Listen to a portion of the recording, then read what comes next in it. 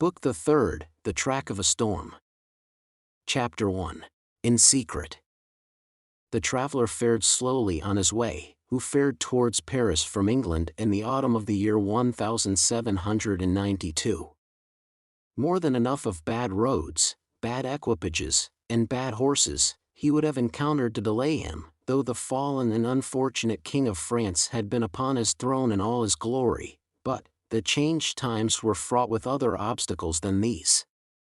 Every town gate and village taxing house had its band of citizen patriots, with their national muskets in a most explosive state of readiness, who stopped all comers and goers, cross-questioned them, inspected their papers, looked for their names in lists of their own, turned them back, or sent them on, or stopped them and laid them in hold, as their capricious judgment or fancy deemed best for the dawning republic one and indivisible, of liberty, equality, fraternity, or death. A very few French leagues of his journey were accomplished, when Charles Darnay began to perceive that for him along these country roads there was no hope of return until he should have been declared a good citizen at Paris. Whatever might befall now, he must on to his journey's end. Not a mean village closed upon him, not a common barrier dropped across the road behind him, but he knew it to be another iron door in the series that was barred between him and England. The universal watchfulness so encompassed him, that if he had been taken in a net, or were being forwarded to his destination in a cage, he could not have felt his freedom more completely gone. This universal watchfulness not only stopped him on the highway 20 times in a stage, but retarded his progress 20 times in a day, by riding after him and taking him back, riding before him and stopping him by anticipation, riding with him and keeping him in charge. He had been days upon his journey in France alone, when he went to bed tired out, in a little town on the high road, still a long way from Paris. Nothing but the production of the afflicted Gabelle's letter from his prison of the Abbaye would have got him on so far. His difficulty at the guardhouse in this small place had been such, that he felt his journey to have come to a crisis. And he was, therefore, as little surprised as a man could be, to find himself awakened at the small inn to which he had been remitted until morning, in the middle of the night. Awakened by a timid local functionary and 3 armed patriots in rough red caps and with pipes in their mouths, who sat down on the bed. "Emigrant," said the functionary, "I am going to send you on to Paris, under an escort." "Citizen, I desire nothing more than to get to Paris, though I could dispense with the escort." "Silence," growled a red cap, striking at the coverlet with the butt end of his musket. "Peace, aristocrat." "It is as the good patriot says," observed the timid functionary. "You are an aristocrat, and must have an escort, and must pay for it." "I have no choice," said Charles Darnay. "Choice?" "Listen to him," cried the same scowling red cap. "As if it was not a favor to be protected from the lamp iron." "It is always as the good patriot says," observed the functionary. "Rise and dress yourself, emigrant." Darnay complied, and was taken back to the guardhouse, where other patriots in rough red caps were smoking, drinking, and sleeping, by a watch fire. Here he paid a heavy price for his escort, and hence he started with it on the wet roads at 3 o'clock in the morning. The escort were 2 mounted patriots in red caps and tricolored cockades, armed with national muskets and sabers, who rode one on either side of him. The escorted governed his own horse, but a loose line was attached to his bridle, the end of which one of the patriots kept girded round his wrist. In this state they set forth with the sharp rain driving in their faces, clattering at a heavy dragoon trot over the uneven town pavement, and out upon the mire-deep roads. In this state they traversed without change, except of horses and pace, all the mire-deep leagues that lay between them and the capital. They traveled in the night, halting an hour or 2 after daybreak, and lying by until the twilight fell. The escort were so wretchedly clothed, that they twisted straw round their bare legs, and thatched their ragged shoulders to keep the wet off. Apart from the personal discomfort of being so attended, and apart from such considerations of present danger as arose from one of the patriots being chronically drunk, and carrying his musket very recklessly, Charles Darnay did not allow the restraint that was laid upon him to awaken any serious fears in his breast, for he reasoned with himself that it could have no reference to the merits of an individual case that was not yet stated, and of representations, confirmable by the prisoner in the Abbaye, that were not yet made. But when they came to the town of Beauvais, which they did at eventide, when the streets were filled with people, he could not conceal from himself that the aspect of affairs was very alarming. An ominous crowd gathered to see him dismount of the posting yard, and many voices called out loudly, "Down with the emigrant!" He stopped in the act of swinging himself out of his saddle, and, resuming it as his safest place, said, "Emigrant, my friends, do you not see me here, in France, of my own will?" "You are a cursed emigrant," cried a farrier, making at him in a furious manner through the press, hammer in hand, "and you are a cursed aristocrat." The postmaster interposed himself between this man and the rider's bridle, at which he was evidently making, and soothingly said, "Let him be, let him be. He will be judged at Paris." "Judged," repeated the farrier, swinging his hammer. "Aye, and condemned as a traitor." At this the crowd roared approval. Checking the postmaster, who was for turning his horse's head to the yard, the drunken patriot sat composedly in his saddle looking on, with the line round his wrist. Darnay said, as soon as he could make his voice heard, "Friends, you deceive yourselves, or you are deceived. I am not a traitor." "He lies," cried the smith. "He is a traitor since the decree. His life is forfeit to the people. His cursed life is not his own."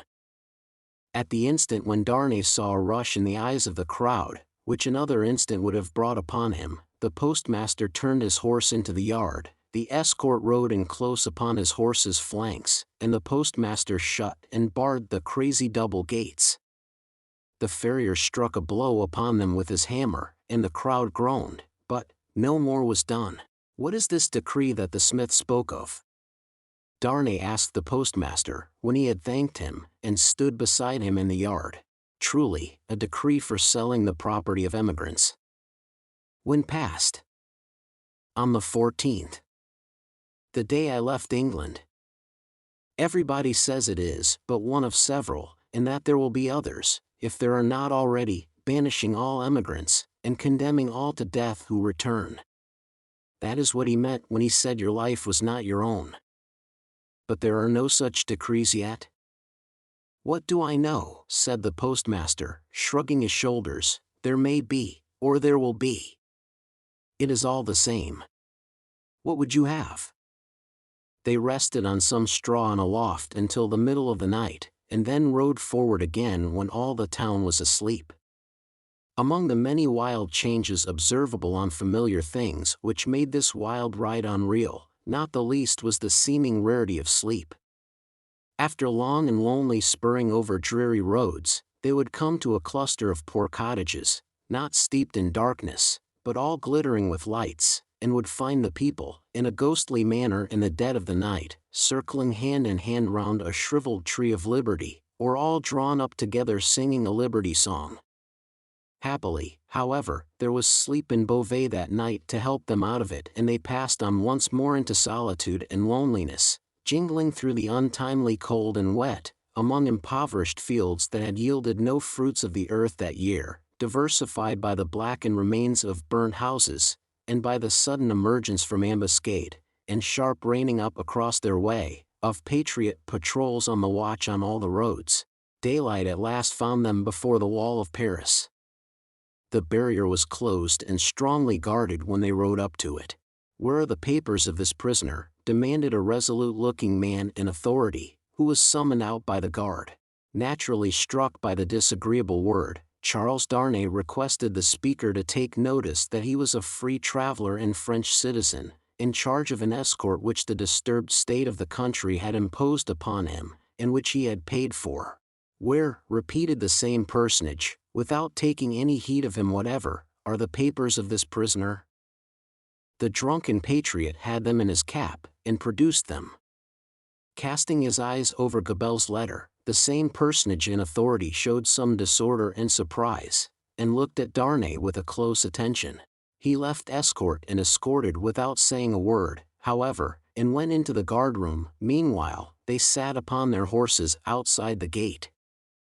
Looking about him while in this state of suspense, Charles Darnay observed that the gate was held by a mixed guard of soldiers and patriots, the latter far outnumbering the former, and that while ingress into the city for peasants' carts bringing in supplies, and for similar traffic and traffickers, was easy enough, egress, even for the homeliest people, was very difficult. A numerous medley of men and women, not to mention beasts and vehicles of various sorts, was waiting to issue forth, but the previous identification was so strict that they filtered through the barrier very slowly. Some of these people knew their turn for examination to be so far off that they lay down on the ground to sleep or smoke, while others talked together or loitered about. The red cap and tricolor cockade were universal, both among men and women. When he had sat in his saddle some half hour, taking note of these things, Darnay found himself confronted by the same man in authority, who directed the guard to open the barrier. Then he delivered to the escort, drunk and sober, a receipt for the escorted, and requested him to dismount. He did so, and the two patriots, leading his tired horse, turned and rode away without entering the city. He accompanied his conductor into a guardroom, smelling of common wine and tobacco, where certain soldiers and patriots, asleep and awake, drunk and sober, and in various neutral states between sleeping and waking, drunkenness and sobriety, were standing and lying about. The light in the guardhouse, half derived from the waning oil lamps of the night, and half from the overcast day, was in a correspondingly uncertain condition. Some registers were lying open on a desk, and an officer of a coarse, dark aspect, presided over these. "Citizen Defarge," said he to Darnay's conductor, as he took a slip of paper to write on. "Is this the emigrant Evrémonde?" "This is the man." "Your age, Evrémonde?" 37. "Married, Evrémonde?" "Yes." "We're married." "In England?" "Without doubt." "Where is your wife, Evrémonde?" "In England." "Without doubt." "You are consigned, Evrémonde, to the prison of La Force." "Just heaven!" exclaimed Darnay. "Under what law, and for what offense?" The officer looked up from his slip of paper for a moment. "We have new laws, Evrémonde, and new offenses, since you were here." He said it with a hard smile, and went on writing. "I entreat you to observe that I have come here voluntarily, in response to that written appeal of a fellow countryman which lies before you. I demand no more than the opportunity to do so without delay. Is not that my right? 0616M. Original. Emigrants have no rights, Evrémonde, was the stolid reply. The officer wrote until he had finished, read over to himself what he had written, sanded it, and handed it to Defarge, with the words in secret. Defarge motioned with the paper to the prisoner that he must accompany him. The prisoner obeyed, and a guard of 2 armed patriots attended them. "Is it you," said Defarge, in a low voice, as they went down the guardhouse steps and turned into Paris, "who married the daughter of Dr. Manette, once a prisoner in the Bastille that is no more?" "Yes," replied Darnay, looking at him with surprise. "My name is Defarge, and I keep a wine shop in the Quarter Saint-Antoine. Possibly you have heard of me." "My wife came to your house to reclaim her father?" "Yes." The word wife seemed to serve as a gloomy reminder to Defarge, to say with sudden impatience, in the name of that sharp female newly born, and called La Guillotine, "Why did you come to France?" "You heard me say why, a minute ago. Do you not believe it is the truth?" "A bad truth for you," said Defarge, speaking with knitted brows, and looking straight before him. "Indeed I am lost here." All here is so unprecedented, so changed, so sudden and unfair, that I am absolutely lost. Will you render me a little help? None. Defarge spoke, always looking straight before him. Will you answer me a single question? Perhaps. According to its nature. You can say what it is. In this prison that I am going to so unjustly, shall I have some free communication with the world outside? You will see. I am not to be buried there, prejudged, and without any means of presenting my case? You will see. But, what then? Other people have been similarly buried in worse prisons, before now. But never by me, Citizen Defarge. Defarge glanced darkly at him for answer, and walked on in a steady and set silence. The deeper he sank into this silence, the fainter hope there was, or so Darnay thought, of his softening in any slight degree. He, therefore, made haste to say, "It is of the utmost importance to me, you know, citizen, even better than I, of how much importance, that I should be able to communicate to Mr. Lorry of Tellson's Bank, an English gentleman who is now in Paris, the simple fact, without comment, that I have been thrown into the prison of La Force. Will you cause that to be done for me?" "I will do," Defarge doggedly rejoined, "nothing for you. My duty is to my country and the people. I am the sworn servant of both, against you. I will do nothing for you." Charles Darnay felt it hopeless to entreat him further, and his pride was touched besides. As they walked on in silence, he could not but see how used the people were to the spectacle of prisoners passing along the streets. The very children scarcely noticed him. A few passers turned their heads, and a few shook their fingers at him as an aristocrat. Otherwise, that a man in good clothes should be going to prison was no more remarkable than that a laborer in working clothes should be going to work. In one narrow, dark, and dirty street through which they passed, an excited orator, mounted on a stool, was addressing an excited audience on the crimes against the people, of the king and the royal family. The few words that he caught from this man's lips, first made it known to Charles Darnay that the king was in prison, and that the foreign ambassadors had one and all left Paris. On the road, except at Beauvais, he had heard absolutely nothing. The escort and the universal watchfulness had completely isolated him. That he had fallen among far greater dangers than those which had developed themselves when he left England, he of course knew now. That perils had thickened about him fast, and might thicken faster and faster yet, he of course knew now.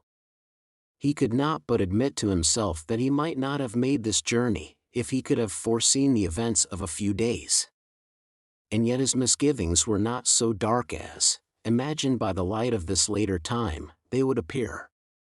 Troubled as the future was, it was the unknown future, and in its obscurity there was ignorant hope.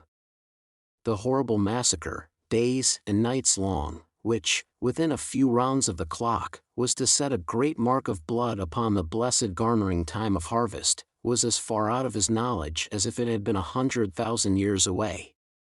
The sharp female newly born, and called La Guillotine, was hardly known to him, or to the generality of people, by name. The frightful deeds that were to be soon done, were probably unimagined at that time in the brains of the doers. How could they have a place in the shadowy conceptions of a gentle mind? Of unjust treatment in detention and hardship, and in cruel separation from his wife and child, he foreshadowed the likelihood, or the certainty, but, beyond this, he dreaded nothing distinctly. With this on his mind, which was enough to carry into a dreary prison courtyard, he arrived at the prison of La Force. A man with a bloated face opened the strong wicket, to whom Defarge presented the emigrant Evrémonde. "What the devil? How many more of them?" exclaimed the man with the bloated face. Defarge took his receipt without noticing the exclamation, and withdrew, with his two fellow patriots. "What the devil, I say again," exclaimed the jailer, left with his wife. "How many more?" The jailer's wife, being provided with no answer to the question, merely replied, one must have patience, my dear."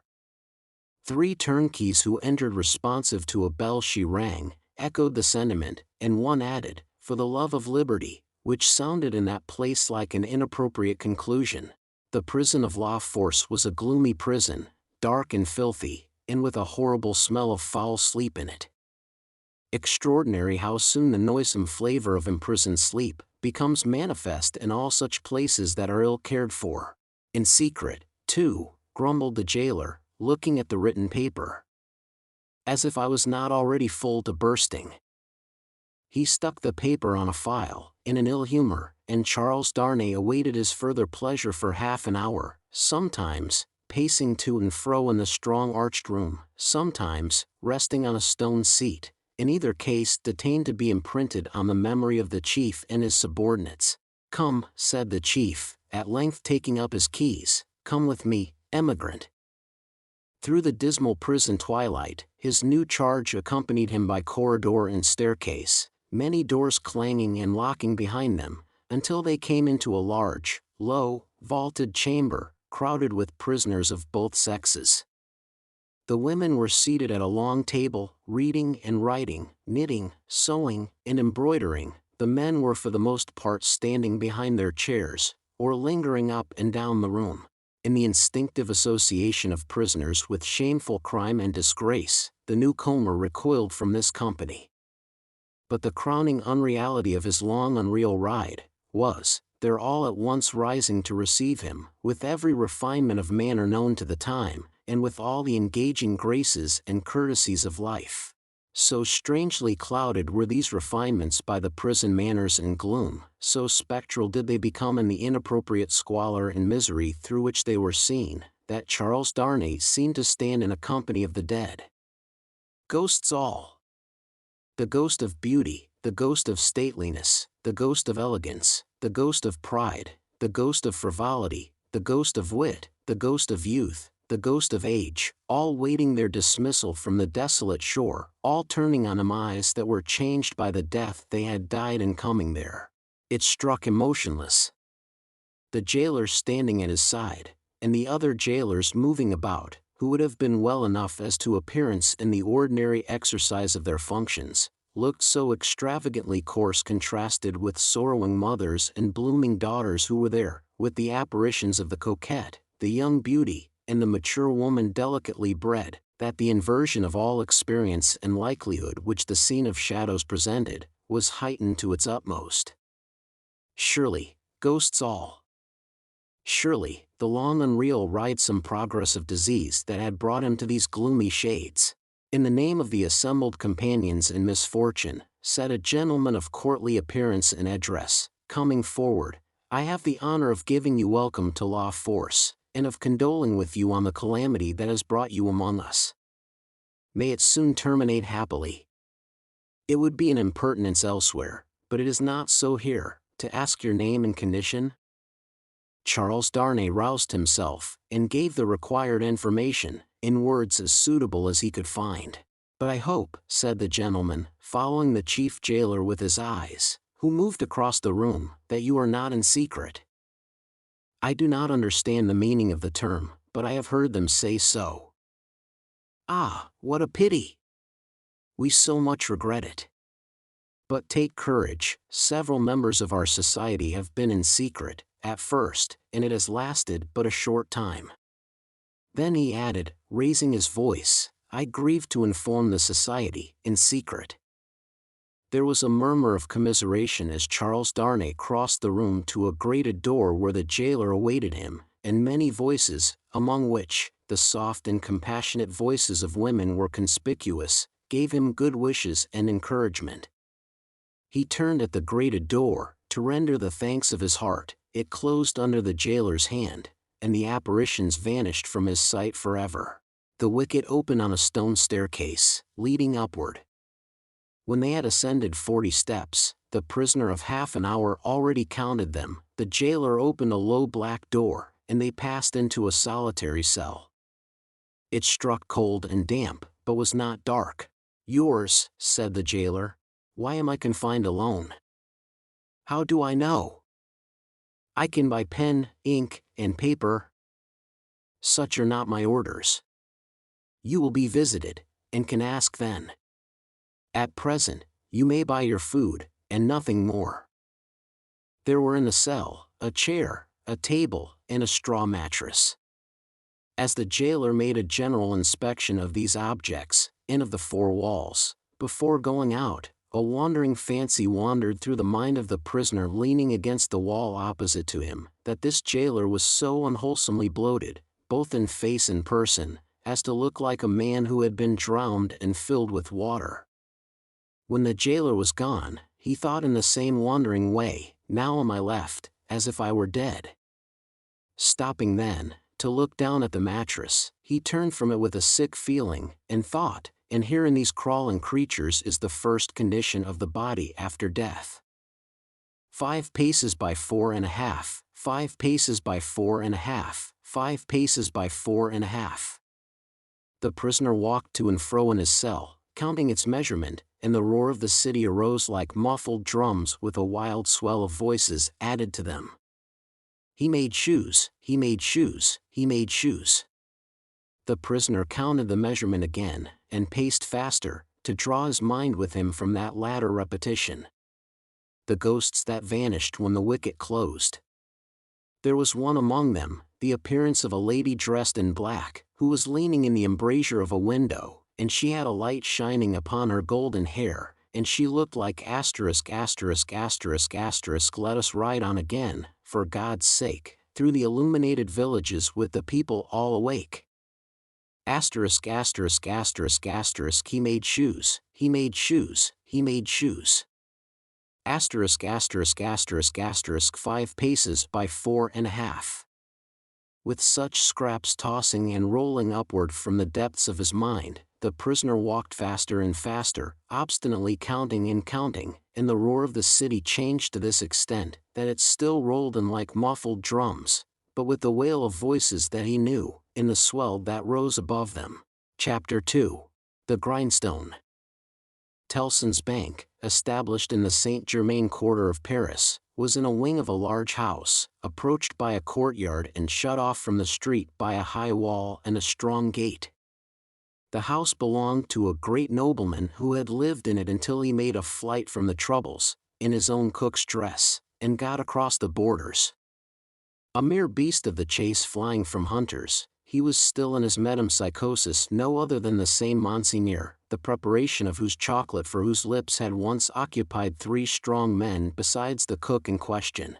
Monseigneur gone, and the 3 strong men absolving themselves from the sin of having drawn his high wages, by being more than ready and willing to cut his throat on the altar of the dawning republic one and indivisible of liberty, equality, fraternity, or death. Monseigneur's house had been first sequestrated, and then confiscated.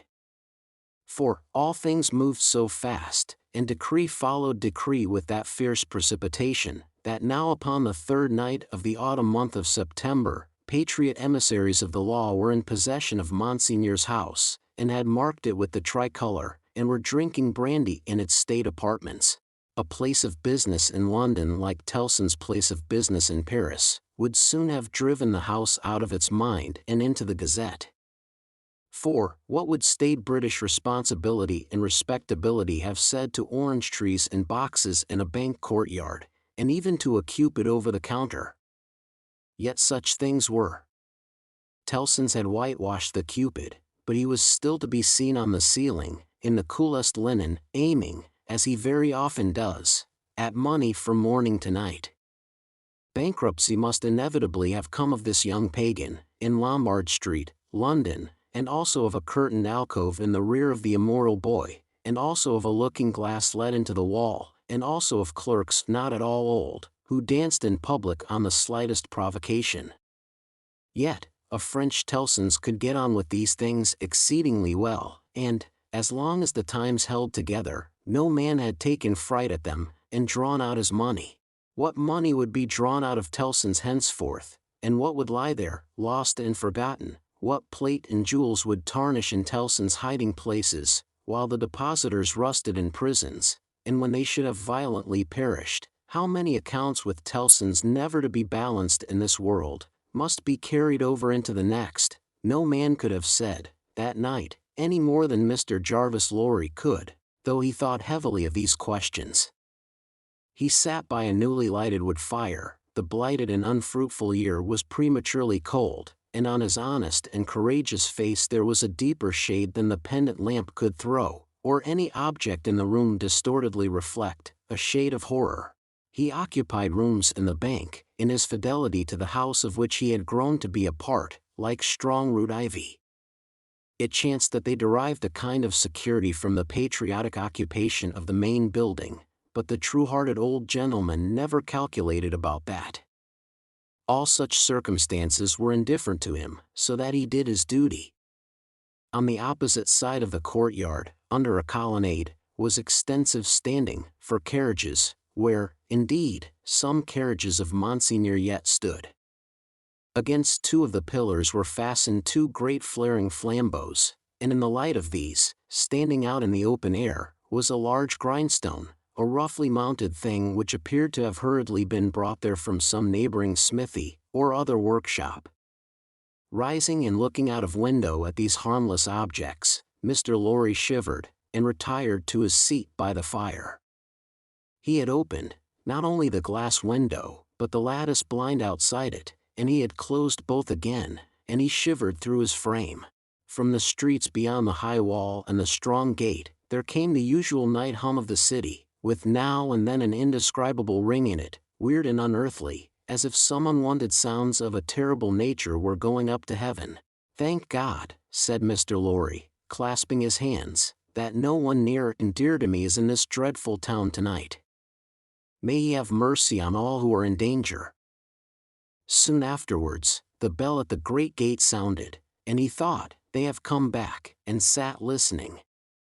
But there was no loud eruption into the courtyard, as he had expected, and he heard the gate clash again, and all was quiet. The nervousness and dread that were upon him inspired that vague uneasiness respecting the bank, which a great change would naturally awaken, with such feelings roused. It was well guarded, and he got up to go among the trusty people who were watching it, when his door suddenly opened, and two figures rushed in, at sight of which he fell back in amazement. Lucy and her father. Lucy with her arms stretched out to him, and with that old look of earnestness so concentrated and intensified, that it seemed as though it had been stamped upon her face expressly to give force and power to it in this one passage of her life. "What is this?" cried Mr. Lorry, breathless and confused. "What is the matter?" "Lucy! Minette! What has happened? What has brought you here? What is it?" With the look fixed upon him, in her paleness and wildness, she panted out in his arms, imploringly, "Oh, my dear friend! My husband!" "Your husband, Lucy?" "Charles." "What of Charles?" Here, in Paris." "Has been here some days, 3 or 4, I don't know how many, I can't collect my thoughts. An errand of generosity brought him here unknown to us. He was stopped at the barrier, and sent to prison." The old man uttered an irrepressible cry. Almost at the same moment, the bell of the great gate rang again, and a loud noise of feet and voices came pouring into the courtyard. "What is that noise?" said the doctor, turning towards the window. "Don't look," cried Mr. Lorry. "Don't look out. Minette, for your life, don't touch the blind." The doctor turned, with his hand upon the fastening of the window, and said, with a cool, bold smile, "My dear friend, I have a charmed life in this city. I have been a Bastille prisoner. There is no patriot in Paris, in France, who, knowing me to have been a prisoner in the Bastille, would touch me, except to overwhelm me with embraces, or carry me in triumph. My old pain has given me a power that has brought us through the barrier, and gained U.S. news of Charles there, and brought us here. I knew it would be so. I knew I could help Charles out of all danger. I told Lucy so. What is that noise?" His hand was again upon the window. "Don't look," cried Mr. Lorry, absolutely desperate. "No, Lucy, my dear, nor you. He got his arm round her, and held her. "Don't be so terrified, my love. I solemnly swear to you that I know of no harm having happened to Charles, that I had no suspicion even of his being in this fatal place. What prison is he in?" "La Force." "La Force. Lucy, my child, if ever you were brave and serviceable in your life, and you were always both, you will compose yourself now, to do exactly as I bid you, for more depends upon it than you can think, or I can say. There is no help for you in any action on your part tonight, you cannot possibly stir out. I say this, because what I must bid you to do for Charles's sake, is the hardest thing to do of all. You must instantly be obedient, still, and quiet. You must let me put you in a room at the back here. You must leave your father and me alone for 2 minutes, and as there are life and death in the world you must not delay. I will be submissive to you. I see in your face that you know I can do nothing else than this. I know you are true." The old man kissed her, and hurried her into his room, and turned the key, then came hurrying back to the doctor, and opened the window and partly opened the blind, and put his hand upon the doctor's arm, and looked out with him into the courtyard. Looked out upon a throng of men and women, not enough in number, or near enough, to fill the courtyard, not more than 40 or 50 in all. The people in possession of the house had let them in at the gate, and they had rushed into work at the grindstone. It had evidently been set up there for their purpose, as in a convenient and retired spot. But, such awful workers, and such awful work! The grindstone had a double handle, and, turning at it madly were 2 men, whose faces, as their long hair flapped back when the whirlings of the grindstone brought their faces up, were more horrible and cruel than the visages of the wildest savages in their most barbarous disguise. False eyebrows and false mustaches were stuck upon them, and their hideous countenances were all bloody and sweaty, and all awry with howling, and all staring and glaring with beastly excitement and want of sleep. As these ruffians turned and turned, their matted locks now flung forward over their eyes, now flung backward over their necks, some women held wine to their mouths that they might drink, and what with dropping blood, and what with dropping wine, and what with the stream of sparks struck out of the stone, all their wicked atmosphere seemed gore and fire. The eye could not detect one creature in the group free from the smear of blood. Shouldering one another to get next at the sharpening stone, were men stripped to the waist, with the stain all over their limbs and bodies, men in all sorts of rags, with the stain upon those rags, men devilishly set off with spoils of women's lace and silk and ribbon, with the stain dyeing those trifles through and through. Hatchets, knives, bayonets, swords, all brought to be sharpened, were all red with it. Some of the hacked swords were tied to the wrists of those who carried them, with strips of linen and fragments of dress, ligatures various in kind, but all deep of the one color. And as the frantic wielders of these weapons snatched them from the stream of sparks and tore away into the streets, the same red hue was red in their frenzied eyes, eyes which any unbrutalized beholder would have given 20 years of life, to petrify with a well-directed gun. All this was seen in a moment, as the vision of a drowning man, or of any human creature at any very great pass, could see a world if it were there. They drew back from the window, and the doctor looked for explanation in his friend's ashy face. "They are," Mr. Lorry whispered the words, glancing fearfully round at the locked room, "murdering the prisoners. If you are sure of what you say, if you really have the power you think you have, as I believe you have, make yourself known to these devils, and get taken to La Force. It may be too late, I don't know, but let it not be a minute later." Dr. Manette pressed his hand, hastened bareheaded out of the room, and was in the courtyard when Mr. Lorry regained the blind. His streaming white hair, his remarkable face, and the impetuous confidence of his manner, as he put the weapons aside like water, carried him in an instant to the heart of the concourse at the stone. For a few moments there was a pause, and a hurry, and a murmur, and the unintelligible sound of his voice, and then Mr. Lorry saw him, surrounded by all, and in the midst of a line of 20 men long, all linked shoulder to shoulder, and hand to shoulder, hurried out with cries of, "Live the Bastille prisoner! Help for the Bastille prisoner's kindred and law force! Room for the Bastille prisoner in front there! Save the prisoner Evremond at law force!" and 1,000 answering shouts. He closed the lattice again with a fluttering heart, closed the window and the curtain, hastened to Lucy, and told her that her father was assisted by the people, and gone in search of her husband. He found her child and Miss Pross with her, but it never occurred to him to be surprised by their appearance until a long time afterwards, when he sat watching them in such quiet as the night knew. Lucy had, by that time, fallen into a stupor on the floor at his feet, clinging to his hand. Miss Pross had laid the child down on his own bed, and her head had gradually fallen on the pillow beside her pretty charge. Oh, the long, long night, with the moans of the poor wife! And oh, the long, long night, with no return of her father and no tidings! Twice more in the darkness the bell at the great gate sounded, and the eruption was repeated, and the grindstone whirled and spluttered. "What is it?" cried Lucy, affrighted. "Hush! The soldiers' swords are sharpened there," said Mr. Lorry.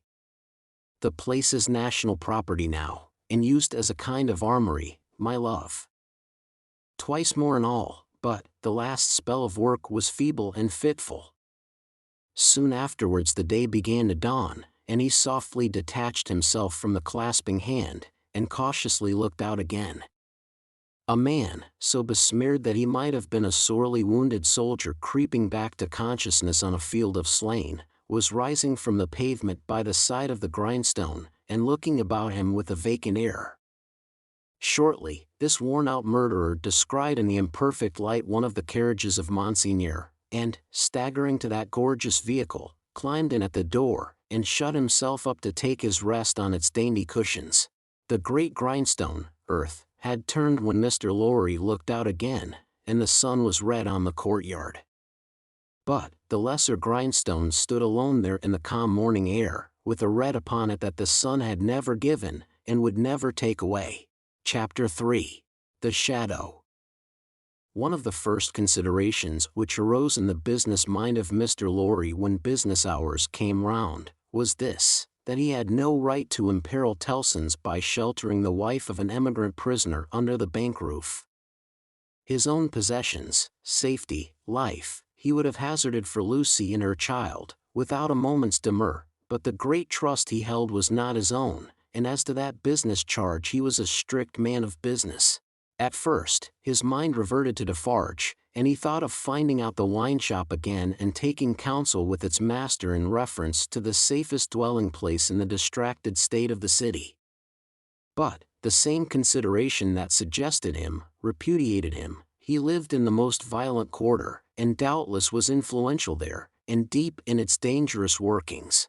Noon coming, and the doctor not returning, and every minute's delay tending to compromise Tellson's, Mr. Lorry advised with Lucy.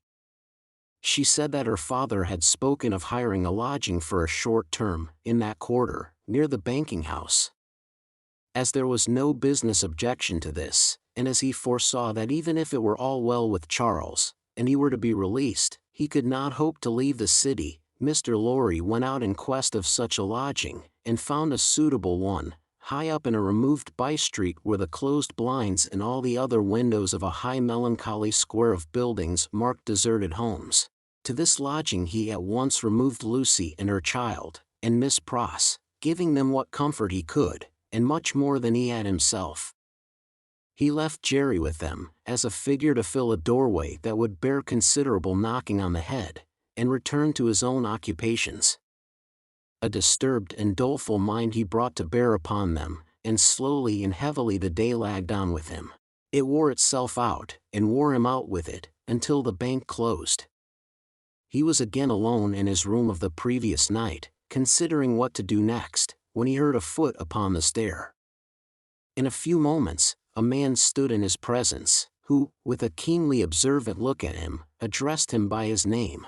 "Your servant," said Mr. Lorry. "Do you know me?" He was a strongly made man with dark curling hair, from 45 to 50 years of age. For answer he repeated, without any change of emphasis, the words, "Do you know me? I have seen you somewhere. Perhaps at my wine shop." Much interested and agitated, Mr. Lorry said, "You come from Dr. Manette?" "Yes. I come from Dr. Manette." "And what says he? What does he send me?" Defarge gave into his anxious hand an open scrap of paper. It bore the words in the doctor's writing. "Charles is safe, but I cannot safely leave this place yet. I have obtained the favor that the bearer has a short note from Charles to his wife. Let the bearer see his wife."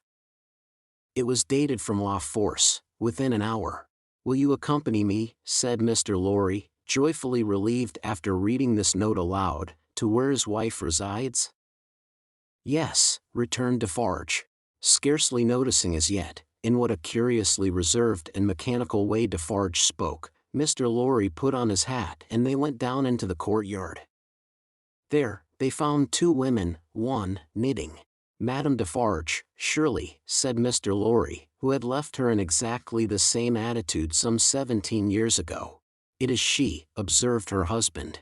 "Does Madame go with us?" inquired Mr. Lorry, seeing that she moved as they moved. "Yes. That she may be able to recognize the faces and know the persons. It is for their safety." Beginning to be struck by Defarge's manner, Mr. Lorry looked dubiously at him, and led the way. Both the women followed, the second woman being the Vengeance. They passed through the intervening streets as quickly as they might, ascended the staircase of the new domicile, were admitted by Jerry, and found Lucy weeping, alone. She was thrown into a transport by the tidings Mr. Lorry gave her of her husband, and clasped the hand that delivered his note, little thinking what it had been doing near him in the night, and might, but for a chance, have done to him. "Dearest, take courage. I am well, and your father has influence around me. You cannot answer this. Kiss our child for me." That was all the writing.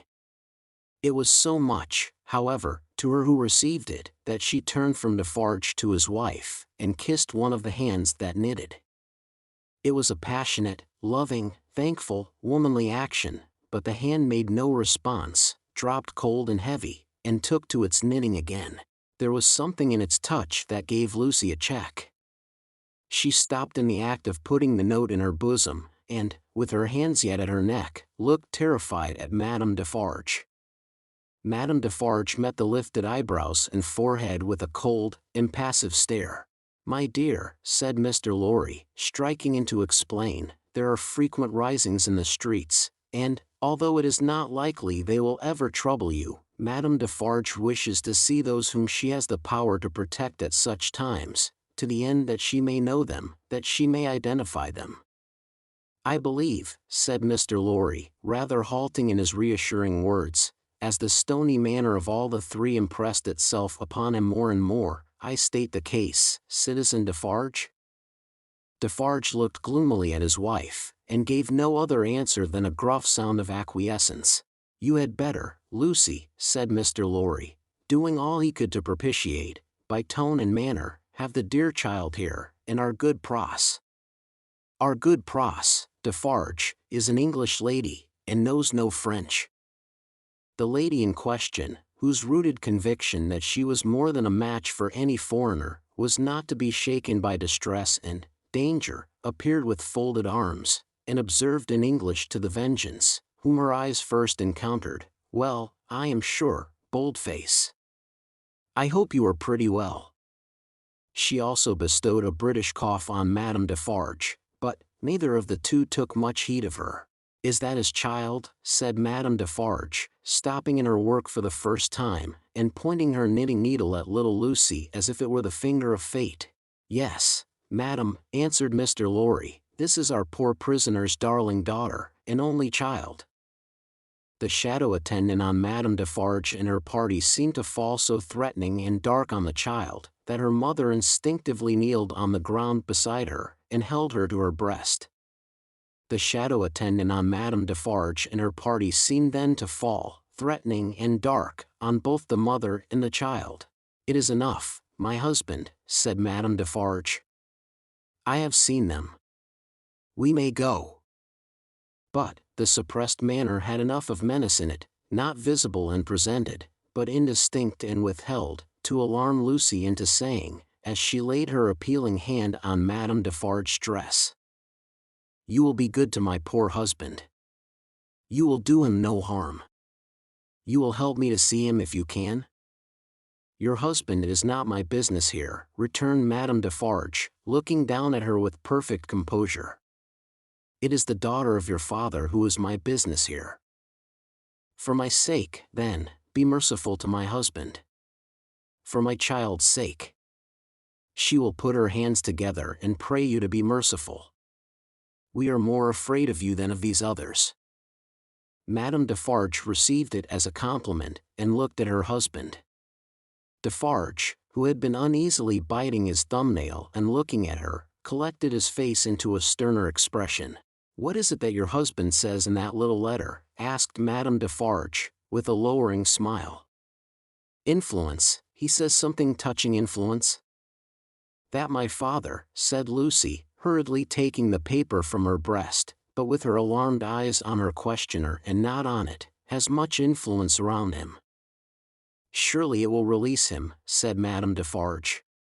"Let it do so."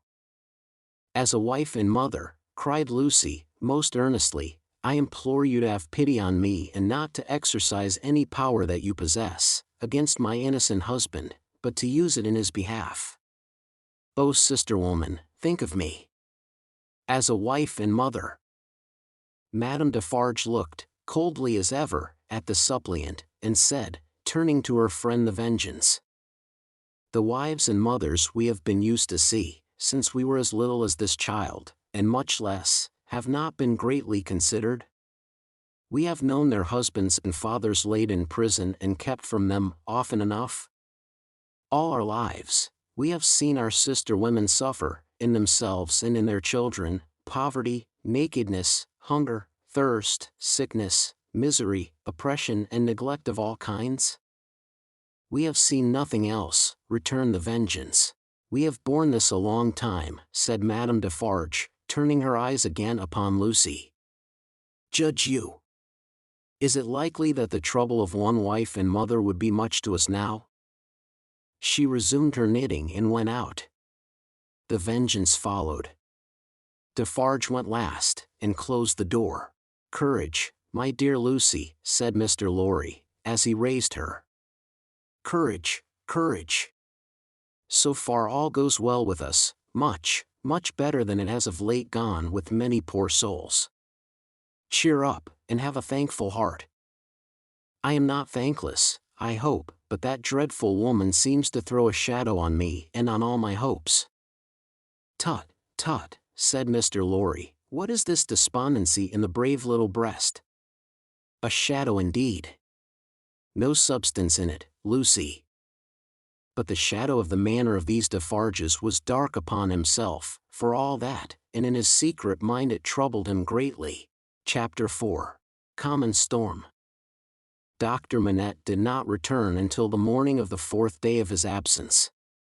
So much of what had happened in that dreadful time as could be kept from the knowledge of Lucy was so well concealed from her, that not until long afterwards, when France and she were far apart, did she know that 1,100 defenseless prisoners of both sexes and all ages had been killed by the populace, that 4 days and nights had been darkened by this deed of horror, and that the air around her had been tainted by the slain. She only knew that there had been an attack upon the prisons, that all political prisoners had been in danger, and that some had been dragged out by the crowd and murdered. To Mr. Lorry, the doctor communicated under an injunction of secrecy on which he had no need to dwell, that the crowd had taken him through a scene of carnage to the prison of La Force. That, in the prison he had found a self-appointed tribunal sitting, before which the prisoners were brought singly, and by which they were rapidly ordered to be put forth to be massacred, or to be released, or, in a few cases, to be sent back to their cells. That, presented by his conductors to this tribunal, he had announced himself by name and profession as having been for 18 years a secret and unaccused prisoner in the Bastille, that one of the body so sitting in judgment had risen and identified him, and that this man was Defarge. That, hereupon he had ascertained, through the registers on the table, that his son-in-law was among the living prisoners, and had pleaded hard to the tribunal, of whom some members were asleep and some awake, some dirty with murder and some clean, some sober and some not, for his life and liberty. That, in the first frantic greetings lavished on himself as a notable sufferer under the overthrown system, it had been accorded to him to have Charles Darnay brought before the lawless court, and examined. That, he seemed on the point of being at once released, when the tide in his favor met with some unexplained check, not intelligible to the doctor, which led to a few words of secret conference. That, the man sitting as president had then informed Dr. Manette that the prisoner must remain in custody, but should, for his sake, be held inviolate in safe custody. That, immediately, on a signal, the prisoner was removed to the interior of the prison again, but that he, the doctor, had then so strongly pleaded for permission to remain and assure himself that his son-in-law was, through no malice or mischance, delivered to the concourse whose murderous yells outside the gate had often drowned the proceedings, that he had obtained the permission, and had remained in that hall of blood until the danger was over. The sights he had seen there, with brief snatches of food and sleep by intervals, shall remain untold. The mad joy over the prisoners who were saved had astounded him scarcely less than the mad ferocity against those who were cut to pieces. One prisoner there was, he said, who had been discharged into the street free, but at whom a mistaken savage had thrust a pike as he passed out. Being besought to go to him and dress the wound, the doctor had passed out at the same gate, and had found him in the arms of a company of Samaritans, who were seated on the bodies of their victims. With an inconsistency as monstrous as anything in this awful nightmare, they had helped the healer, and tended the wounded man with the gentlest solicitude, had made a litter for him and escorted him carefully from the spot, had then caught up their weapons and plunged anew into a butchery so dreadful that the doctor had covered his eyes with his hands, and swooned away in the midst of it. As Mr. Lorry received these confidences, and as he watched the face of his friend now 62 years of age, a misgiving arose within him that such dread experiences would revive the old danger. But he had never seen his friend in his present aspect, he had never at all known him in his present character. For the first time the doctor felt, now, that his suffering was strength and power. For the first time he felt that in that sharp fire, he had slowly forged the iron which could break the prison door of his daughter's husband, and deliver him. It all tended to a good end, my friend, it was not mere waste and ruin. As my beloved child was helpful in restoring me to myself, I will be helpful now in restoring the dearest part of herself to her. By the aid of heaven I will do it. Thus, Dr. Manette. And when Jarvis Lorry saw the kindled eyes, the resolute face, the calm strong look and bearing of the man whose life always seemed to him to have been stopped, like a clock, for so many years, and then set going again with an energy which had lain dormant during the cessation of its usefulness, he believed, greater things than the doctor had at that time to contend with, would have yielded before his persevering purpose. While he kept himself in his place, as a physician, whose business was with all degrees of mankind, bond and free, rich and poor, bad and good, he used his personal influence so wisely, that he was soon the inspecting physician of 3 prisons, and among them of La Force. He could now assure Lucy that her husband was no longer confined alone, but was mixed with the general body of prisoners. He saw her husband weekly, and brought sweet messages to her, straight from his lips. Sometimes her husband himself sent a letter to her, though never by the doctor's hand, but she was not permitted to write to him, for, among the many wild suspicions of plots in the prisons, the wildest of all pointed at emigrants who were known to have made friends or permanent connections abroad. This new life of the doctor's was an anxious life, no doubt. Still, the sagacious Mr. Lorry saw that there was a new sustaining pride in it. Nothing unbecoming tinged the pride, it was a natural and worthy one, but he observed it as a curiosity. The doctor knew that up to that time, his imprisonment had been associated in the minds of his daughter and his friend, with his personal affliction, deprivation, and weakness. Now that this was changed, and he knew himself to be invested through that old trial with forces to which they both looked for Charles's ultimate safety and deliverance, he became so far exalted by the change, that he took the lead in direction, and required them as the weak, to trust to him as the strong. The preceding relative positions of himself and Lucy were reversed, yet only as the liveliest gratitude and affection could reverse them, for he could have had no pride but in rendering some service to her who had rendered so much to him. All curious to see, thought Mr. Lorry, in his amiably shrewd way, but all natural and right, so, take the lead, my dear friend, and keep it, it couldn't be in better hands. But, though the doctor tried hard, and never ceased trying, to get Charles Darnay set at liberty, or at least to get him brought to trial, the public current of the times set too strong and fast for him. The new era began, the king was tried, doomed, and beheaded, the Republic of Liberty, Equality, Fraternity, or Death, declared for victory or death against the world in arms. The black flag waved night and day from the great towers of Notre Dame. 300,000 men, summoned to rise against the tyrants of the earth, rose from all the varying soils of France, as if the dragon's teeth had been sown broadcast, and had yielded fruit equally on hill and plain, on rock, in gravel, and alluvial mud, under the bright sky of the south and under the clouds of the north, in fell and forest, in the vineyards and the olive grounds and among the cropped grass and the stubble of the corn, along the fruitful banks of the broad rivers, and in the sand of the seashore.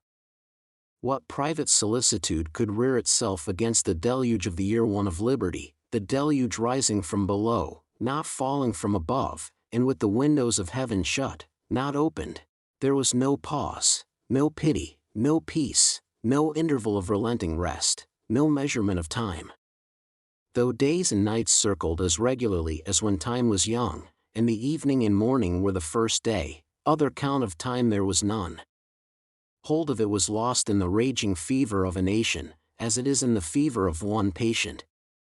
Now, breaking the unnatural silence of a whole city, the executioner showed the people the head of the king, and now, it seemed almost in the same breath, the head of his fair wife which had had 8 weary months of imprisoned widowhood and misery, to turn it grey. And yet, observing the strange law of contradiction which obtains in all such cases, the time was long, while it flamed by so fast. A revolutionary tribunal in the capital, and 40 or 50,000 revolutionary committees all over the land, a law of the suspected, which struck away all security for liberty or life, and delivered over any good and innocent person to any bad and guilty one, prisons gorged with people who had committed no offense, and could obtain no hearing. These things became the established order and nature of appointed things, and seemed to be ancient usage before they were many weeks old. Above all, one hideous figure grew as familiar as if it had been before the general gaze from the foundations of the world, the figure of the sharp female called La Guillotine. It was the popular theme for jests, it was the best cure for headache, it infallibly prevented the hair from turning gray, it imparted a peculiar delicacy to the complexion, it was the national razor which shaved close. Who kissed La Guillotine, looked through the little window and sneezed into the sack. It was the sign of the regeneration of the human race. It superseded the cross. Models of it were worn on breasts from which the cross was discarded, and it was bowed down to and believed in where the cross was denied. It sheared off heads so many, that it, and the ground it most polluted, were a rotten red. It was taken to pieces, like a toy puzzle for a young devil, and was put together again when the occasion wanted it. It hushed the eloquent, struck down the powerful, abolished the beautiful and good. 22 friends of high public mark, 21 living and 1 dead, it had lopped the heads off, in 1 morning, in as many minutes. The name of the strong man of old Scripture had descended to the chief functionary who worked it, but, so armed, he was stronger than his namesake, and blinder, and tore away the gates of God's own temple every day. Among these terrors, and the brood belonging to them, the doctor walked with a steady head, confident in his power, cautiously persistent in his end, never doubting that he would save Lucy's husband at last. Yet the current of the time swept by, so strong and deep, and carried the time away so fiercely, that Charles had lain in prison 1 year and 3 months when the doctor was thus steady and confident. So much more wicked and distracted had the revolution grown in that December month, that the rivers of the South were encumbered with the bodies of the violently drowned by night, and prisoners were shot in lines and squares under the southern wintry sun. Still, the doctor walked among the terrors with a steady head. No man better known than he, in Paris at that day, no man in a stranger's situation. Silent, humane, indispensable in hospital and prison, using his art equally among assassins and victims, he was a man apart. In the exercise of his skill, the appearance and the story of the Bastille captive removed him from all other men. He was not suspected or brought in question, any more than if he had indeed been recalled to life some 18 years before, or were a spirit moving among mortals. Chapter 5. The Wood Sawyer. 1 year and 3 months. During all that time Lucy was never sure, from hour to hour, but that the guillotine would strike off her husband's head next day. Every day, through the stony streets, the tumbrils now jolted heavily, filled with condemned. Lovely girls, bright women, brown-haired, black-haired, and gray youths, stalwart men and old, gentle-born and peasant-born, all red wine for la guillotine, all daily brought into light from the dark cellars of the loathsome prisons, and carried to her through the streets to slake her devouring thirst. Liberty, equality, fraternity, or death, the last, much the easiest to bestow, O guillotine! If the suddenness of her calamity, and the whirling wheels of the time, had stunned the doctor's daughter into awaiting the result in idle despair, it would but have been with her as it was with many. But, from the hour when she had taken the white head to her fresh young bosom in the garret of Saint Antoine, she had been true to her duties. She was truest to them in the season of trial, as all the quietly loyal and good will always be. As soon as they were established in their new residence, and her father had entered on the routine of his avocations, she arranged the little household as exactly as if her husband had been there. Everything had its appointed place and its appointed time. Little Lucy she taught, as regularly, as if they had all been united in their English home. The slight devices with which she cheated herself into the show of a belief that they would soon be reunited, the little preparations for his speedy return, the setting aside of his chair and his books, these, and the solemn prayer at night for one dear prisoner especially, among the many unhappy souls in prison and the shadow of death, were almost the only outspoken reliefs of her heavy mind. She did not greatly alter in appearance. The plain dark dresses, akin to mourning dresses, which she and her child wore, were as neat and as well attended to as the brighter clothes of happy days. She lost her color, and the old and intent expression was a constant, not an occasional, thing. Otherwise, she remained very pretty and comely. Sometimes, at night on kissing her father, she would burst into the grief she had repressed all day, and would say that her sole reliance, under heaven, was on him. He always resolutely answered, "Nothing can happen to him without my knowledge, and I know that I can save him, Lucy." They had not made the round of their changed life many weeks, when her father said to her, on coming home one evening, "My dear, there is an upper window in the prison, to which Charles can sometimes gain access at 3 in the afternoon. When he can get to it, which depends on many uncertainties and incidents, he might see you in the street, he thinks, if you stood in a certain place that I can show you. But you will not be able to see him, my poor child, and even if you could, it would be unsafe for you to make a sign of recognition. Oh, show me the place, my father, and I will go there every day." From that time, in all weathers, she waited there 2 hours. As the clock struck 2, she was there, and at 4 she turned resignedly away. When it was not too wet or inclement for her child to be with her, they went together. At other times she was alone, but she never missed a single day. It was the dark and dirty corner of a small winding street. The hovel of a cutter of wood into lengths for burning was the only house at that end, all else was wall. On the 3rd day of her being there, he noticed her. "Good day, Sighthighsness." "Good day, citizen." This mode of address was now prescribed by decree. It had been established voluntarily some time ago, among the more thorough patriots, but was now law for everybody. "Walking here again, Sighthighsness?" "You see me, citizen." The wood sawyer, who was a little man with a redundancy of gesture, he had once been a mender of roads, cast a glance at the prison, pointed at the prison, and putting his 10 fingers before his face to represent bars, peeped through them jocosely. "But it's not my business," said he, and went on sawing his wood. Next day he was looking out for her, and accosted her the moment she appeared. "What? Walking here again, Sighthighsness?" "Yes, citizen."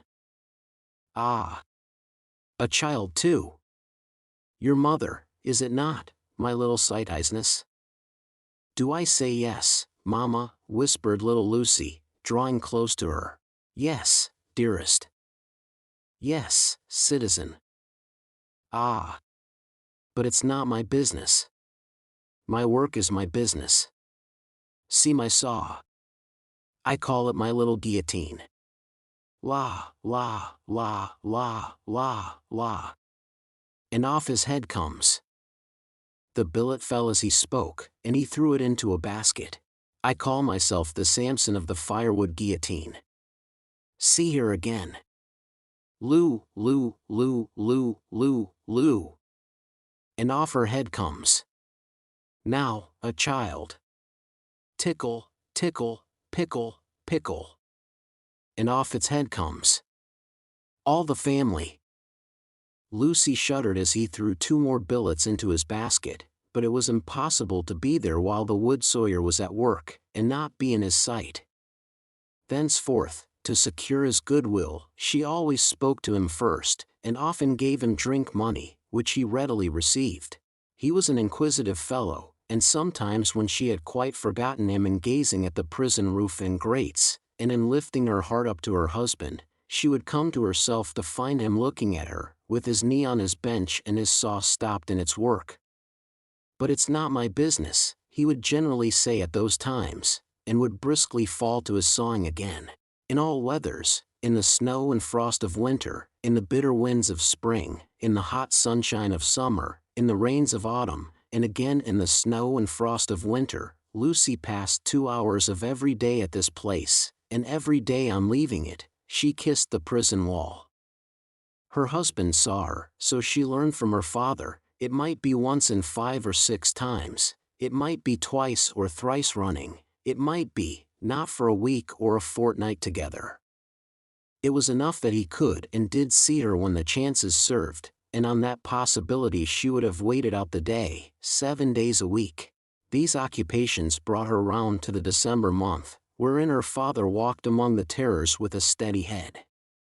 On a lightly snowing afternoon she arrived at the usual corner. It was a day of some wild rejoicing, and a festival.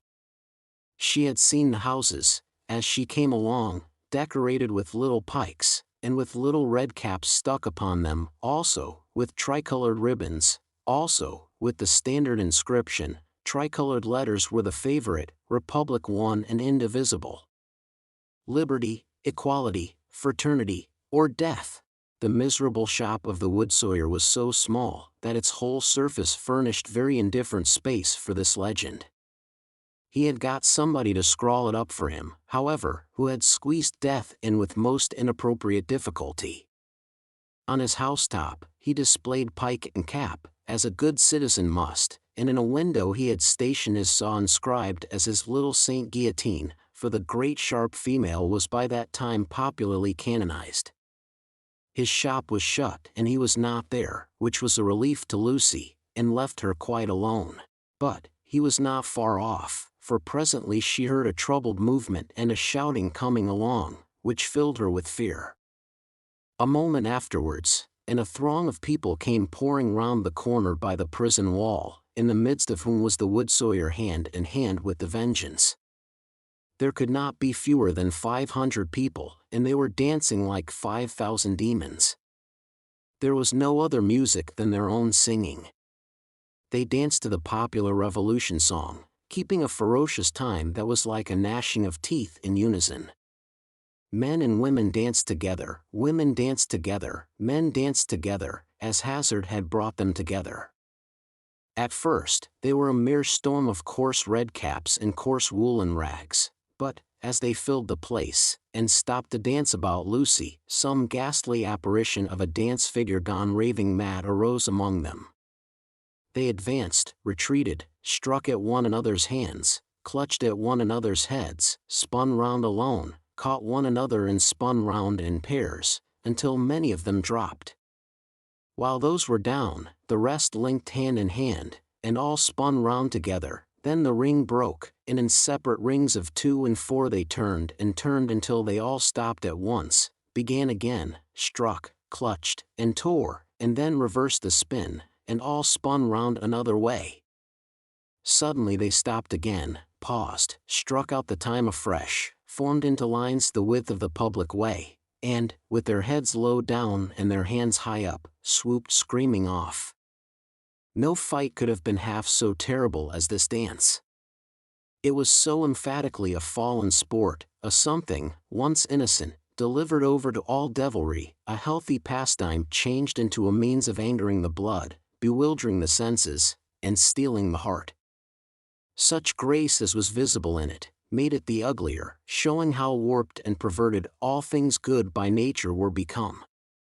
The maidenly bosom bared to this, the pretty almost child's head thus distracted, the delicate foot mincing in this slough of blood and dirt, were types of the disjointed time.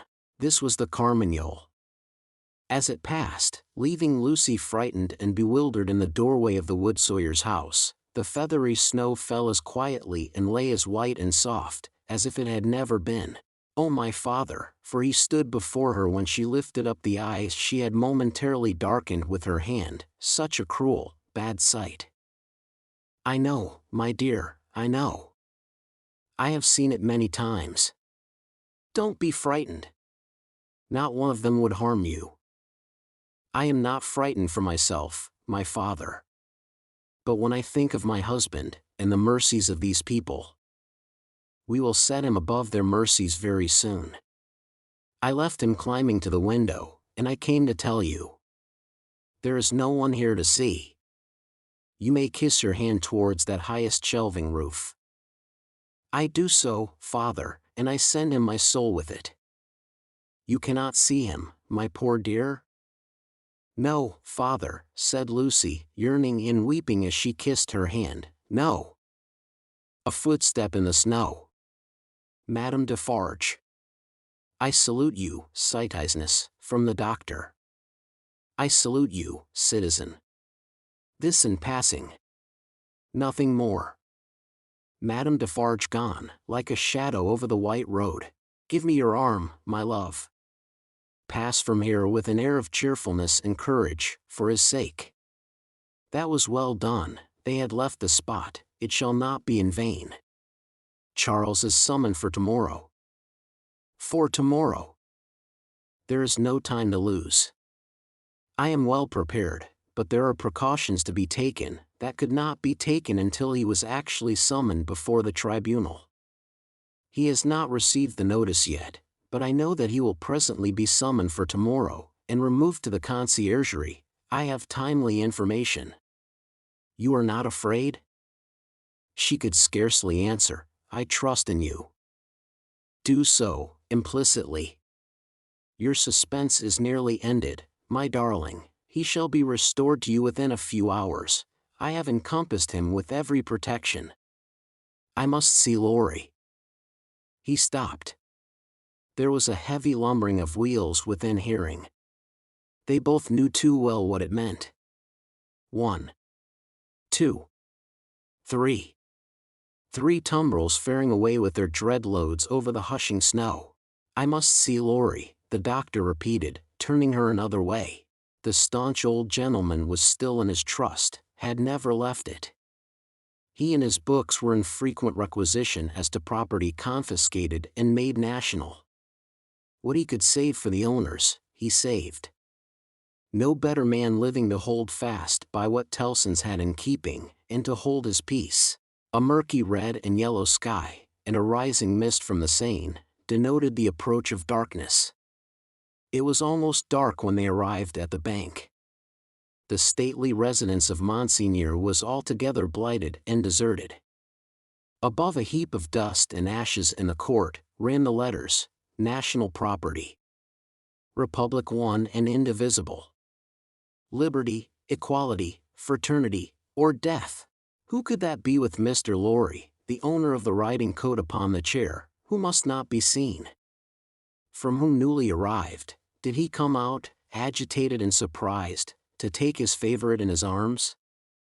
To whom did he appear to repeat her faltering words, when, raising his voice and turning his head towards the door of the room from which he had issued, he said, "Remove to the conciergerie, and summon for tomorrow"?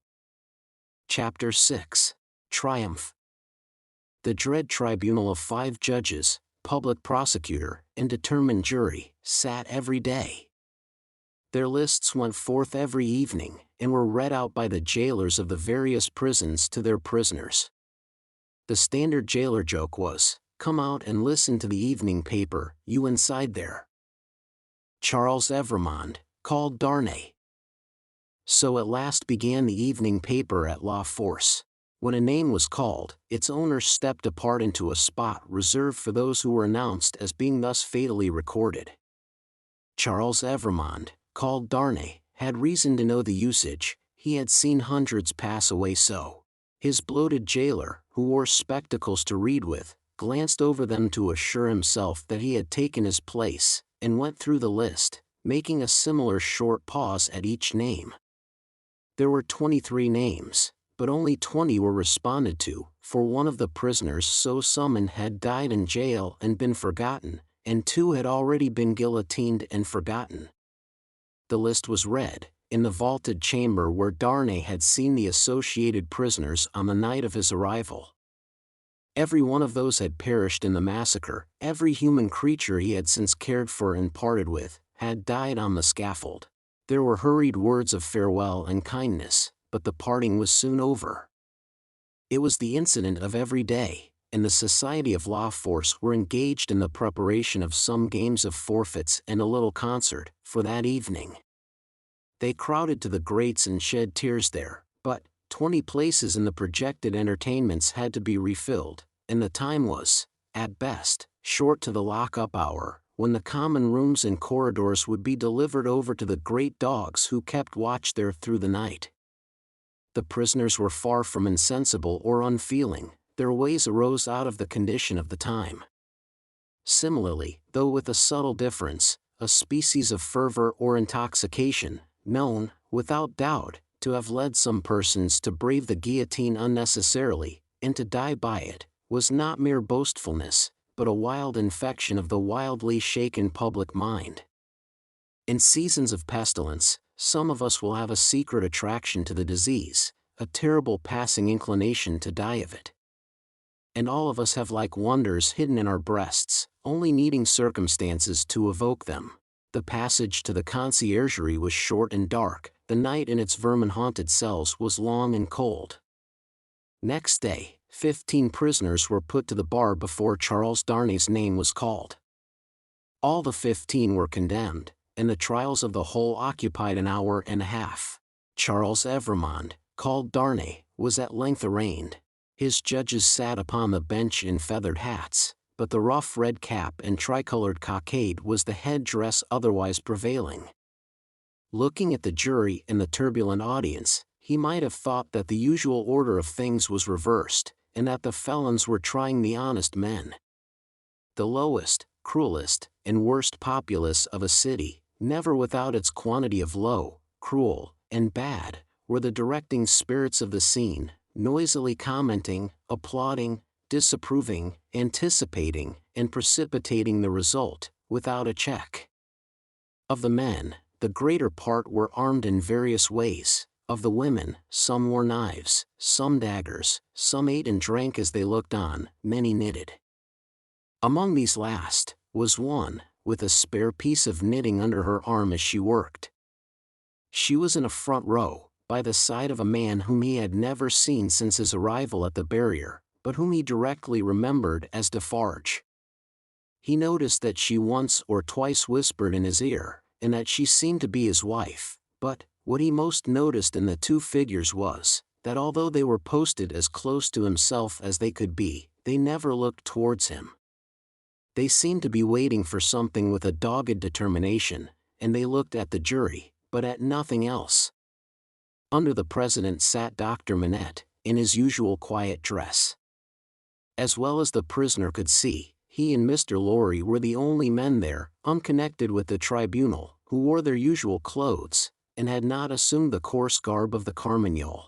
Charles Evrémonde, called Darnay, was accused by the public prosecutor as an emigrant, whose life was forfeit to the Republic, under the decree which banished all emigrants on pain of death. It was nothing that the decree bore date since his return to France. There he was, and there was the decree. He had been taken in France, and his head was demanded. "Take off his head," cried the audience. An enemy to the Republic. The president rang his bell to silence those cries, and asked the prisoner whether it was not true that he had lived many years in England. Undoubtedly it was. Was he not an emigrant then? What did he call himself? Not an emigrant, he hoped, within the sense and spirit of the law. Why not? The president desired to know.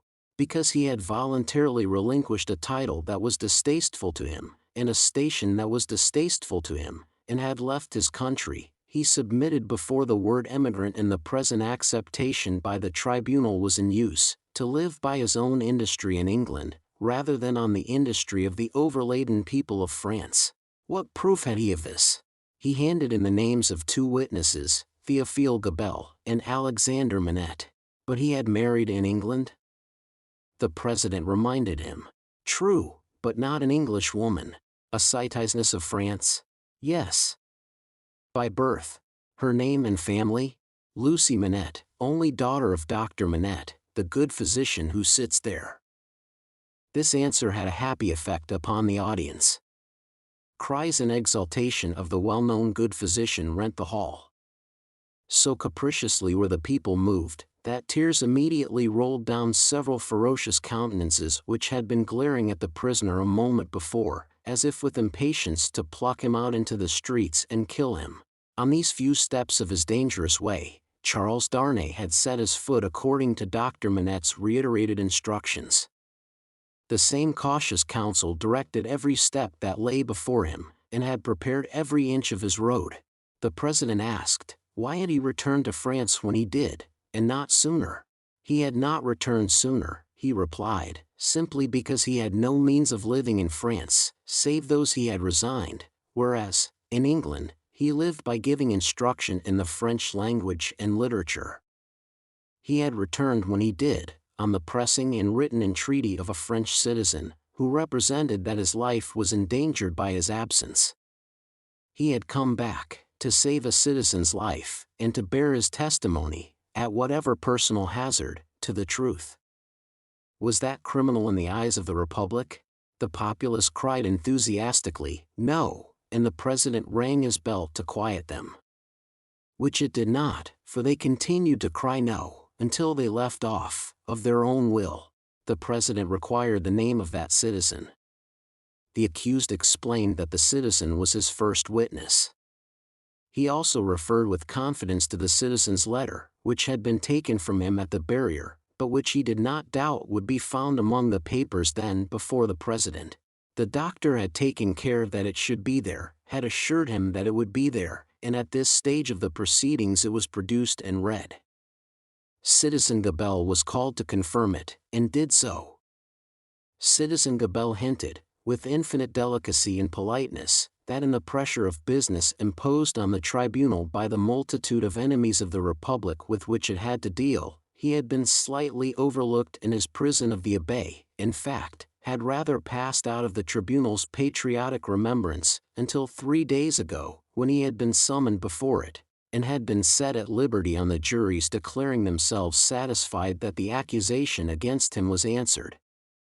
As to himself, by the surrender of the citizen Evremond, called Darnay, Dr. Manette was next questioned. His high personal popularity, and the clearness of his answers, made a great impression, but, as he proceeded, as he showed that the accused was his first friend on his release from his long imprisonment, that the accused had remained in England, always faithful and devoted to his daughter and himself in their exile, that, so far from being in favor with the aristocrat government there, he had actually been tried for his life by it, as the foe of England and friend of the United States, as he brought these circumstances into view, with the greatest discretion and with the straightforward force of truth and earnestness, the jury and the populace became one. At last, when he appealed by name to Monsieur Lorry, an English gentleman then and there present, who, like himself, had been a witness on that English trial and could corroborate his account of it, the jury declared that they had heard enough, and that they were ready with their votes if the President were content to receive them. At every vote, the jurymen voted aloud and individually, the populace set up a shout of applause. All the voices were in the prisoner's favor, and the President declared him free. Then began one of those extraordinary scenes with which the populace sometimes gratified their fickleness, or their better impulses towards generosity and mercy, or which they regarded as some set off against their swollen account of cruel rage.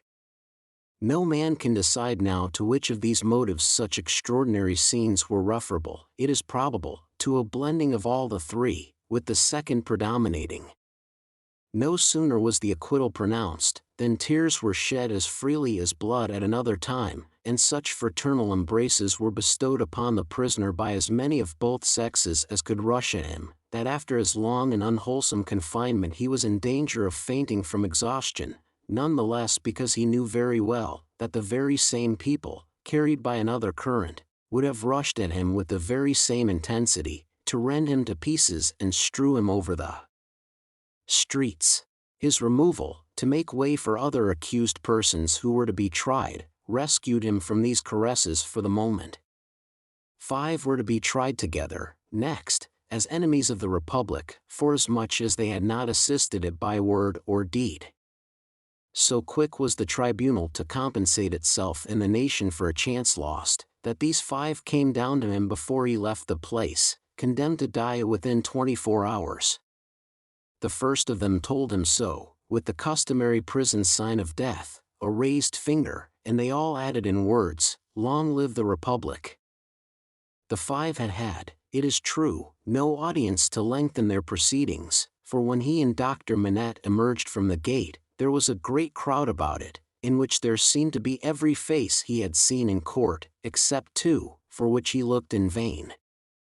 On his coming out, the concourse made at him anew, weeping, embracing, and shouting, all by turns and all together, until the very tide of the river on the bank of which the mad scene was acted, seemed to run mad, like the people on the shore. They put him into a great chair they had among them, in which they had taken either out of the court itself, or one of its rooms or passages. Over the chair they had thrown a red flag, and to the back of it they had bound a pike with a red cap on its top. In this car of triumph, not even the doctor's entreaties could prevent his being carried to his home on men's shoulders, with a confused sea of red caps heaving about him, and casting up to sight from the stormy deep such wrecks of faces, that he more than once misdoubted his mind being in confusion, and that he was in the tumbrel on his way to the guillotine. In wild dreamlike procession, embracing whom they met and pointing him out, they carried him on, reddening the snowy streets with the prevailing Republican color, in winding and tramping through them, as they had reddened them below the snow with a deeper dye. They carried him thus into the courtyard of the building where he lived. Her father had gone on before, to prepare her, and when her husband stood upon his feet, she dropped insensible in his arms. As he held her to his heart and turned her beautiful head between his face and the brawling crowd, so that his tears and her lips might come together unseen, a few of the people fell to dancing. Instantly, all the rest fell to dancing, and the courtyard overflowed with the carmagnole. Then, they elevated into the vacant chair a young woman from the crowd to be carried as the goddess of liberty, and then swelling and overflowing out into the adjacent streets, and along the river's bank, and over the bridge, the carmagnole absorbed them every one and whirled them away. After grasping the doctor's hand, as he stood victorious and proud before him, after grasping the hand of Mr. Lorry, who came panting and breathless from his struggle against the waterspout of the carmagnole, after kissing little Lucy, who was lifted up to clasp her arms round his neck, and after embracing the ever-zealous and faithful Pross who lifted her, he took his wife in his arms, and carried her up to their rooms. "Lucy! My own! I am safe. Oh, dearest Charles, let me thank God for this on my knees as I have prayed to him." They all reverently bowed their heads and hearts. When she was again in his arms, he said to her, "And now speak to your father, dearest. No other man in all this France could have done what he has done for me." She laid her head upon her father's breast, as she had laid his poor head on her own breast, long, long ago. He was happy in the return he had made her, he was recompensed for his suffering, he was proud of his strength. "You must not be weak, my darling," he remonstrated, "don't tremble so. I have saved him." Chapter 7. A knock at the door. I have saved him. It was not another of the dreams in which he had often come back, he was really here. And yet his wife trembled, and a vague but heavy fear was upon her. All the air round was so thick and dark, the people were so passionately revengeful and fitful, the innocent were so constantly put to death on vague suspicion and black malice, it was so impossible to forget that many as blameless as her husband and as dear to others as he was to her, every day shared the fate from which he had been clutched, that her heart could not be as lightened of its load as she felt it ought to be. The shadows of the wintry afternoon were beginning to fall, and even now the dreadful carts were rolling through the streets. Her mind pursued them, looking for him among the condemned, and then she clung closer to his real presence and trembled more. Her father, cheering her, showed a compassionate superiority to this woman's weakness, which was wonderful to see. No garret, no shoemaking, no 105, North Tower, now. He had accomplished the task he had set himself, his promise was redeemed, he had saved Charles. Let them all lean upon him. Their housekeeping was of a very frugal kind, not only because that was the safest way of life, involving the least offense to the people, but because they were not rich, and Charles, throughout his imprisonment, had had to pay heavily for his bad food, and for his guard, and towards the living of the poorer prisoners. Partly on this account, and partly to avoid a domestic spy, they kept no servant. The citizen and citizeness who acted as porters at the courtyard gate, rendered them occasional service, and Jerry, almost wholly transferred to them by Mr. Lorry, had become their daily retainer, and had his bed there every night. It was an ordinance of the Republic, one and indivisible, of liberty, equality, fraternity, or death, that on the door or doorpost of every house, the name of every inmate must be legibly inscribed in letters of a certain size, at a certain convenient height from the ground. Mr. Jerry Cruncher's name, therefore, duly embellished the doorpost down below, and, as the afternoon shadows deepened, the owner of that name himself appeared, from overlooking a painter whom Dr. Manette had employed to add to the list the name of Charles Evrémonde, called Darnay. In the universal fear and distrust that darkened the time, all the usual harmless ways of life were changed.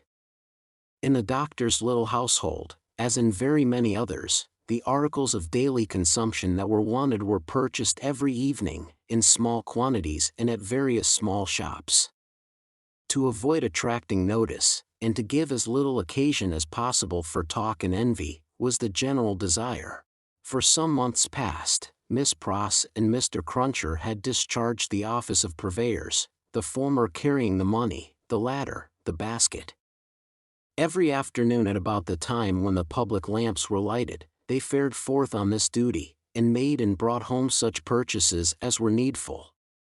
Although Miss Pross, through her long association with a French family, might have known as much of their language as of her own, if she had had a mind, she had no mind in that direction, consequently she knew no more of that nonsense, as she was pleased to call it, than Mr. Cruncher did. So her manner of marketing was to plump a noun substantive at the head of a shopkeeper without any introduction in the nature of an article, and, if it happened not to be the name of the thing she wanted, to look round for that thing, lay hold of it, and hold on by it until the bargain was concluded. She always made a bargain for it, by holding up, as a statement of its just price, one finger less than the merchant held up, whatever his number might be. "Now, Mr. Cruncher," said Miss Pross, whose eyes were red with felicity, "if you are ready, I am." Jerry hoarsely professed himself at Miss Pross's service. He had worn all his rust off long ago, but nothing would file his spiky head down. "There's all manner of things wanted," said Miss Pross, "and we shall have a precious time of it. We want wine, among the rest. Nice toasts these redheads will be drinking, wherever we buy it." "It will be much the same to your knowledge, miss, I should think," retorted Jerry, "whether they drink your health or the old UN's. "Who's he?" said Miss Pross. Mr. Cruncher, with some diffidence, explained himself as meaning Old Nix. "Ha," said Miss Pross, "it doesn't need an interpreter to explain the meaning of these creatures. They have but one, and it's midnight murder and mischief." "Hush, dear! Pray, be cautious," cried Lucy. "Yes, I'll be cautious," said Miss Pross, "but I may say among ourselves, that I do hope there will be no oniony and tobacco-y smotherings in the form of embracings all round, going on in the streets. Now, Ladybird, never you stir from that fire till I come back. Take care of the dear husband you have recovered, and don't move your pretty head from his shoulder as you have it now, till you see me again. May I ask a question, Dr. Manette, before I go?" "I think you may take that liberty," the doctor answered, smiling. "For gracious sake, don't talk about liberty, we have quite enough of that," said Miss Pross. "Hush, dear! Again?" Lucy remonstrated. "Well, my sweet," said Miss Pross, nodding her head emphatically, "the short and the long of it is, that I am a subject of His Most Gracious Majesty King George III." Miss Pross curtsied at the name, "and as such, my maxim is, confound their politics, frustrate their knavish tricks, on him our hopes we fix, God save the King." Mr. Cruncher, in an access of loyalty, growlingly repeated the words after Miss Pross, like somebody at church. "I am glad you have so much of the Englishman in you, though I wish you had never taken that cold in your voice," said Miss Pross, approvingly. "But the question, Dr. Manette, is there, it was the good creature's way to affect to make light of anything that was a great anxiety with them all, and to come at it in this chance manner, is there any prospect yet, of our getting out of this place?" "I fear not yet. It would be dangerous for Charles yet." "Hey ho hum," said Miss Pross, cheerfully repressing a sigh as she glanced at her darling's golden hair in the light of the fire, "then we must have patience and wait, that's all. We must hold up our heads and fight low, as my brother Solomon used to say. Now, Mr. Cruncher, don't you move, Ladybird." They went out, leaving Lucy, and her husband, her father, and the child, by a bright fire. Mr. Lorry was expected back presently from the banking house. Miss Pross had lighted the lamp, but had put it aside in a corner, that they might enjoy the firelight undisturbed. Little Lucy sat by her grandfather with her hands clasped through his arm, and he, in a tone not rising much above a whisper, began to tell her a story of a great and powerful fairy who had opened a prison wall and let out a captive who had once done the fairy a service. All was subdued and quiet, and Lucy was more at ease than she had been. "What is that?" she cried, all at once. "My dear," said her father, stopping in his story, and laying his hand on hers, "command yourself. What a disordered state you are in. The least thing, nothing, startles you. You, your father's daughter. I thought, my father, said Lucy, excusing herself, with a pale face and in a faltering voice, that I heard strange feet upon the stairs. My love, the staircase is as still as death. As he said the word, a blow was struck upon the door. Oh, father, father! What can this be? Hide Charles. Save him. My child, said the doctor, rising, and laying his hand upon her shoulder, I have saved him.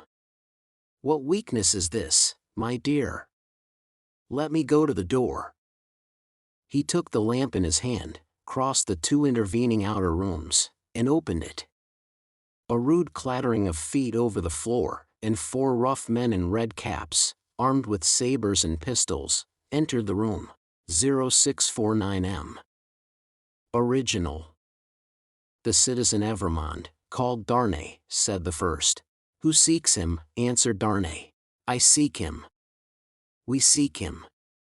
I know you, Evrémonde. I saw you before the tribunal today. You are again the prisoner of the Republic. The 4 surrounded him, where he stood with his wife and child clinging to him. Tell me how and why am I again a prisoner? It is enough that you return straight to the conciergerie, and will know tomorrow. You are summoned for tomorrow. Dr. Manette, whom this visitation had so turned into stone, that he stood with the lamp in his hand, as if he were a statue made to hold it, moved after these words were spoken, put the lamp down, and confronting the speaker, and taking him, not ungently, by the loose front of his red woolen shirt, said, You know him, you have said. Do you know me? Yes, I know you, citizen doctor. We all know you, citizen doctor, said the other 3.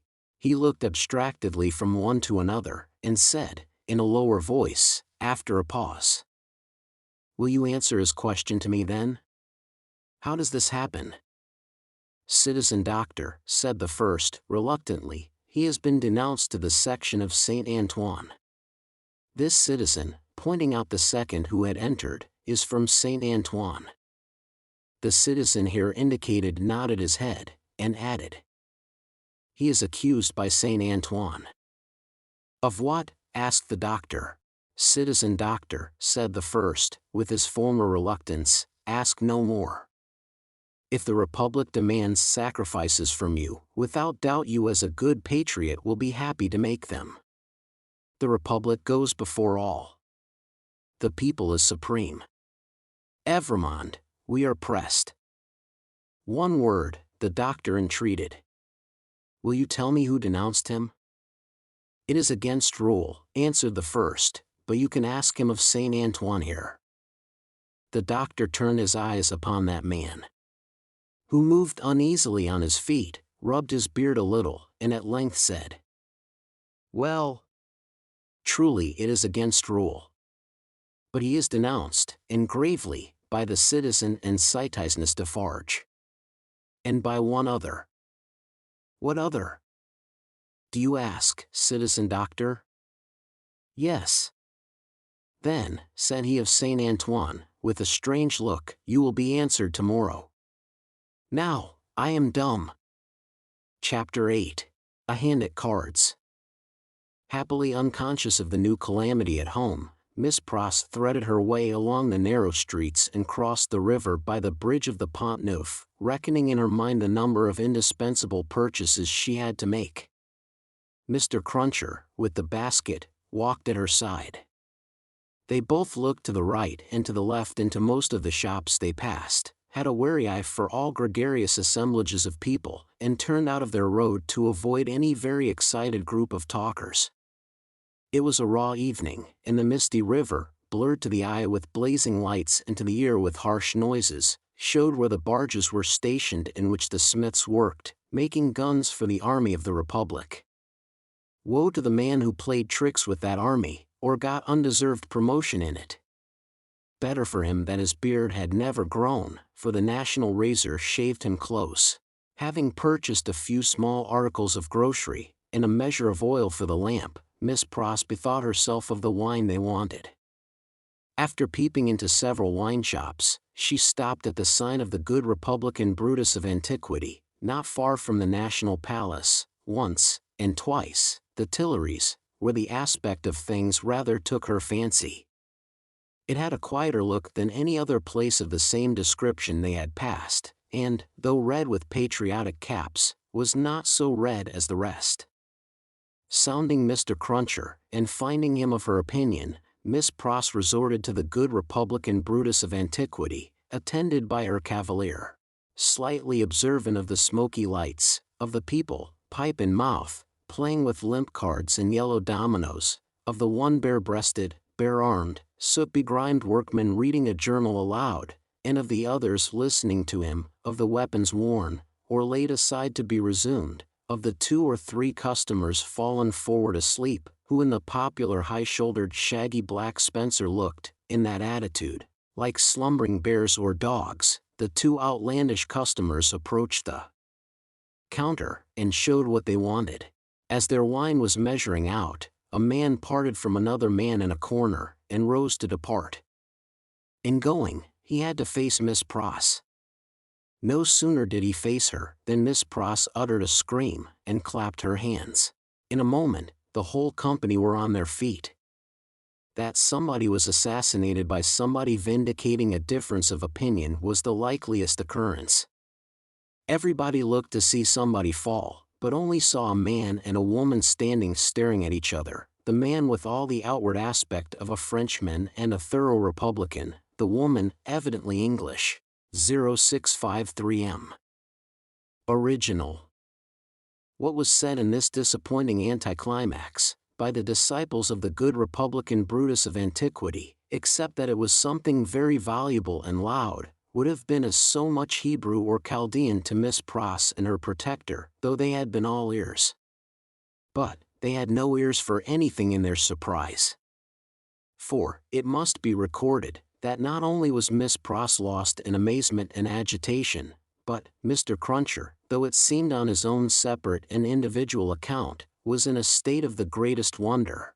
"What is the matter?" said the man who had caused Miss Pross to scream, speaking in a vexed, abrupt voice, though in a low tone, and in English.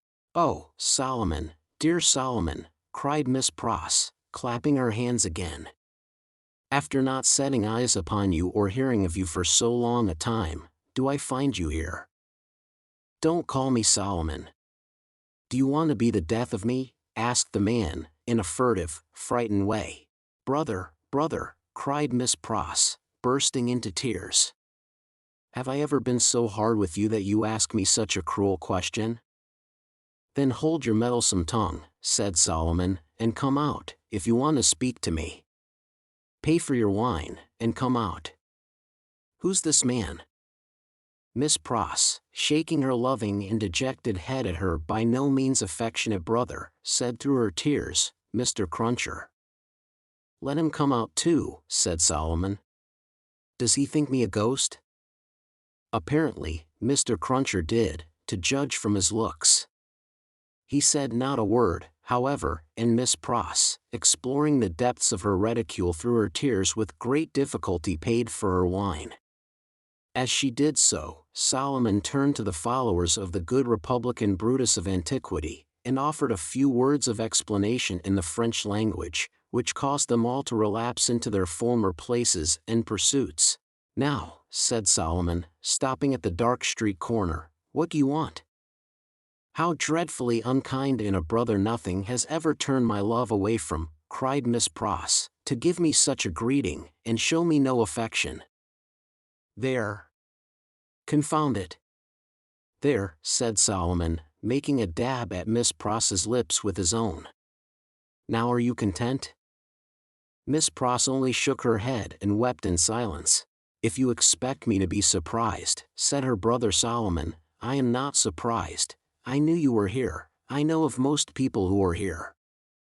If you really don't want to endanger my existence, which I half believe you do, go your ways as soon as possible, and let me go mine. I am busy. I am an official." "My English brother Solomon," mourned Miss Pross, casting up her tear-fraught eyes, that had the makings in him of one of the best and greatest of men in his native country, an official among foreigners, and such foreigners. I would almost sooner have seen the dear boy lying in his. I said so, cried her brother, interrupting. I knew it. You want to be the death of me.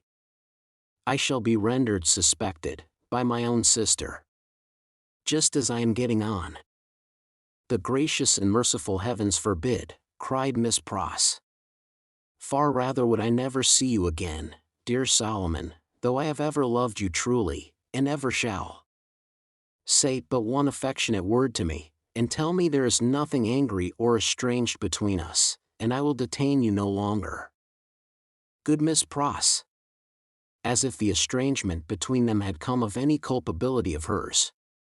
As if Mr. Lorry had not known it for a fact, years ago, in the quiet corner in Soho, that this precious brother had spent her money and left her. He was saying the affectionate word, however, with a far more grudging condescension and patronage than he could have shown if their relative merits and positions had been reversed, which is invariably the case, all the world over, when Mr. Cruncher, touching him on the shoulder, hoarsely and unexpectedly interposed with the following singular question. I say, might I ask the favor? As to whether your name is John Solomon, or Solomon John? The official turned towards him with sudden distrust. He had not previously uttered a word. Come, said Mr. Cruncher. Speak out, you know. Which, by the way, was more than he could do himself. John Solomon, or Solomon John. She calls you Solomon, and she must know, being your sister. And I know you're John, you know. Which of the two goes first? And regarding that name of Pross, likewise. That warn't your name over the water. What do you mean? Well, I don't know all I mean, for I can't call to mind what your name was, over the water. No? No. But I'll swear it was a name of 2 syllables. Indeed? Yes. T'other one's was 1 syllable. I know you. You was a spy, witness at the Bailey. What, in the name of the father of lies, own father to yourself, was you called at that time? Barsad, said another voice, striking in. That's the name for £1,000, cried Jerry. The speaker who struck in, was Sidney Carton. He had his hands behind him under the skirts of his riding coat, and he stood at Mr. Cruncher's elbow as negligently as he might have stood at the Old Bailey itself. Don't be alarmed, my dear Miss Pross.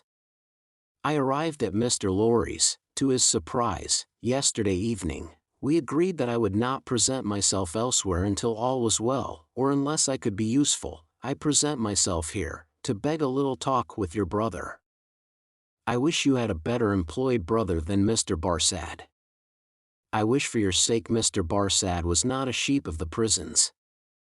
Sheep was a cant word of the time for a spy, under the jailers. The spy, who was pale, turned paler, and asked him how he dared. I'll tell you, said Sidney. I lighted on you, Mr. Barsad, coming out of the prison of the conciergerie while I was contemplating the walls, an hour or more ago. You have a face to be remembered, and I remember faces well. Made curious by seeing you in that connection, and having a reason, to which you are no stranger, for associating you with the misfortunes of a friend now very unfortunate, I walked in your direction. I walked into the wine shop here, close after you, and sat near you. I had no difficulty in deducing from your unreserved conversation, and the rumor openly going about among your admirers, the nature of your calling. And gradually, what I had done at random, seemed to shape itself into a purpose, Mr. Barsad. What purpose? The spy asked. It would be troublesome, and might be dangerous, to explain in the street. Could you favor me, in confidence, with some minutes of your company, at the office of Tellson's Bank, for instance? Under a threat? Oh! Did I say that?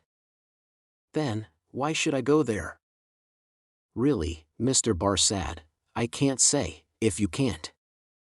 Do you mean that you won't say, sir? The spy irresolutely asked. You apprehend me very clearly, Mr. Barsad. I won't. Carton's negligent recklessness of manner came powerfully in aid of his quickness and skill in such a business as he had in his secret mind, and with such a man as he had to do with. His practiced eyes saw it, and made the most of it. Now, I told you so, said the spy, casting a reproachful look at his sister. If any trouble comes of this, it's your doing. Come, come, Mr. Barsad, exclaimed Sidney. Don't be ungrateful. But for my great respect for your sister, I might not have led up so pleasantly to a little proposal that I wish to make for our mutual satisfaction. Do you go with me to the bank? I'll hear what you have got to say. Yes, I'll go with you. I propose that we first conduct your sister safely to the corner of her own street. Let me take your arm, Miss Pross. This is not a good city, at this time, for you to be out in, unprotected, and as your escort knows Mr. Barsad, I will invite him to Mr. Lorry's with us. Are we ready? Come then. Miss Pross recalled soon afterwards, and to the end of her life remembered, that as she pressed her hands on Sidney's arm and looked up in his face, imploring him to do no hurt to Solomon, there was a braced purpose in the arm and a kind of inspiration in the eyes, which not only contradicted his light manner, but changed and raised the man. She was too much occupied then with fears for the brother who so little deserved her affection, and with Sidney's friendly reassurances, adequately to heed what she observed. They left her at the corner of the street, and Carton led the way to Mr. Lorry's, which was within a few minutes' walk. John Barsad, or Solomon Pross, walked at his side. Mr. Lorry had just finished his dinner, and was sitting before a cheery little log or two of fire, perhaps looking into their blaze for the picture of that younger elderly gentleman from Tellson's, who had looked into the red coals at the Royal George at Dover, now a good many years ago. He turned his head as they entered, and showed the surprise with which he saw a stranger. Miss Pross's brother, sir, said Sidney. Mr. Barsad. Barsad, repeated the old gentleman, Barsad? I have an association with the name, and with the face. I told you you had a remarkable face, Mr. Barsad, observed Carton, coolly. Pray sit down.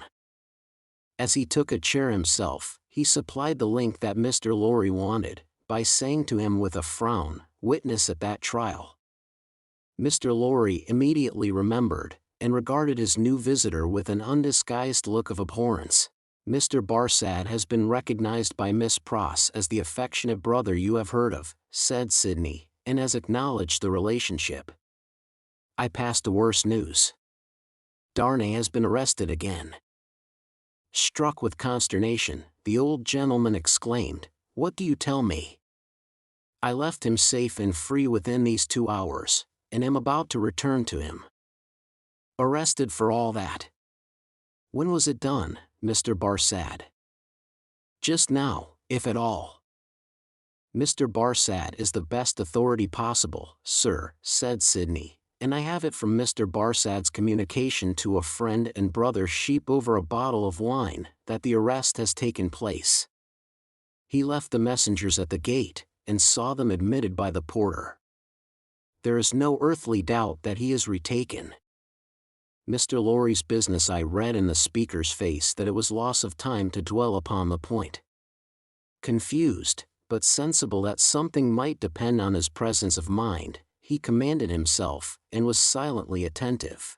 Now, I trust, said Sidney to him, that the name and influence of Dr. Manette may stand him in as good stead tomorrow. You said he would be before the tribunal again tomorrow, Mr. Barsad? Yes, I believe so.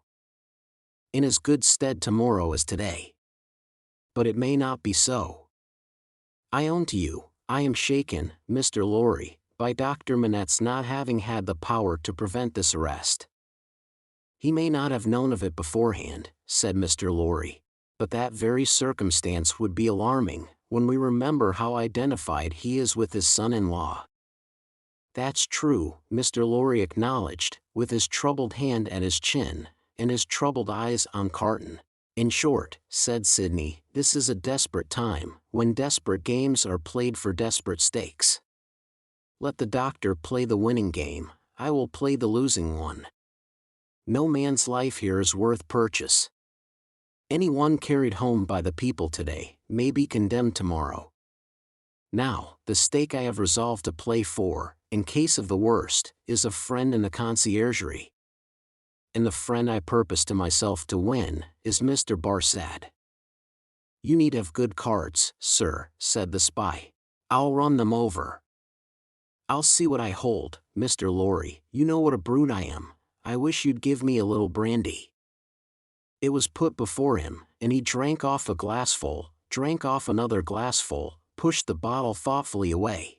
Mr. Barsad, he went on, in the tone of one who really was looking over a hand at cards, sheep of the prisons, emissary of Republican committees, now turnkey, now prisoner, always spy and secret informer, so much the more valuable here for being English that an Englishman is less open to suspicion of subornation in those characters than a Frenchman, represents himself to his employers under a false name. That's a very good card. Mr. Barsad, now in the employ of the Republican French government, was formerly in the employ of the aristocratic English government, the enemy of France and freedom. That's an excellent card. Inference clear as day in this region of suspicion, that Mr. Barsad, still in the pay of the aristocratic English government, is the spy of Pitt, the treacherous foe of the Republic crouching in its bosom, the English traitor and agent of all mischief so much spoken of and so difficult to find. That's a card not to be beaten. Have you followed my hand, Mr. Barsad? Not to understand your play, returned the spy, somewhat uneasily. I play my ace, denunciation of Mr. Barsad to the nearest section committee. Look over your hand, Mr. Barsad, and see what you have. Don't hurry.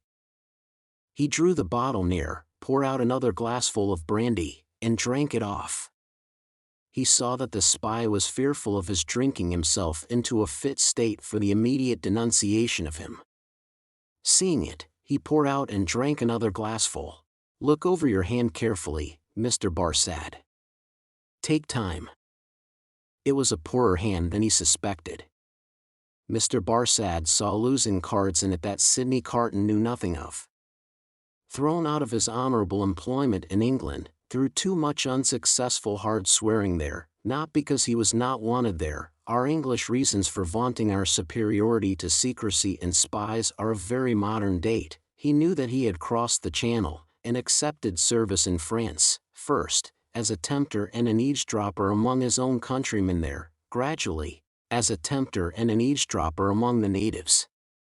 He knew that under the overthrown government he had been a spy upon St. Antoine and Defarge's wine shop, had received from the watchful police such heads of information concerning Dr. Manette's imprisonment, release, and history, as should serve him for an introduction to familiar conversation with the Defarges, and tried them on Madame Defarge, and had broken down with them signally. He always remembered with fear and trembling that that terrible woman had knitted when he talked with her, and had looked ominously at him as her fingers moved.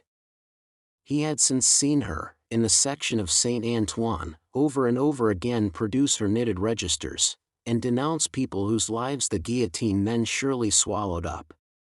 He knew, as every one employed as he was did, that he was never safe, that flight was impossible, that he was tied fast under the shadow of the axe, and that in spite of his utmost tergiversation and treachery in furtherance of the reigning terror, a word might bring it down upon him.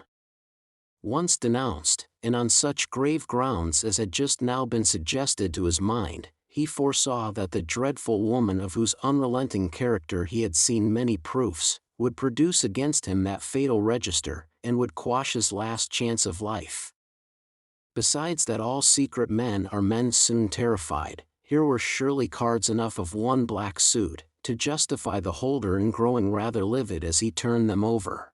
You scarcely seem to like your hand, said Sidney, with the greatest composure. Do you play? "I think, sir," said the spy, in the meanest manner, as he turned to Mr. Lorry, "I may appeal to a gentleman of your years and benevolence, to put it to this other gentleman, so much your junior, whether he can under any circumstances reconcile it to his station to play that ace of which he has spoken. I admit that I am a spy, and that it is considered a discreditable station, though it must be filled by somebody, but this gentleman is no spy, and why should he so demean himself as to make himself one?" "I play my ace, Mr. Barsad," said Carton, taking the answer on himself, and looking at his watch, without any scruple, in a very few minutes. "I should have hoped, gentlemen both," said the spy, always striving to hook Mr. Lorry into the discussion, "that your respect for my sister—" "I could not better testify my respect for your sister than by finally relieving her of her brother," said Sidney Carton. "You think not, sir?" "I have thoroughly made up my mind about it." The smooth manner of the spy, curiously in dissonance with his ostentatiously rough dress, and probably with his usual demeanor, received such a check from the inscrutability of Carton, who was a mystery to wiser and honester men than he, that it faltered here and failed him. While he was at a loss, Carton said, resuming his former air of contemplating cards, "And indeed, now I think again, I have a strong impression that I have another good card here, not yet enumerated. That friend and fellow sheep, who spoke of himself as pasturing in the country prisons, who was he?" "French." "You don't know him," said the spy, quickly. "French, eh?" repeated Carton, musing, and not appearing to notice him at all, though he echoed his word. "Well, he may be." "Is, I assure you," said the spy, "though it's not important." "Though it's not important," repeated Carton, in the same mechanical way, "though it's not important, no, it's not important." "No. Yet I know the face." "I think not." "I am sure not." "It can't be," said the spy. "It can't be," muttered Sidney Carton, retrospectively, and idling his glass, which fortunately was a small one, again. "Can't be. Spoke good French. Yet like a foreigner, I thought." "Provincial," said the spy. "No." "Foreign," cried Carton, striking his open hand on the table, as a light broke clearly on his mind. "Cly. Disguised, but the same man. We had that man before us at the Old Bailey." "Now, there you are hasty, sir," said Barsad, with a smile that gave his aquiline nose an extra inclination to one side, "there you really give me an advantage over you. Cly, who I will unreservedly admit, at this distance of time, was a partner of mine, has been dead several years. I attended him in his last illness. He was buried in London, at the church of St. Pancras in the Fields. His unpopularity with the blackguard multitude at the moment prevented my following his remains, but I helped to lay him in his coffin." Here, Mr. Lorry became aware, from where he sat, of a most remarkable goblin shadow on the wall. Tracing it to its source, he discovered it to be caused by a sudden extraordinary rising and stiffening of all the risen and stiff hair on Mr. Cruncher's head. "Let us be reasonable," said the spy, "and let us be fair. To show you how mistaken you are, and what an unfounded assumption yours is, I will lay before you a certificate of Cly's burial, which I happen to have carried in my pocketbook." With a hurried hand he produced and opened it. "Ever since. There it is. Oh, look at it, look at it. You may take it in your hand, it's no forgery." Here, Mr. Lorry perceived the reflection on the wall to elongate, and Mr. Cruncher rose and stepped forward. His hair could not have been more violently on end, if it had been that moment dressed by the cow with the crumpled horn in the house that Jack built. Unseen by the spy, Mr. Cruncher stood at his side, and touched him on the shoulder like a ghostly bailiff. "That there Roger Cly, master," said Mr. Cruncher, with a taciturn and iron-bound visage. "So you put him in his coffin?" "I did." "Who took him out of it?" Barsad leaned back in his chair, and stammered, "What do you mean?" "I mean," said Mr. Cruncher, "that he warn't never in it." "No, not he. I'll have my head took off, if he was ever in it." The spy looked round at the two gentlemen. They both looked in unspeakable astonishment at Jerry. "I tell you," said Jerry, "that you buried paving stones and earth in that there coffin. Don't go and tell me that you buried Cly. It was a take-in. Me and two more knows it." "How do you know it?" "What's that to you?" "Ecod," growled Mr. Cruncher, "it's you I have got a old grudge again, is it, with your shameful impositions upon tradesmen? I'd catch hold of your throat and choke you for half a guinea." Sidney Carton, who, with Mr. Lorry, had been lost in amazement at this turn of the business, here requested Mr. Cruncher to moderate and explain himself. "At another time, sir," he returned, evasively, "the present time is ill conwenient for explainin'. What I stand to, is, that he knows well what that there Cly was never in that there coffin. Let him say he was, in so much as a word of one syllable, and I'll either catch hold of his throat and choke him for half a guinea." Mr. Cruncher dwelt upon this as quite a liberal offer, "or I'll out and announce him." "Humph! I see one thing," said Carton. "I hold another card, Mr. Barsad.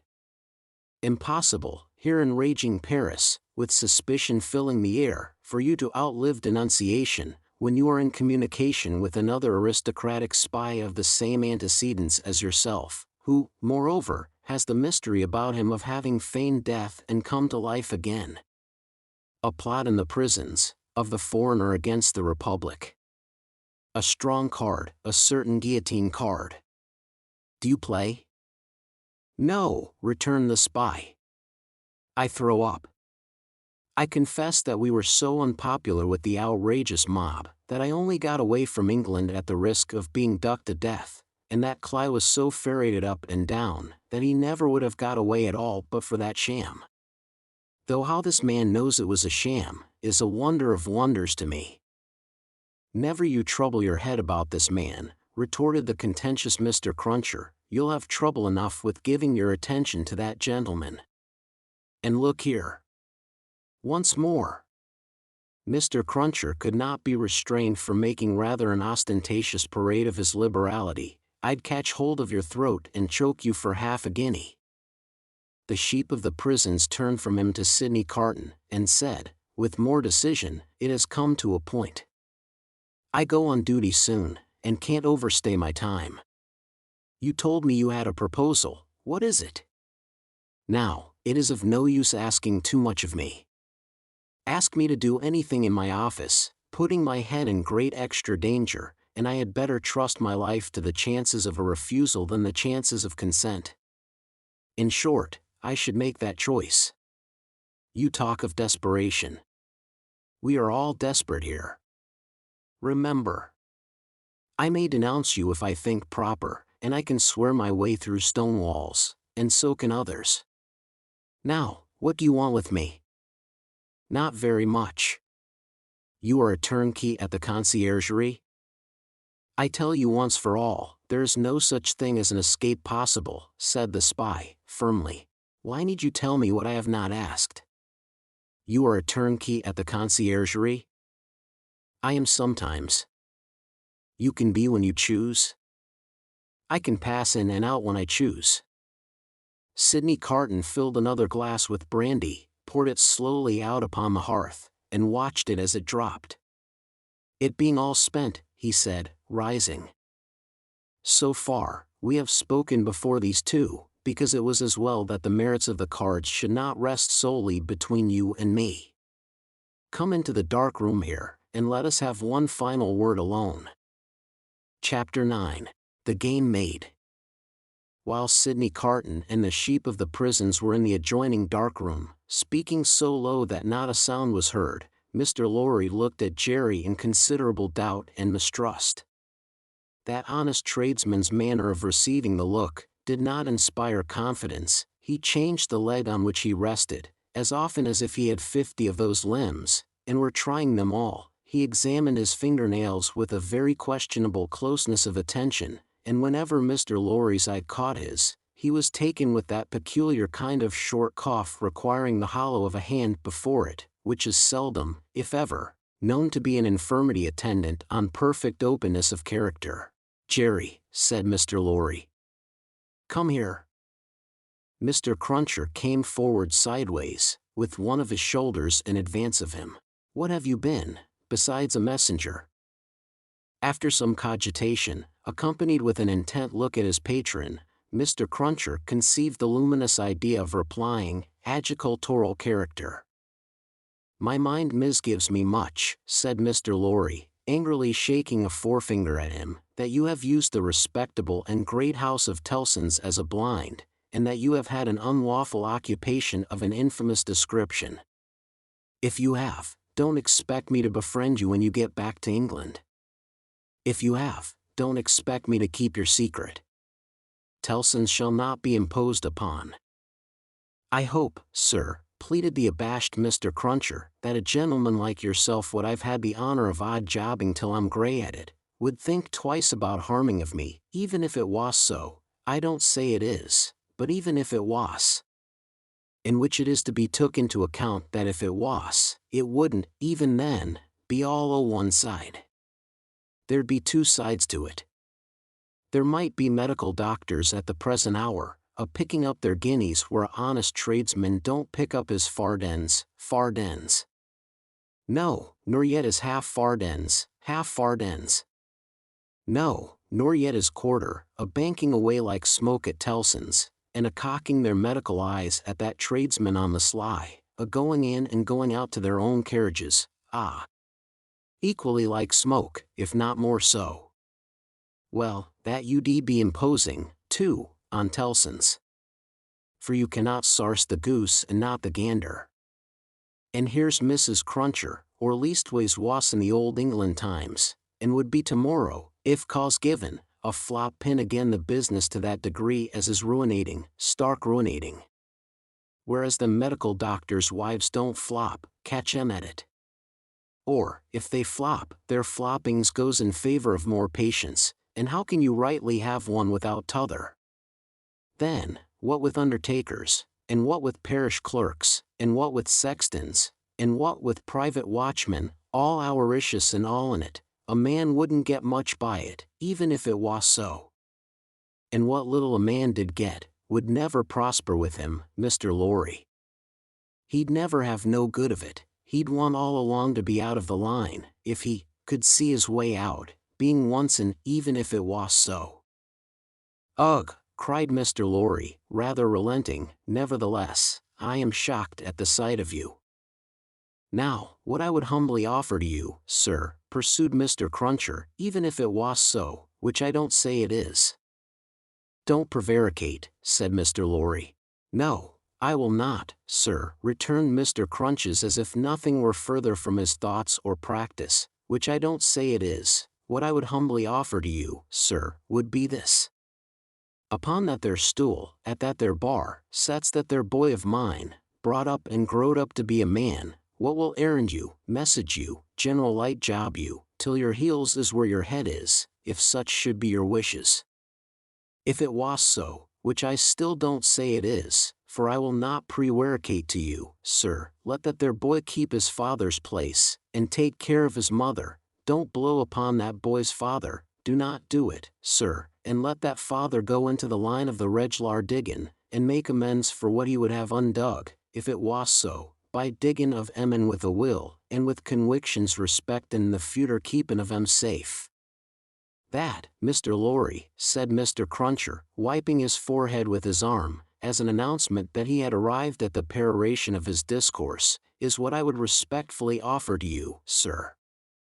A man don't see all this here a-goin' on dreadful round him, in the way of subjects without heads, dear me, plentiful enough fur to bring the price down to porterage and hardly that, without havin' his serious thoughts of things. And these here would be mine, if it was so, entreatin' of you fur to bear in mind that what I said just now, I up and said in the good cause when I might have kep' it back." "That at least is true," said Mr. Lorry. say no more now. It may be that I shall yet stand your friend, if you deserve it, and repent in action, not in words. I want no more words. Mr. Cruncher knuckled his forehead, as Sidney Carton and the spy returned from the dark room. Adieu, Mr. Barsad, said the former, our arrangement thus made, you have nothing to fear from me. He sat down in a chair on the hearth, over against Mr. Lorry. When they were alone, Mr. Lorry asked him what he had done. Not much. If it should go ill with the prisoner, I have insured access to him, once. Mr. Lorry's countenance fell. It is all I could do, said Carton. To propose too much, would be to put this man's head under the axe, and, as he himself said, nothing worse could happen to him if he were denounced. It was obviously the weakness of the position. There is no help for it. But access to him, said Mr. Lorry, if it should go ill before the tribunal, will not save him. I never said it would. Mr. Lorry's eyes gradually sought the fire, his sympathy with his darling, and the heavy disappointment of his second arrest, gradually weakened them. He was an old man now, overborne with anxiety of late, and his tears fell. You are a good man and a true friend, said Carton, in an altered voice. Forgive me if I notice that you are affected. I could not see my father weep, and sit by, careless. And I could not respect your sorrow more, if you were my father. You are free from that misfortune, however.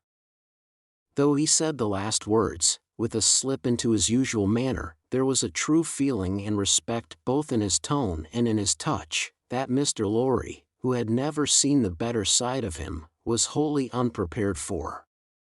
He gave him his hand, and Carton gently pressed it. To return to poor Darnay, said Carton. Don't tell her of this interview, or this arrangement. It would not enable her to go to see him.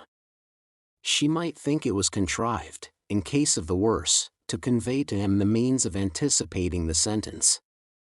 Mr. Lorry had not thought of that, and he looked quickly at Carton to see if it were in his mind. It seemed to be. He returned the look, and evidently understood it. She might think 1,000 things, Carton said, and any of them would only add to her trouble. Don't speak of me to her. As I said to you when I first came, I had better not see her. I can put my hand out, to do any little helpful work for her that my hand can find to do, without that. You are going to her, I hope? She must be very desolate tonight. I am going now, directly. I am glad of that. She has such a strong attachment to you and reliance on you. How does she look? Anxious and unhappy, but very beautiful. Ah! It was a long, grieving sound, like a sigh, almost like a sob. It attracted Mr. Lorry's eyes to Carton's face, which was turned to the fire. A light, or a shade, the old gentleman could not have said which, passed from it as swiftly as a change will sweep over a hillside on a wild bright day, and he lifted his foot to put back one of the little flaming logs, which was tumbling forward. He wore the white riding coat and top boots, then in vogue, and the light of the fire touching their light surfaces made him look very pale, with his long brown hair, all untrimmed, hanging loose about him. His indifference to fire was sufficiently remarkable to elicit a word of remonstrance from Mr. Lorry. His boot was still upon the hot embers of the flaming log, when it had broken under the weight of his foot. I forgot it, he said. Mr. Lorry's eyes were again attracted to his face. Taking note of the wasted air which clouded the naturally handsome features, and having the expression of prisoners' faces fresh in his mind, he was strongly reminded of that expression. And your duties here have drawn to an end, sir, said Carton, turning to him. Yes. As I was telling you last night when Lucy came in so unexpectedly, I have at length done all that I can do here. I hope to have left them in perfect safety, and then to have quitted Paris. I have my leave to pass. I was ready to go. They were both silent. Yours is a long life to look back upon, sir, said Carton, wistfully. I am in my 78th year. You have been useful all your life, steadily and constantly occupied, trusted, respected, and looked up to. I have been a man of business, ever since I have been a man. Indeed, I may say that I was a man of business when a boy. See what a place you fill at 78. How many people will miss you when you leave it empty? A solitary old bachelor, answered Mr. Lorry, shaking his head. There is nobody to weep for me. How can you say that? Wouldn't she weep for you? Wouldn't her child? Yes, yes, thank God. I didn't quite mean what I said. It is a thing to thank God for, is it not? Surely, surely. If you could say, with truth, to your own solitary heart, tonight, I have secured to myself the love and attachment, the gratitude or respect, of no human creature, I have won myself a tender place in no regard, I have done nothing good or serviceable to be remembered by, your 78 years would be 78 heavy curses, would they not? You say truly, Mr. Carton, I think they would be. Sidney turned his eyes again upon the fire, and, after a silence of a few moments, said, I should like to ask you, does your childhood seem far off? Do the days when you sat at your mother's knee seem days of very long ago? Responding to his softened manner, Mr. Lorry answered, 20 years back, yes, at this time of my life, no. For, as I draw closer and closer to the end, I travel in the circle, nearer and nearer to the beginning. It seems to be one of the kind smoothings and preparings of the way. My heart is touched now, by many remembrances that had long fallen asleep, of my pretty young mother, and I so old, and by many associations of the days when what we call the world was not so real with me, and my faults were not confirmed in me. I understand the feeling, exclaimed Carton, with a bright flush. And you are the better for it. I hope so. Carton terminated the conversation here, by rising to help him on with his outer coat, but you, said Mr. Lorry, reverting to the theme, you are young. Yes, said Carton. I am not old, but my young way was never the way to age. Enough of me. And of me, I am sure, said Mr. Lorry. Are you going out? I'll walk with you to her gate. You know my vagabond and restless habits. If I should prowl about the streets a long time, don't be uneasy, I shall reappear in the morning. You go to the court tomorrow? Yes, unhappily. I shall be there, but only as one of the crowd. My spy will find a place for me. Take my arm, sir. Mr. Lorry did so, and they went downstairs and out in the streets. A few minutes brought them to Mr. Lorry's destination. Carton left him there, but lingered at a little distance, and turned back to the gate again when it was shut, and touched it. He had heard of her going to the prison every day. She came out here, he said, looking about him, turned this way, must have trod on these stones often. Let me follow in her steps.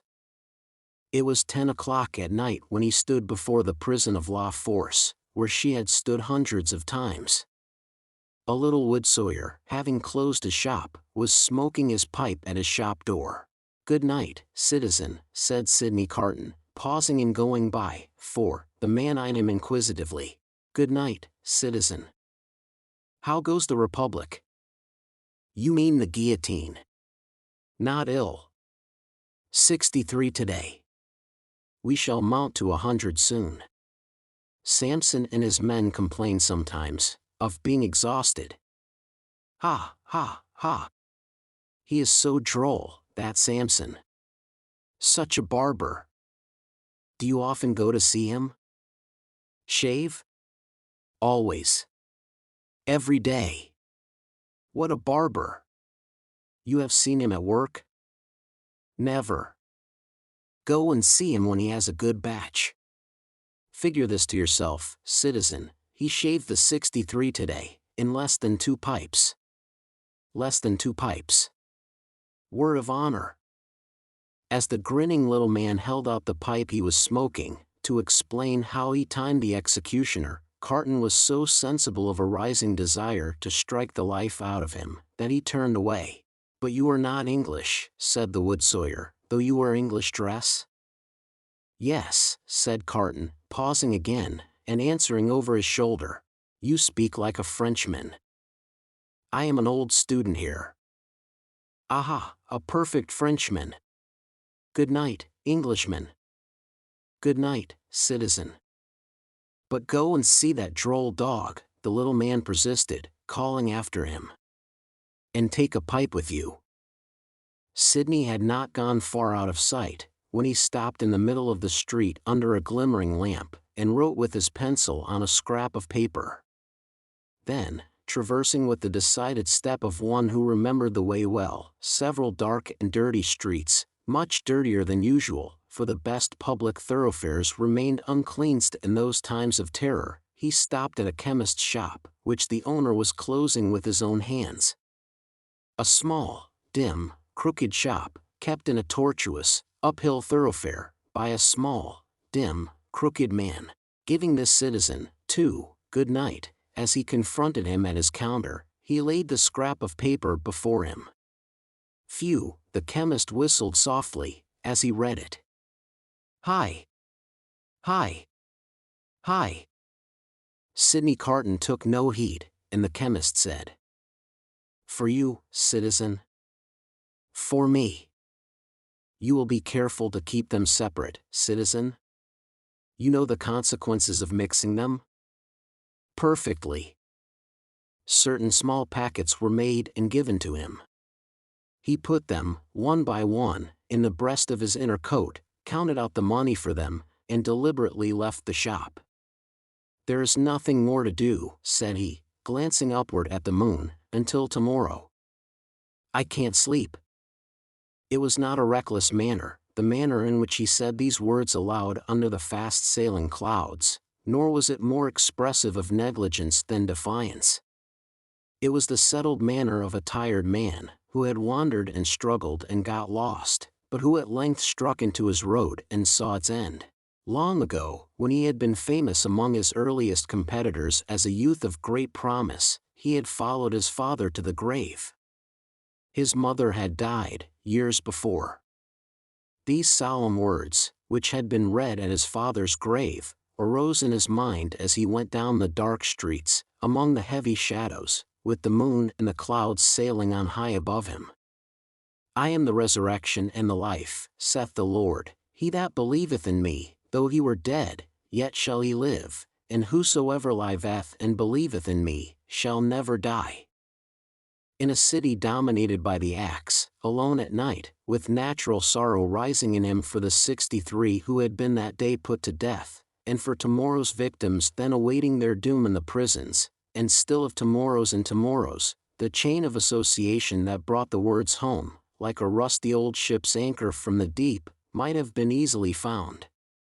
He did not seek it, but repeated them and went on, with a solemn interest in the lighted windows where the people were going to rest, forgetful through a few calm hours of the horrors surrounding them, in the towers of the churches, where no prayers were said, for the popular revulsion had even traveled that length of self-destruction from years of priestly impostors, plunderers, and profligates, in the distant burial places, reserved, as they rode upon the gates, for eternal sleep, in the abounding jails, and in the streets along which the 60s rolled to a death which had become so common and material, that no sorrowful story of a haunting spirit ever arose among the people out of all the working of the guillotine, with a solemn interest in the whole life and death of the city settling down to its short nightly pause in fury. Sidney Carton crossed the Seine again for the lighter streets.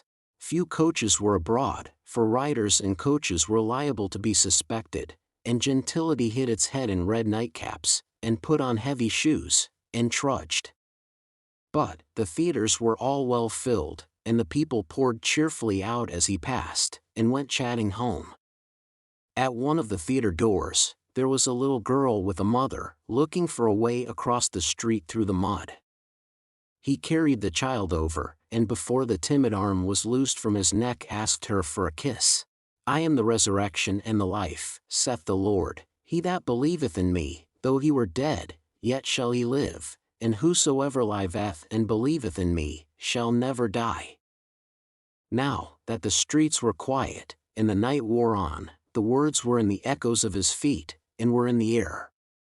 Perfectly calm and steady, he sometimes repeated them to himself as he walked, but he heard them always. The night wore out, and, as he stood upon the bridge listening to the water as it splashed the river walls of the island of Paris, where the picturesque confusion of houses and cathedral shone bright in the light of the moon, the day came coldly, looking like a dead face out of the sky. Then, the night, with the moon and the stars, turned pale and died, and for a little while it seemed as if creation were delivered over to death's dominion. But the glorious sun, rising, seemed to strike those words, that burden of the night, straight and warm to his heart in its long bright rays. And looking along them, with reverently shaded eyes, a bridge of light appeared to span the air between him and the sun, while the river sparkled under it. The strong tide, so swift, so deep, and certain, was like a congenial friend, in the morning stillness. He walked by the stream, far from the houses, and in the light and warmth of the sun fell asleep on the bank. When he awoke and was afoot again, he lingered there yet a little longer, watching an eddy that turned and turned purposeless, until the stream absorbed it, and carried it on to the sea, like me. A trading boat, with a sail of the softened color of a dead leaf, then glided into his view, floated by him, and died away. As its silent track in the water disappeared, the prayer that had broken up out of his heart for a merciful consideration of all his poor blindnesses and errors, ended in the words, "I am the resurrection and the life." Mr. Lorry was already out when he got back, and it was easy to surmise where the good old man was gone. Sidney Carton drank nothing but a little coffee, ate some bread, and, having washed and changed to refresh himself, went out to the place of trial. The court was all astir and abuzz, when the black sheep, whom many fell away from in dread, pressed him into an obscure corner among the crowd. Mr. Lorry was there, and Dr. Manette was there. She was there, sitting beside her father.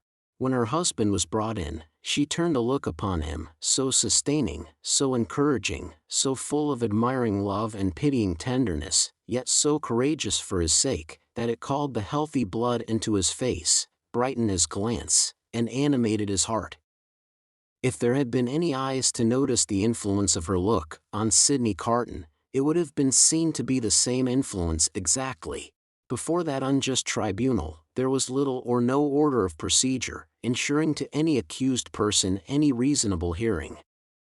There could have been no such revolution, if all laws, forms, and ceremonies had not first been so monstrously abused, that the suicidal vengeance of the revolution was to scatter them all to the winds. Every eye was turned to the jury. The same determined patriots and good Republicans as yesterday and the day before, and tomorrow and the day after. Eager and prominent among them, one man with a craving face, and his fingers perpetually hovering about his lips, whose appearance gave great satisfaction to the spectators. A life-thirsting, cannibal-looking, bloody-minded juryman, the Jacques III of Saint Antoine. The whole jury, as a jury of dogs empaneled to try the deer. Every eye then turned to the 5 judges and the public prosecutor. No favorable leaning in that quarter today.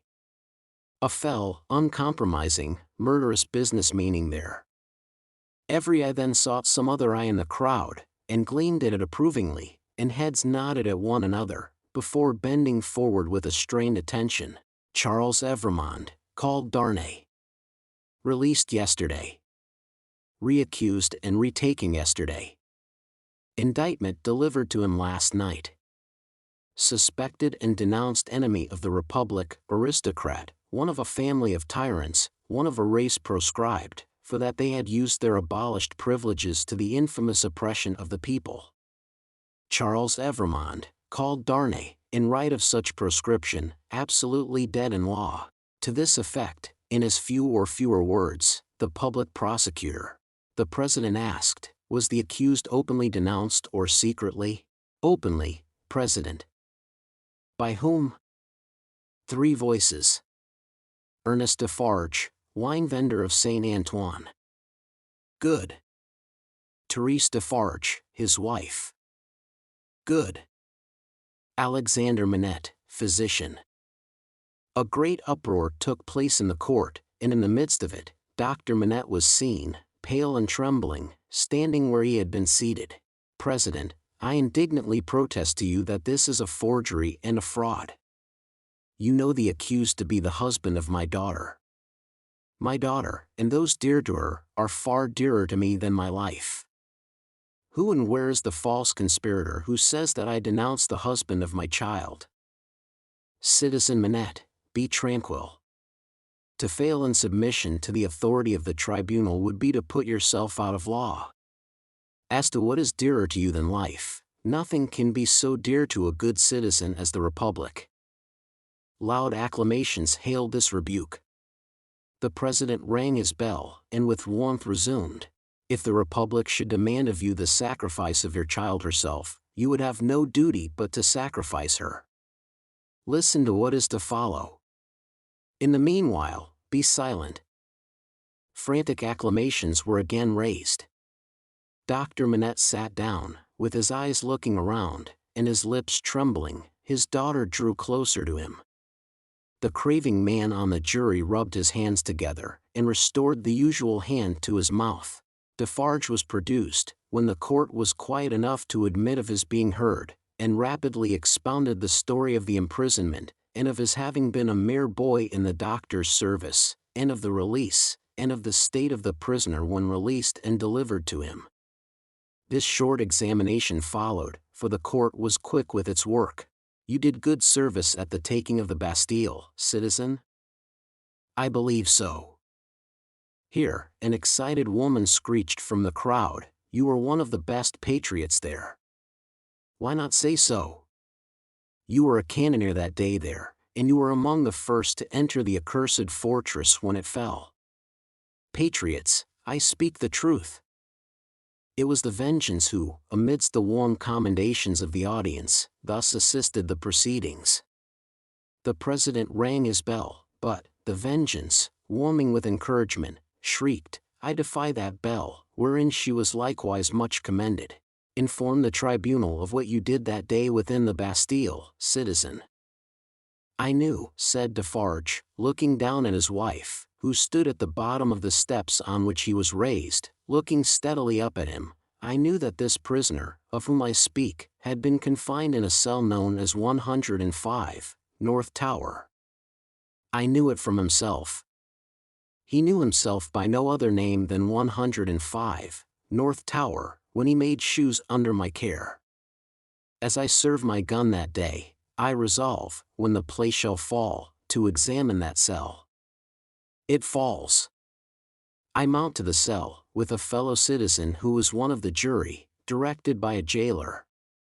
I examine it, very closely. In a hole in the chimney, where a stone has been worked out and replaced, I find a written paper. This is that written paper. I have made it my business to examine some specimens of the writing of Dr. Manette. This is the writing of Dr. Manette. I confide this paper, in the writing of Dr. Manette, to the hands of the president. Let it be read.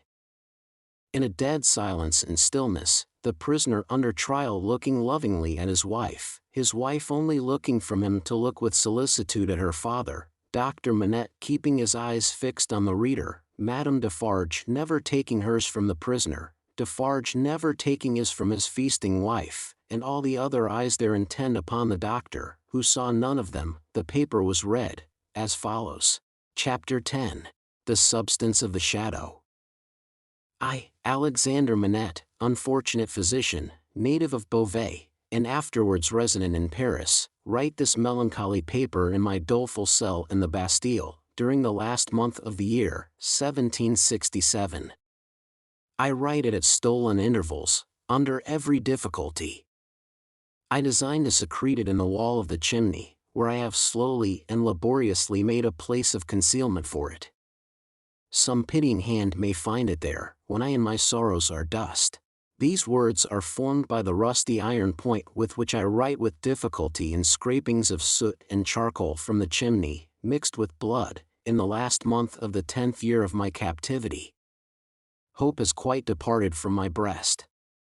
I know from terrible warnings I have noted in myself that my reason will not long remain unimpaired, but I solemnly declare that I am at this time in the possession of my right mind, that my memory is exact and circumstantial, and that I write the truth as I shall answer for these my last recorded words, whether they be ever read by men or not, at the eternal judgment seat.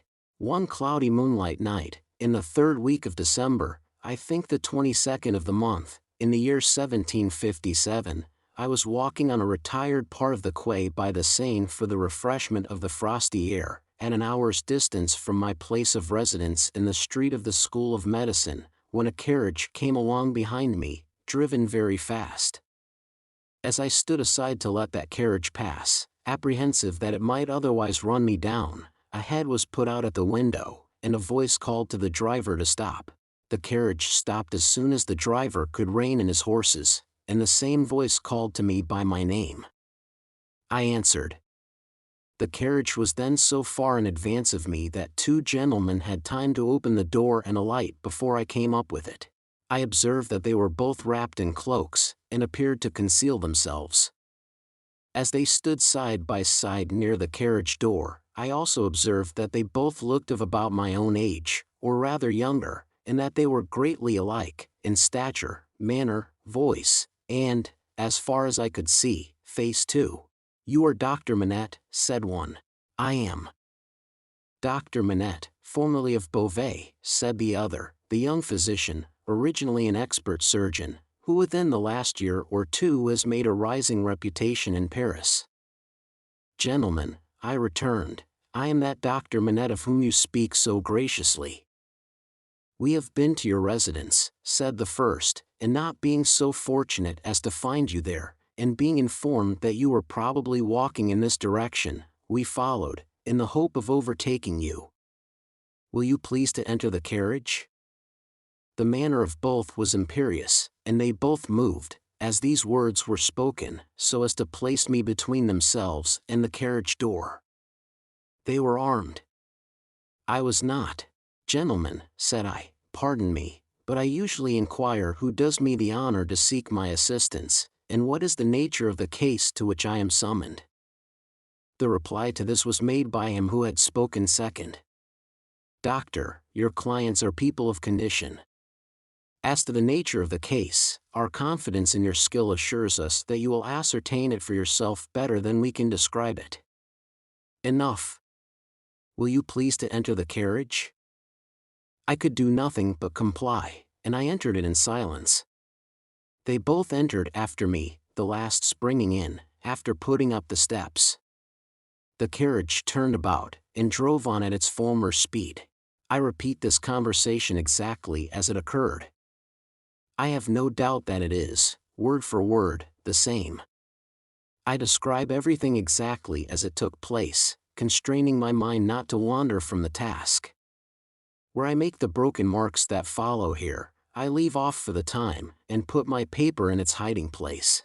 The carriage left the streets behind, passed the north barrier, and emerged upon the country road.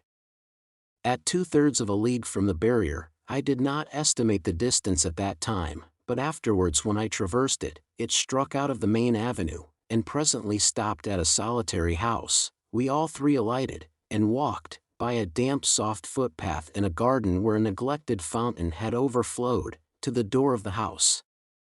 It was not opened immediately, in answer to the ringing of the bell, and one of my 2 conductors struck the man who opened it, with his heavy riding glove, across the face. There was nothing in this action to attract my particular attention, for I had seen common people struck more commonly than dogs. But the other of the 2, being angry likewise, struck the man in like manner with his arm. The look and bearing of the brothers were then so exactly alike, that I then first perceived them to be twin brothers. From the time of our alighting at the outer gate, which we found locked, and which one of the brothers had opened to admit us, and had relocked, I had heard cries proceeding from an upper chamber. I was conducted to this chamber straight, the cries growing louder as we ascended the stairs, and I found a patient in a high fever of the brain, lying on a bed. The patient was a woman of great beauty, and young, assuredly not much past 20. Her hair was torn and ragged, and her arms were bound to her sides with sashes and handkerchiefs. I noticed that these bonds were all portions of a gentleman's dress. On one of them, which was a fringed scarf for a dress of ceremony, I saw the armorial bearings of a noble, and the letter E. I saw this, within the first minute of my contemplation of the patient, for, in her restless strivings she had turned over on her face on the edge of the bed, had drawn the end of the scarf into her mouth, and was in danger of suffocation. My first act was to put out my hand to relieve her breathing, and in moving the scarf aside, the embroidery in the corner caught my sight. I turned her gently over, placed my hands upon her breast to calm her and keep her down, and looked into her face. Her eyes were dilated and wild, and she constantly uttered piercing shrieks, and repeated the words, "My husband, my father, and my brother," and then counted up to 12, and said, "Hush." For an instant, and no more, she would pause to listen, and then the piercing shrieks would begin again, and she would repeat the cry, "My husband, my father, and my brother," and would count up to 12, and say, "Hush." There was no variation in the order, or the manner. There was no cessation, but the regular moment's pause, in the utterance of these sounds. "How long," I asked, "has this lasted?" To distinguish the brothers, I will call them the elder and the younger. By the elder, I mean him who exercised the most authority. It was the elder who replied, "Since about this hour last night." "She has a husband, a father, and a brother?" "A brother." "I do not address her brother?" He answered with great contempt, "No." "She has some recent association with the number 12? The younger brother impatiently rejoined, "With 12 o'clock? "See, gentlemen," said I, still keeping my hands upon her breast, "how useless I am, as you have brought me. If I had known what I was coming to see, I could have come provided. As it is, time must be lost. There are no medicines to be obtained in this lonely place." The elder brother looked to the younger, who said haughtily, "There is a case of medicines here," and brought it from a closet, and put it on the table. I opened some of the bottles, smelt them, and put the stoppers to my lips. If I had wanted to use anything save narcotic medicines that were poisons in themselves, I would not have administered any of those. "Do you doubt them?" asked the younger brother. "You see, monsieur, I am going to use them," I replied, and said no more. I made the patient swallow, with great difficulty, and after many efforts, the dose that I desired to give. As I intended to repeat it after a while, and as it was necessary to watch its influence, I then sat down by the side of the bed. There was a timid and suppressed woman in attendance, wife of the man downstairs, who had retreated into a corner. The house was damp and decayed, indifferently furnished, evidently recently occupied and temporarily used. Some thick old hangings had been nailed up before the windows, to deaden the sound of the shrieks. They continued to be uttered in their regular succession, with the cry, "My husband, my father, and my brother," the counting up to 12, and "Hush." The frenzy was so violent that I had not unfastened the bandages restraining the arms, but I had looked to them, to see that they were not painful. The only spark of encouragement in the case was that my hand upon the sufferer's breast had this much soothing influence, that for minutes at a time it tranquilized the figure.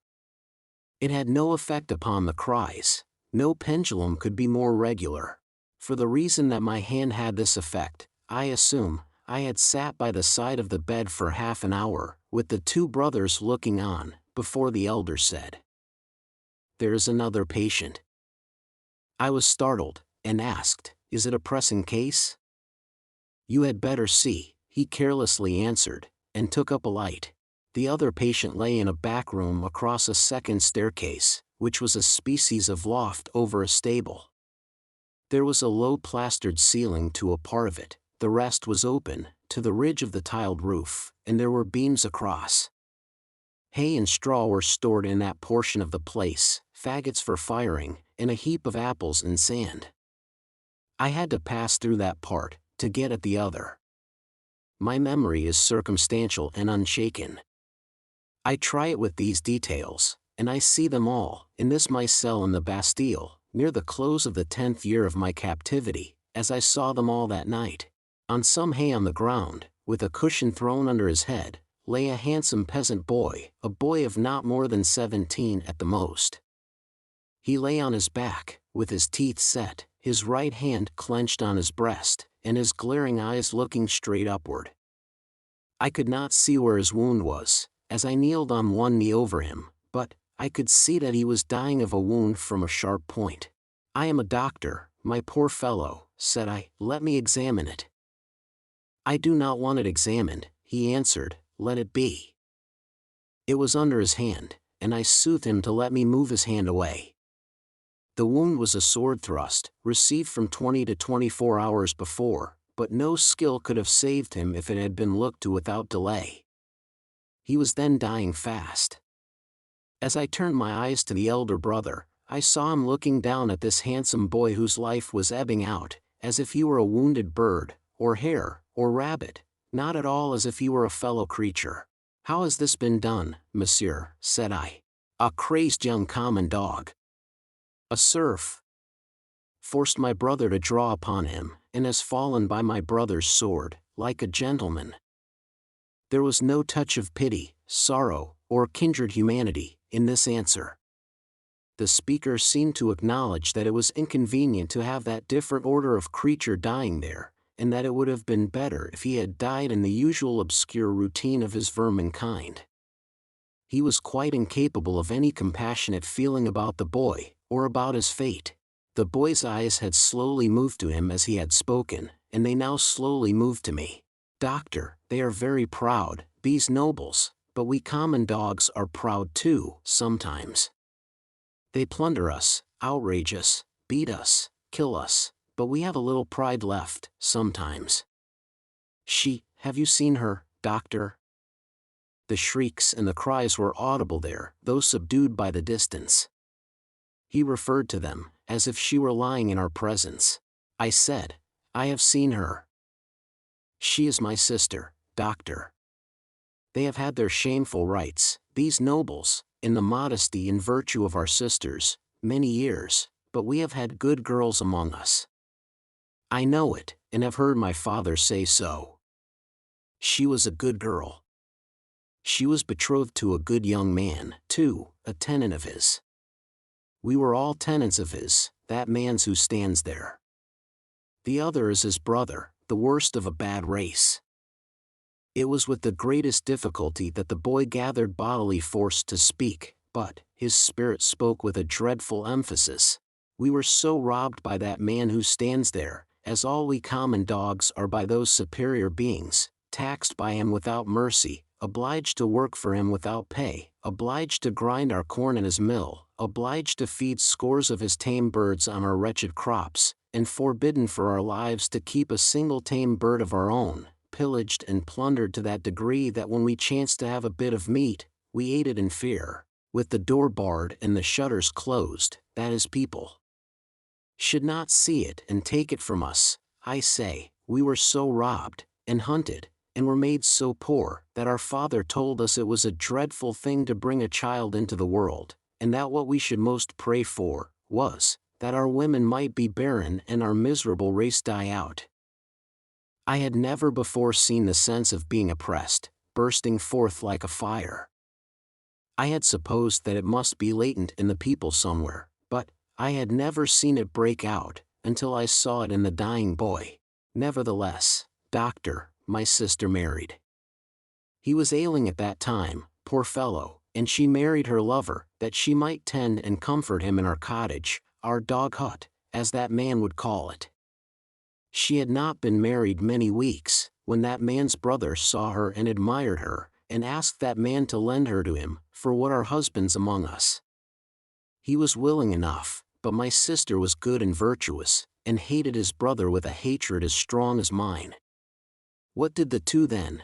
To persuade her husband to use his influence with her, to make her willing.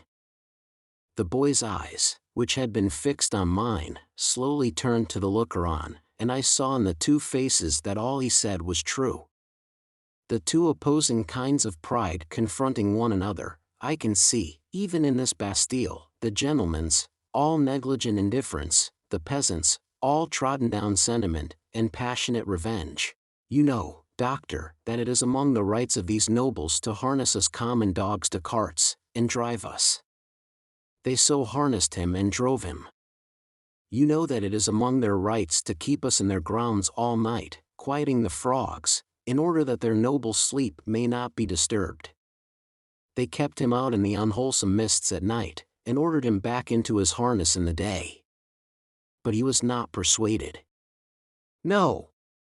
Taken out of harness one day at noon, to feed, if he could find food, he sobbed 12 times, once for every stroke of the bell, and died on her bosom.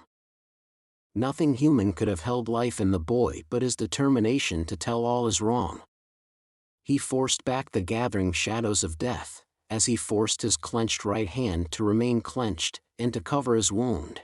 Then, with that man's permission and even with his aid, his brother took her away, in spite of what I know she must have told his brother, and what that is, will not be long unknown to you, doctor. If it is now, his brother took her away, for his pleasure and diversion, for a little while. I saw her pass me on the road. When I took the tidings home, our father's heart burst. He never spoke one of the words that filled it. I took my young sister, for I have another, to a place beyond the reach of this man, and where, at least, she will never be his vassal. Then, I tracked the brother here, and last night climbed in, a common dog, but sword in hand. Where's the loft window? It was somewhere here. The room was darkening to his sight, the world was narrowing around him. I glanced about me, and saw that the hay and straw were trampled over the floor, as if there had been a struggle. She heard me, and ran in. I told her not to come near us till he was dead. He came in and first tossed me some pieces of money, then struck at me with a whip. But I, though a common dog, so struck at him as to make him draw.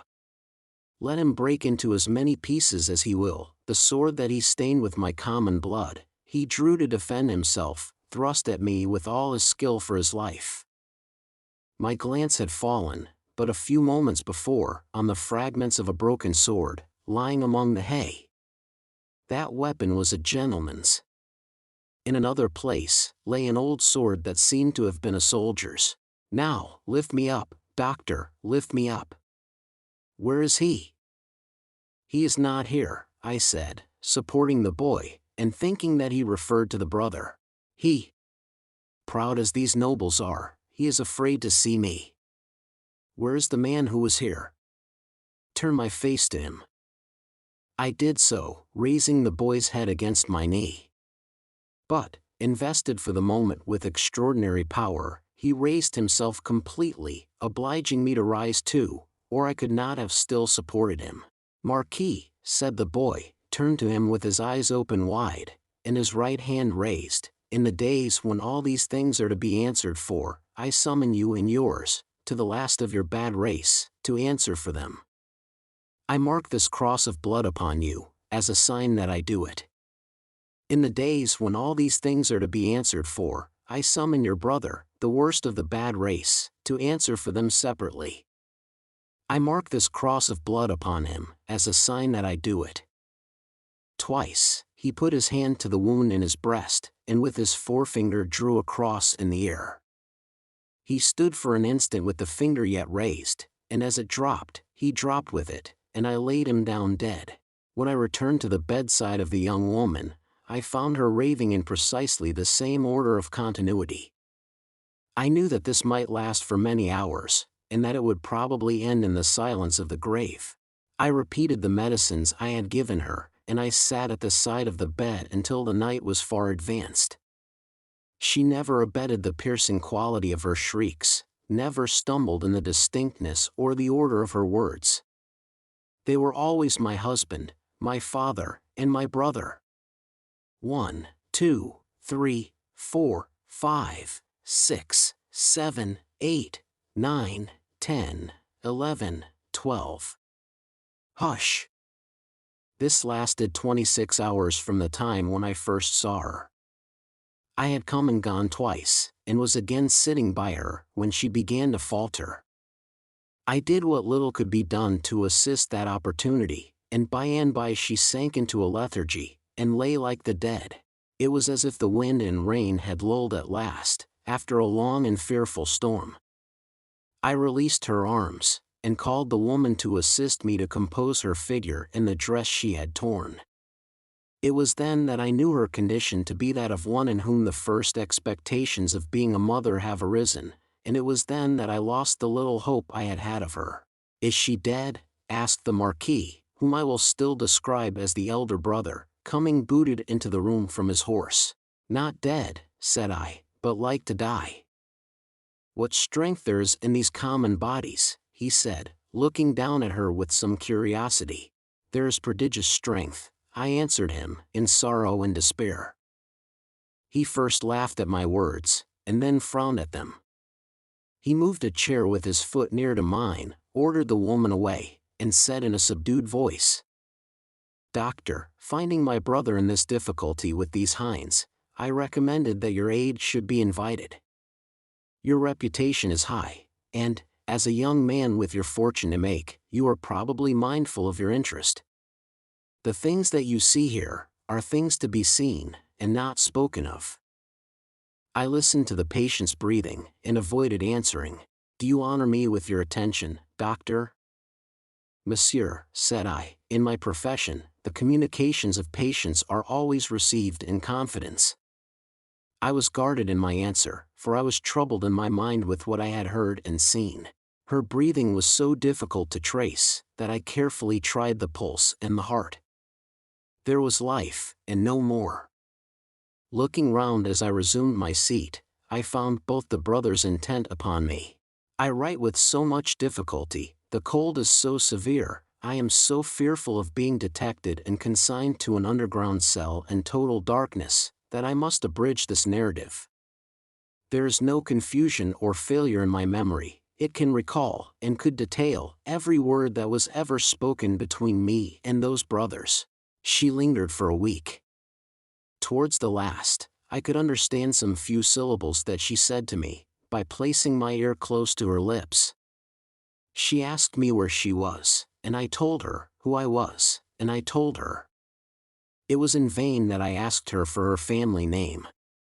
She faintly shook her head upon the pillow, and kept her secret, as the boy had done. I had no opportunity of asking her any question, until I had told the brothers she was sinking fast, and could not live another day. Until then, though no one was ever presented to her consciousness save the woman and myself, one or other of them had always jealously sat behind the curtain at the head of the bed when I was there. But when it came to that, they seemed careless what communication I might hold with her, as if, the thought passed through my mind, I were dying too. I always observed that their pride bitterly resented the younger brothers, as I call him, having crossed swords with a peasant, and that peasant a boy. The only consideration that appeared to affect the mind of either of them was the consideration that this was highly degrading to the family, and was ridiculous. As often as I caught the younger brother's eyes, their expression reminded me that he disliked me deeply, for knowing what I knew from the boy. He was smoother and more polite to me than the elder, but I saw this. I also saw that I was an encumbrance in the mind of the elder, too. My patient died, 2 hours before midnight, at a time, by my watch, answering almost to the minute when I had first seen her. I was alone with her, when her forlorn young head drooped gently on one side, and all her earthly wrongs and sorrows ended. The brothers were waiting in a room downstairs, impatient to ride away. I had heard them, alone at the bedside, striking their boots with their riding whips, and loitering up and down. "At last she is dead," said the elder, when I went in. "She is dead," said I. "I congratulate you, my brother, were his words as he turned round. He had before offered me money, which I had postponed taking. He now gave me a rouleau of gold. I took it from his hand, but laid it on the table. I had considered the question, and had resolved to accept nothing.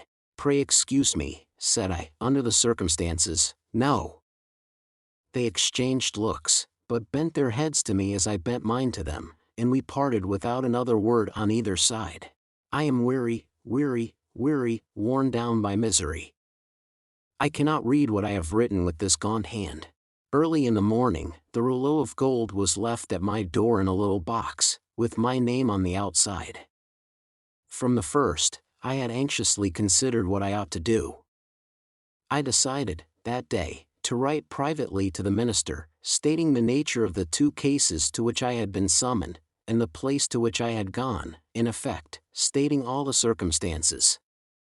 I knew what court influence was, and what the immunities of the nobles were, and I expected that the matter would never be heard of, but I wished to relieve my own mind. I had kept the matter a profound secret, even from my wife, and this, too, I resolved to state in my letter. I had no apprehension whatever of my real danger, but I was conscious that there might be danger for others, if others were compromised by possessing the knowledge that I possessed.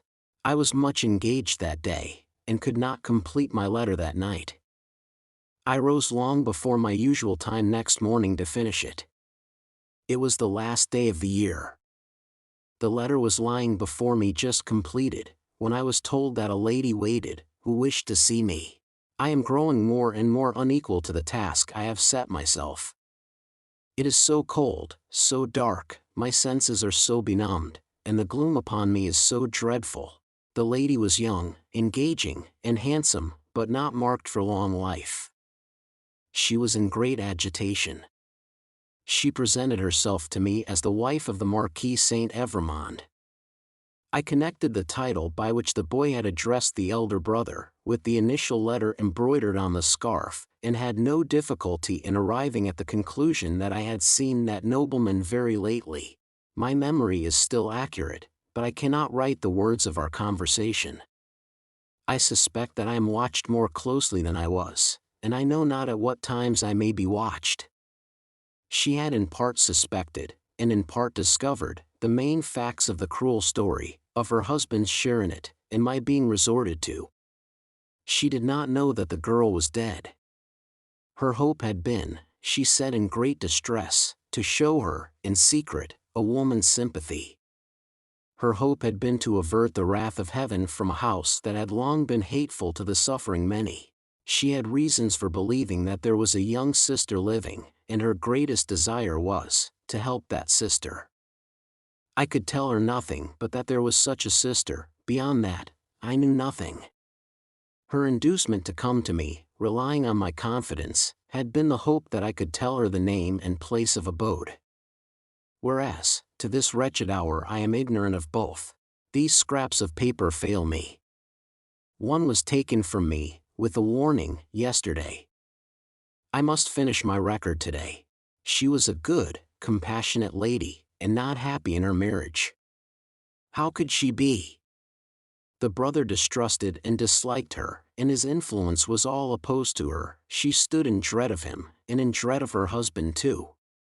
When I handed her down to the door, there was a child, a pretty boy from 2 to 3 years old, in her carriage. For his sake, doctor, she said, pointing to him in tears, I would do all I can to make what poor amends I can. He will never prosper in his inheritance otherwise. I have a presentiment that if no other innocent atonement is made for this, it will one day be required of him. What I have left to call my own, it is little beyond the worth of a few jewels. I will make it the first charge of his life to bestow, with the compassion and lamenting of his dead mother, on this injured family, if the sister can be discovered. She kissed the boy, and said, caressing him, It is for thine own dear sake. Thou wilt be faithful, little Charles? The child answered her bravely, Yes. I kissed her hand, and she took him in her arms, and went away caressing him. I never saw her more. As she had mentioned her husband's name in the faith that I knew it, I added no mention of it to my letter. I sealed my letter, and, not trusting it out of my own hands, delivered it myself that day. That night, the last night of the year, towards 9 o'clock, a man in a black dress rang at my gate, demanded to see me, and softly followed my servant, Ernest Defarge, a youth, upstairs. When my servant came into the room where I sat with my wife, oh my wife, beloved of my heart, my fair young English wife, we saw the man, who was supposed to be at the gate, standing silent behind him. An urgent case in the Rue Saint-Honoré, he said. It would not detain me, he had a coach in waiting. It brought me here, it brought me to my grave. When I was clear of the house, a black muffler was drawn tightly over my mouth from behind, and my arms were pinioned. The two brothers crossed the road from a dark corner, and identified me with a single gesture. The Marquis took from his pocket the letter I had written, showed it me, burned it in the light of a lantern that was held, and extinguished the ashes with his foot. Not a word was spoken. I was brought here, I was brought to my living grave. If it had pleased God to put it in the hard heart of either of the brothers, in all these frightful years, to grant me any tidings of my dearest wife, so much as to let me know by a word whether alive or dead, I might have thought that he had not quite abandoned them. But, now I believe that the mark of the Red Cross is fatal to them, and that they have no part in his mercies. And them and their descendants, to the last of their race, I, Alexander Manette, unhappy prisoner, do this last night of the year 1767, in my unbearable agony, denounce to the times when all these things shall be answered for. I denounce them to heaven and to earth. A terrible sound arose when the reading of this document was done. A sound of craving and eagerness that had nothing articulate in it but blood. The narrative called up the most revengeful passions of the time, and there was not a head in the nation but must have dropped before it. Little need, in presence of that tribunal and that auditory, to show how the Defarges had not made the paper public, with the other captured Bastille memorials borne in procession, and had kept it, biding their time. Little need to show that this detested family name had long been anathematized by Saint Antoine, and was wrought into the fatal register. The man never trod ground whose virtues and services would have sustained him in that place that day, against such denunciation, and all the worse for the doomed man, that the denouncer was a well-known citizen, his own attached friend, the father of his wife. One of the frenzied aspirations of the populace was, for imitations of the questionable public virtues of antiquity, and for sacrifices and self-immolations on the people's altar.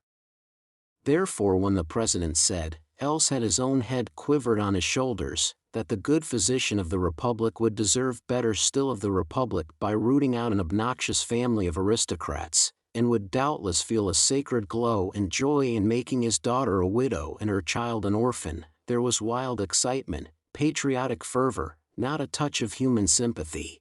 Much influence around him, has that doctor, murmured Madame Defarge, smiling to the vengeance. Save him now, my doctor, save him. At every juryman's vote, there was a roar. Another and another. Roar and roar. Unanimously voted. At heart and by descent an aristocrat, an enemy of the Republic, a notorious oppressor of the people. Back to the conciergerie, and death within 24 hours. Chapter 11. Dusk. The wretched wife of the innocent man thus doomed to die, fell under the sentence, as if she had been mortally stricken.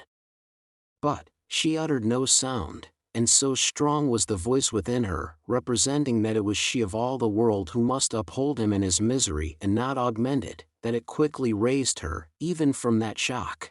The judges having to take part in a public demonstration out of doors, the tribunal adjourned.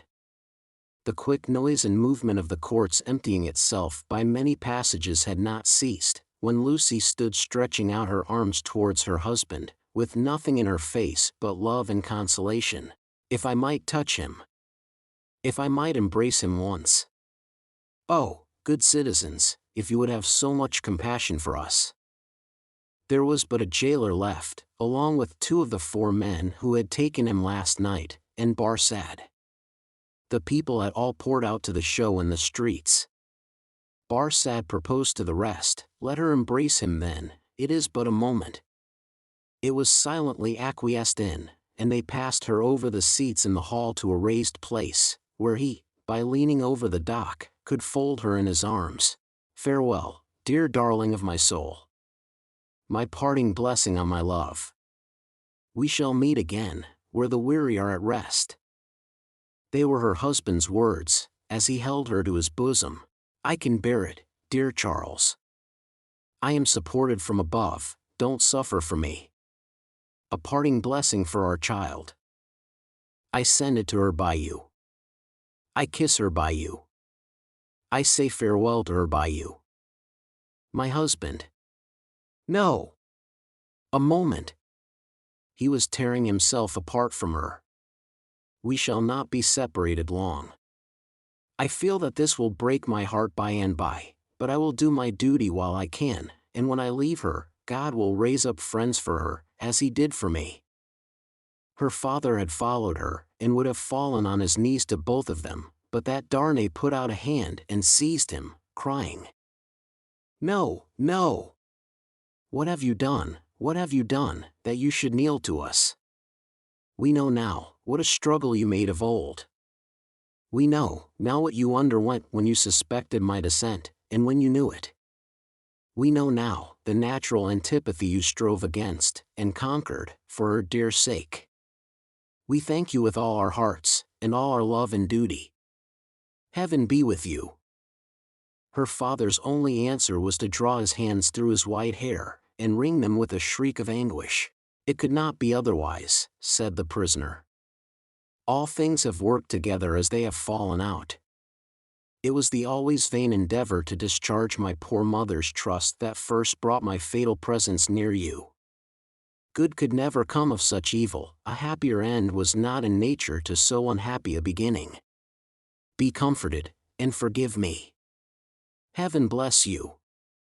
As he was drawn away, his wife released him, and stood looking after him with her hands touching one another in the attitude of prayer, and with a radiant look upon her face, in which there was even a comforting smile.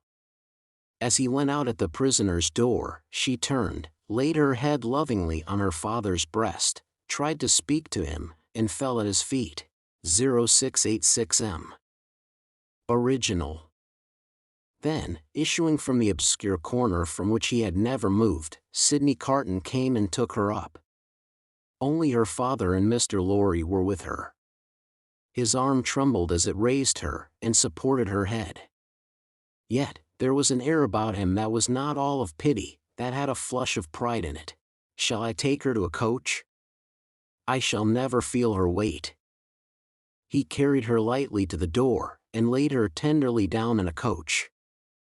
Her father and their old friend got into it, and he took his seat beside the driver.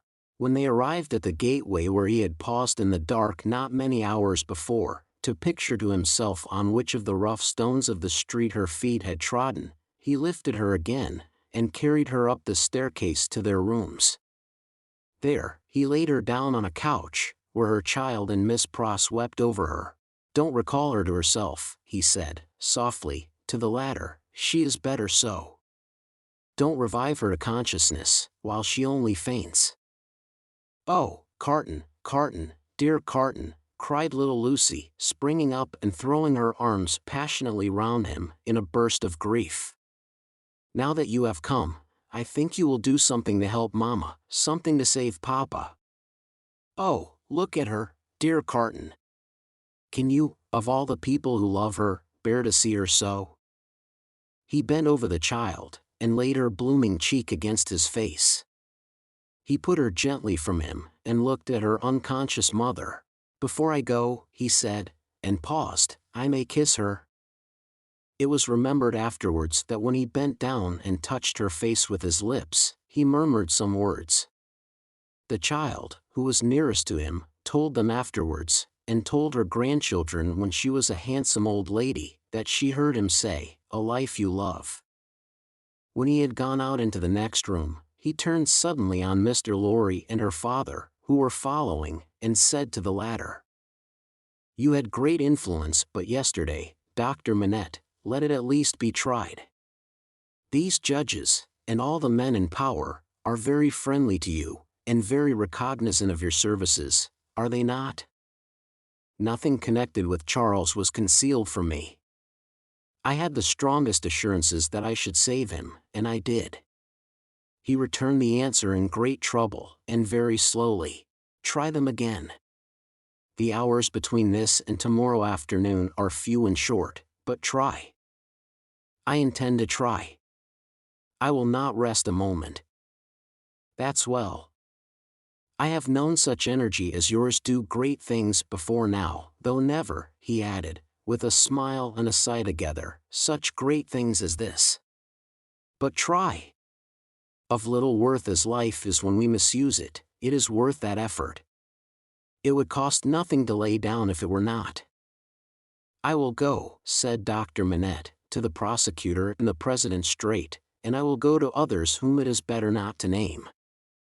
I will write too, but stay. There is a celebration in the streets, and no one will be accessible until dark." "That's true." "Well, it is a forlorn hope at the best, and not much the forlorner for being delayed till dark. I should like to know how you speed, though, mind. I expect nothing. What are you likely to have seen these dread powers, Dr. Manette?" "Immediately after dark, I should hope. Within an hour or two from this. It will be dark soon after 4. Let us stretch the hour or two. If I go to Mr. Lorry's at 9, shall I hear what you have done, either from our friend or from yourself?" "Yes." "May you prosper." Mr. Lorry followed Sidney to the outer door, and, touching him on the shoulder as he was going away, caused him to turn. "I have no hope," said Mr. Lorry, in a low and sorrowful whisper. "Nor have I. If any one of these men, or all of these men, were disposed to spare him, which is a large supposition, for what is his life, or any man's to them, I doubt if they durst spare him after the demonstration in the court. And so do I. I heard the fall of the axe in that sound." Mr. Lorry leaned his arm upon the doorpost, and bowed his face upon it. "Don't despond," said Carton, very gently, "don't grieve. I encouraged Dr. Manette in this idea, because I felt that it might one day be consolatory to her. Otherwise, she might think his life was wantonly thrown away or wasted, and that might trouble her." "Yes, yes, yes," returned Mr. Lorry, drying his eyes, "you are right. But he will perish, there is no real hope." "Yes. He will perish, there is no real hope," echoed Carton, and walked with a settled step, downstairs. Chapter 12. Darkness. Sidney Carton paused in the street, not quite decided where to go. "At Tellson's banking house at 9, he said, with a musing face. "Shall I do well, in the meantime, to show myself?" "I think so. It is best that these people should know there is such a man as I here. It is a sound precaution, and may be a necessary preparation. But care. Let me think it out." Checking his steps, which had begun to tend towards an object, he took a turn or two in the already darkening street, and traced the thought in his mind to its possible consequences. His first impression was confirmed.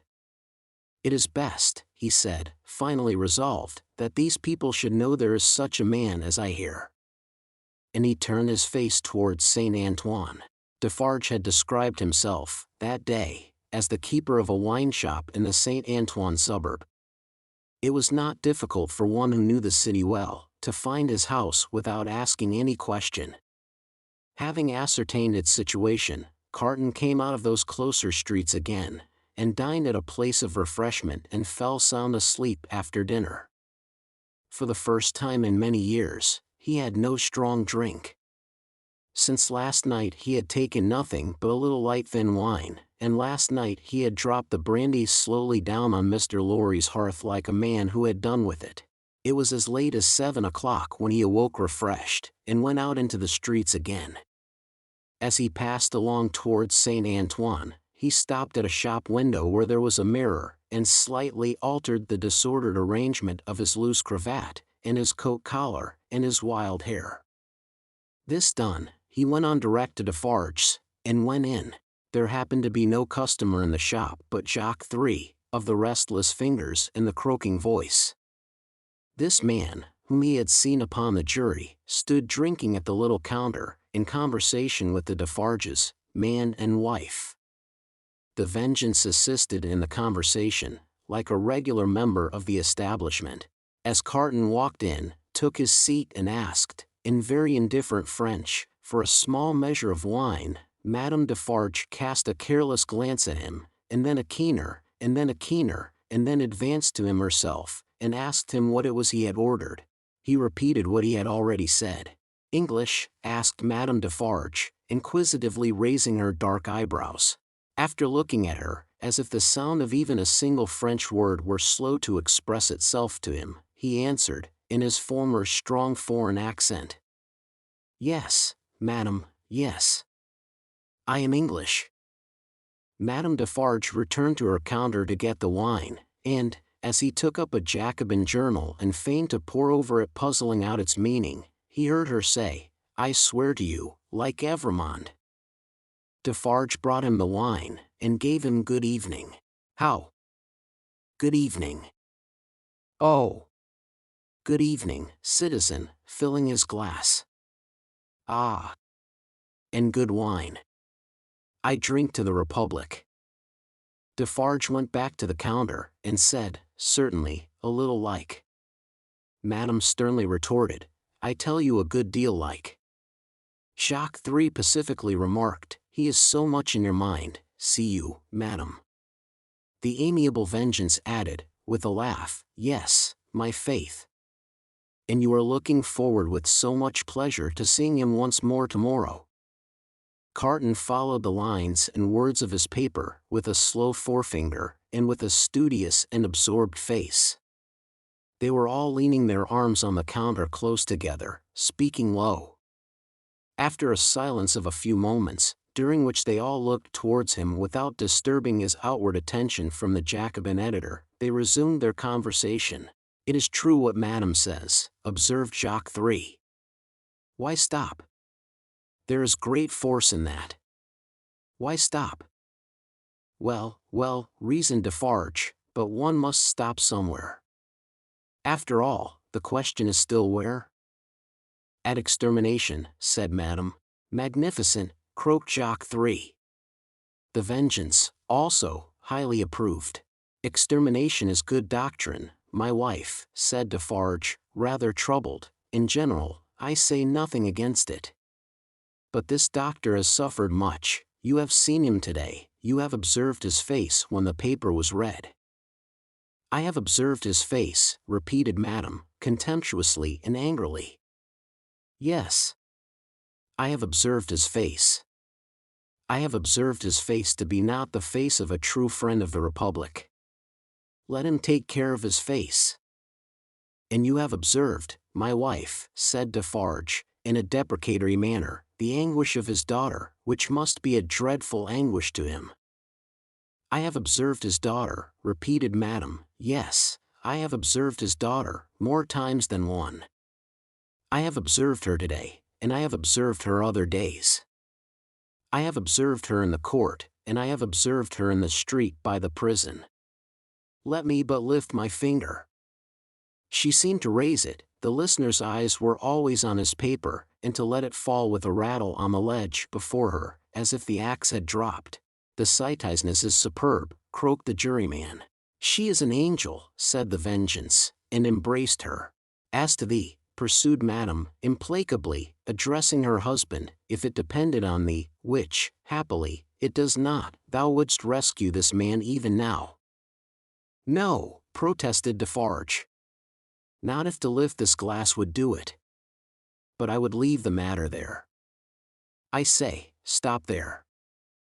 See you then, Jacques, said Madame Defarge, wrathfully, and see you, too, my little Vengeance, see you both. Listen. For other crimes as tyrants and oppressors, I have this race a long time on my register, doomed to destruction and extermination. Ask my husband, is that so? It is so, assented Defarge, without being asked.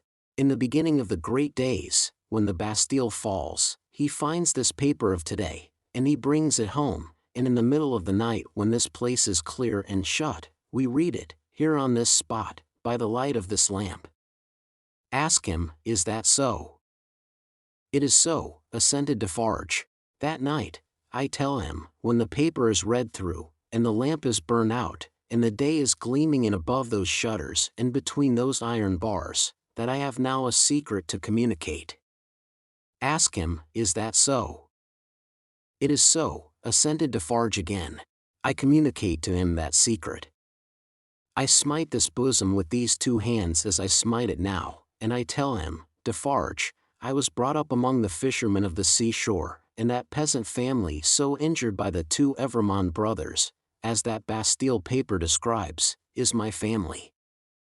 Defarge, that sister of the mortally wounded boy upon the ground was my sister, that husband was my sister's husband, that unborn child was their child, that brother was my brother, that father was my father, those dead are my dead, and that summons to answer for those things descends to me.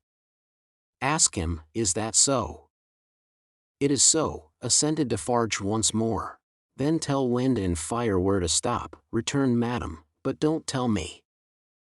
Both her hearers derived a horrible enjoyment from the deadly nature of her wrath. The listener could feel how white she was, without seeing her, and both highly commended it. Defarge, a weak minority, interposed a few words for the memory of the compassionate wife of the Marquis, but only elicited from his own wife a repetition of her last reply. Tell the wind and the fire where to stop, not me. Customers entered, and the group was broken up. The English customer paid for what he had, perplexedly counted his change, and asked, as a stranger, to be directed towards the National Palace. Madame Defarge took him to the door, and put her arm on his, in pointing out the road.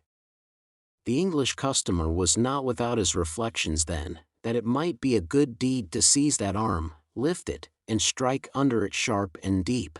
But he went his way, and was soon swallowed up in the shadow of the prison wall. At the appointed hour, he emerged from it to present himself in Mr. Lorry's room again, where he found the old gentleman walking to and fro in restless anxiety. He said he had been with Lucy until just now, and had only left her for a few minutes, to come and keep his appointment. Her father had not been seen, since he quitted the banking house towards 4 o'clock. She had some faint hopes that his mediation might save Charles, but they were very slight. He had been more than 5 hours gone. Where could he be? Mr. Lorry waited until 10, but, Dr. Manette not returning, and he being unwilling to leave Lucy any longer, it was arranged that he should go back to her, and come to the banking house again at midnight. In the meanwhile, Carton would wait alone by the fire for the doctor. He waited and waited, and the clock struck 12, but Dr. Manette did not come back. Mr. Lorry returned, and found no tidings of him, and brought none. Where could he be? They were discussing this question, and were almost building up some weak structure of hope on his prolonged absence, when they heard him on the stairs. The instant he entered the room, it was plain that all was lost. Whether he had really been to any one, or whether he had been all that time traversing the streets, was never known. As he stood staring at them, they asked him no question, for his face told them everything. I cannot find it, said he, and I must have it. Where is it? His head and throat were bare, and, as he spoke with a helpless look straying all around, he took his coat off, and let it drop on the floor. Where is my bench? I have been looking everywhere for my bench, and I can't find it. What have they done with my work? Time presses. I must finish those shoes. They looked at one another, and their hearts died within them. "Come, come," said he, in a whimpering miserable way, "let me get to work. Give me my work." Receiving no answer, he tore his hair, and beat his feet upon the ground, like a distracted child. "Don't torture a poor forlorn wretch," he implored them, with a dreadful cry, "but give me my work. What is to become of us, if those shoes are not done tonight?" Lost, utterly lost. It was so clearly beyond hope to reason with him, or try to restore him, that, as if by agreement, they each put a hand upon his shoulder, and soothed him to sit down before the fire, with a promise that he should have his work presently. He sank into the chair, and brooded over the embers, and shed tears. As if all that had happened since the garret time were a momentary fancy, or a dream, Mr. Lorry saw him shrink into the exact figure that Defarge had had in keeping. Affected, and impressed with terror as they both were, by this spectacle of ruin, it was not a time to yield to such emotions. His lonely daughter, bereft of her final hope and reliance, appealed to them both too strongly. Again, as if by agreement, they looked at one another with one meaning in their faces. Carton was the first to speak. "The last chance is gone, it was not much. Yes, he had better be taken to her. But, before you go, will you, for a moment, steadily attend to me? Don't ask me why I make the stipulations I am going to make, and exact the promise I am going to exact. I have a reason, a good one." "I do not doubt it," answered Mr. Lorry. "Say on." The figure in the chair between them was all the time monotonously rocking itself to and fro, and moaning. They spoke in such a tone as they would have used if they had been watching by a sick bed in the night. Carton stooped to pick up the coat, which lay almost entangling his feet. As he did so, a small case in which the doctor was accustomed to carry the lists of his day's duties, fell lightly on the floor. Carton took it up, and there was a folded paper in it. "We should look at this," he said. Mr. Lorry nodded his consent. He opened it, and exclaimed, "Thank God!" "What is it?" asked Mr. Lorry, eagerly. "A moment. Let me speak of it in its place." First, he put his hand in his coat, and took another paper from it. "That is the certificate which enables me to pass out of this city. Look at it. You see, Sidney Carton, an Englishman." Mr. Lorry held it open in his hand, gazing in his earnest face. "Keep it for me until tomorrow.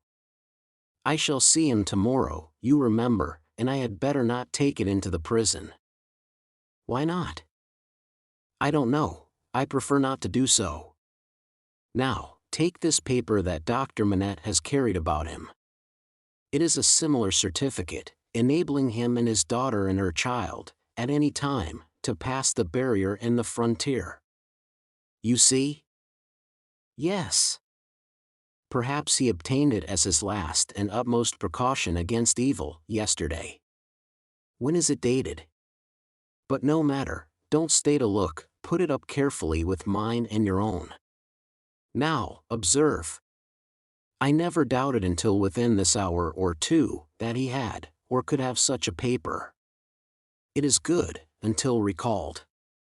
But it may be soon recalled, and, I have reason to think, will be. They are not in danger? They are in great danger. They are in danger of denunciation by Madame Defarge. I know it from her own lips.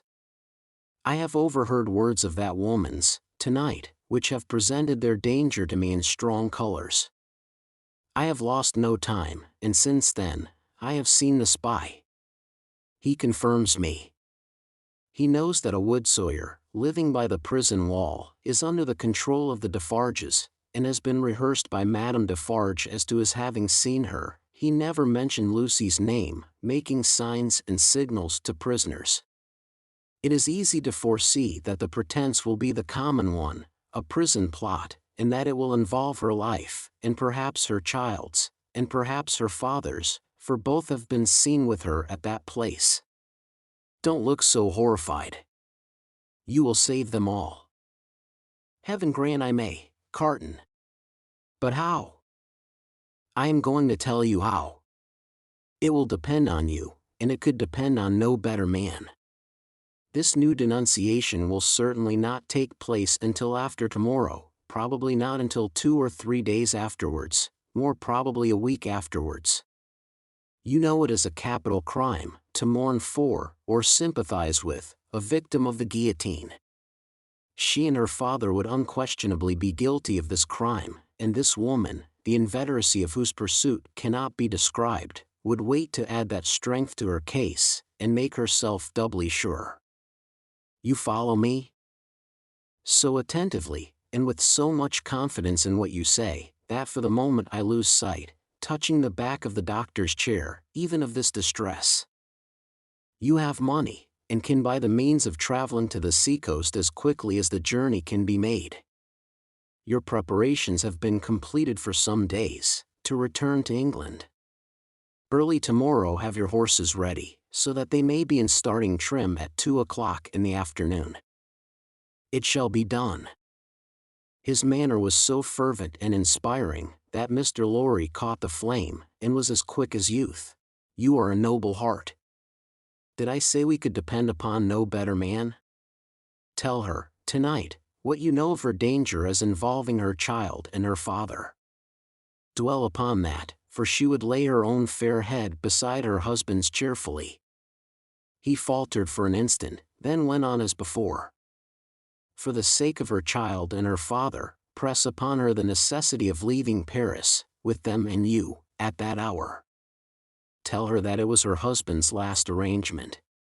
Tell her that more depends upon it than she dare believe, or hope. You think that her father, even in this sad state, will submit himself to her, do you not? I am sure of it. I thought so. Quietly and steadily have all these arrangements made in the courtyard here, even to the taking of your own seat in the carriage. The moment I come to you, take me in, and drive away. I understand that I wait for you under all circumstances. You have my certificate in your hand with the rest, you know, and will reserve my place. Wait for nothing but to have my place occupied, and then for England. Why, then, said Mr. Lorry, grasping his eager but so firm and steady hand, it does not all depend on one old man, but I shall have a young and ardent man at my side. By the help of heaven you shall. Promise me solemnly that nothing will influence you to alter the course on which we now stand pledged to one another. Nothing, Carton. Remember these words tomorrow, change the course, or delay in it, for any reason, and no life can possibly be saved, and many lives must inevitably be sacrificed. I will remember them. I hope to do my part faithfully. And I hope to do mine. Now, good-bye. Though he said it with a grave smile of earnestness, and though he even put the old man's hand to his lips, he did not part from him then. He helped him so far to arouse the rocking figure before the dying embers, as to get a cloak and hat put upon it, and to tempt it forth to find where the bench and work were hidden that it still moaningly besought to have. He walked on the other side of it and protected it to the courtyard of the house where the afflicted heart, so happy in the memorable time when he had revealed his own desolate heart to it, outwatched the awful night. He entered the courtyard and remained there for a few moments alone, looking up at the light in the window of her room. Before he went away, he breathed a blessing towards it, and a farewell. Chapter 13. 52. In the black prison of the conciergerie, the doomed of the day awaited their fate. They were in number as the weeks of the year. 52 were to roll that afternoon on the life tide of the city to the boundless everlasting sea. Before their cells were quit of them, new occupants were appointed. Before their blood ran into the blood spilled yesterday, the blood that was to mingle with theirs tomorrow was already set apart. 212 were told off. From the farmer general of 70, whose riches could not buy his life, to the seamstress of 20, whose poverty and obscurity could not save her. Physical diseases, engendered in the vices and neglects of men, will seize on victims of all degrees, and the frightful moral disorder, born of unspeakable suffering, intolerable oppression, and heartless indifference, smote equally without distinction. Charles Darnay, alone in a cell, had sustained himself with no flattering delusion since he came to it from the tribunal. In every line of the narrative he had heard his condemnation. He had fully comprehended that no personal influence could possibly save him, that he was virtually sentenced by the millions, and that units could avail him nothing. Nevertheless, it was not easy, with the face of his beloved wife fresh before him, to compose his mind to what it must bear. His hold on life was strong, and it was very, very hard to loosen. By gradual efforts and degrees unclosed a little here, it clenched the tighter there, and when he brought his strength to bear on that hand and it yielded, this was closed again. There was a hurry, too, in all his thoughts, a turbulent and heated working of his heart, that contended against resignation. If, for a moment, he did feel resigned, then his wife and child who had to live after him, seemed to protest and to make it a selfish thing. But, all this was at first. Before long, the consideration that there was no disgrace in the fate he must meet, and that numbers went the same road wrongfully, and trod it firmly every day, sprang up to stimulate him. Next followed the thought that much of the future peace of mind enjoyable by the dear ones, depended on his quiet fortitude. So, by degrees he calmed into the better state, when he could raise his thoughts much higher, and draw comfort down. Before it had set in dark on the night of his condemnation, he had traveled thus far on his last way. Being allowed to purchase the means of writing, and a light, he sat down to write until such time as the prison lamps should be extinguished. He wrote a long letter to Lucy, showing her that he had known nothing of her father's imprisonment, until he had heard of it from herself, and that he had been as ignorant as she of his father's and uncle's responsibility for that misery, until the paper had been read. He had already explained to her that his concealment from herself of the name he had relinquished, was the one condition, fully intelligible now, that her father had attached to their betrothal, and was the one promise he had still exacted on the morning of their marriage. He entreated her, for her father's sake, never to seek to know whether her father had become oblivious of the existence of the paper, or had had it recalled to him, for the moment, or for good, by the story of the tower, on that old Sunday under the dear old plane tree in the garden. If he had preserved any definite remembrance of it, there could be no doubt that he had supposed it destroyed with the Bastille, when he had found no mention of it among the relics of prisoners which the populace had discovered there, and which had been described to all the world. He besought her, though he added that he knew it was needless, to console her father, by impressing him through every tender means she could think of, with the truth that he had done nothing for which he could justly reproach himself, but had uniformly forgotten himself for their joint sakes. Next to her preservation of his own last grateful love and blessing, and her overcoming of her sorrow, to devote herself to their dear child, he adjured her, as they would meet in heaven, to comfort her father. To her father himself, he wrote in the same strain, but he told her father that he expressly confided his wife and child to his care. And he told him this, very strongly, with the hope of rousing him from any despondency or dangerous retrospect towards which he foresaw he might be tending. To Mr. Lorry, he commended them all, and explained his worldly affairs. That done, with many added sentences of grateful friendship and warm attachment, all was done. He never thought of Carton. His mind was so full of the others, that he never once thought of him. He had time to finish these letters before the lights were put out. When he lay down on his straw bed, he thought he had done with this world. But it beckoned him back in his sleep, and showed itself in shining forms. Free and happy, back in the old house in Soho, though it had nothing in it like the real house, unaccountably released and light of heart, he was with Lucy again, and she told him it was all a dream, and he had never gone away. A pause of forgetfulness, and then he had even suffered, and had come back to her, dead and at peace, and yet there was no difference in him. Another pause of oblivion, and he awoke in the somber morning, unconscious where he was or what had happened, until it flashed upon his mind, "This is the day of my death." Thus, had he come through the hours, to the day when the 52 heads were to fall. And now, while he was composed, and hoped that he could meet the end with quiet heroism, a new action began in his waking thoughts, which was very difficult to master. He had never seen the instrument that was to terminate his life.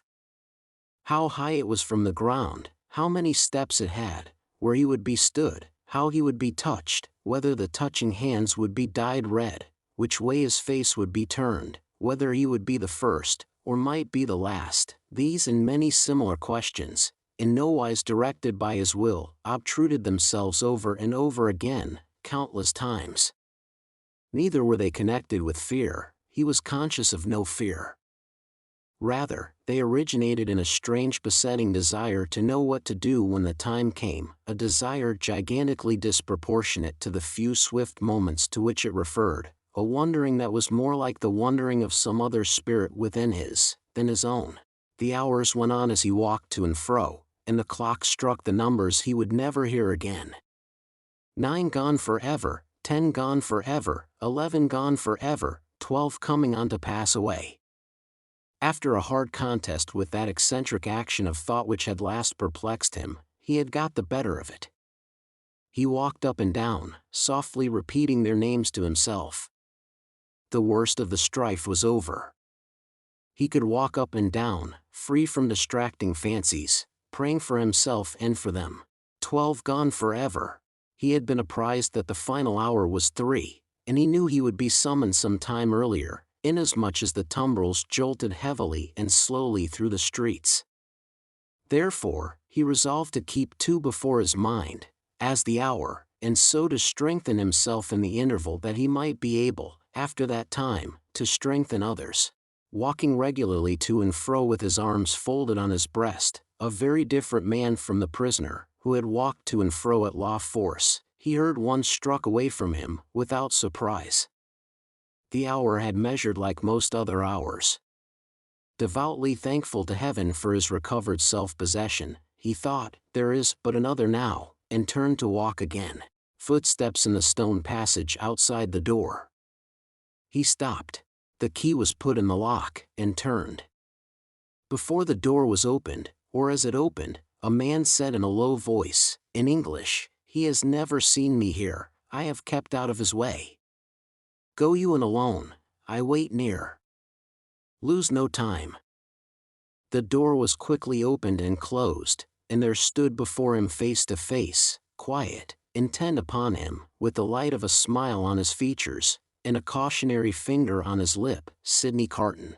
There was something so bright and remarkable in his look, that, for the first moment, the prisoner misdoubted him to be an apparition of his own imagining.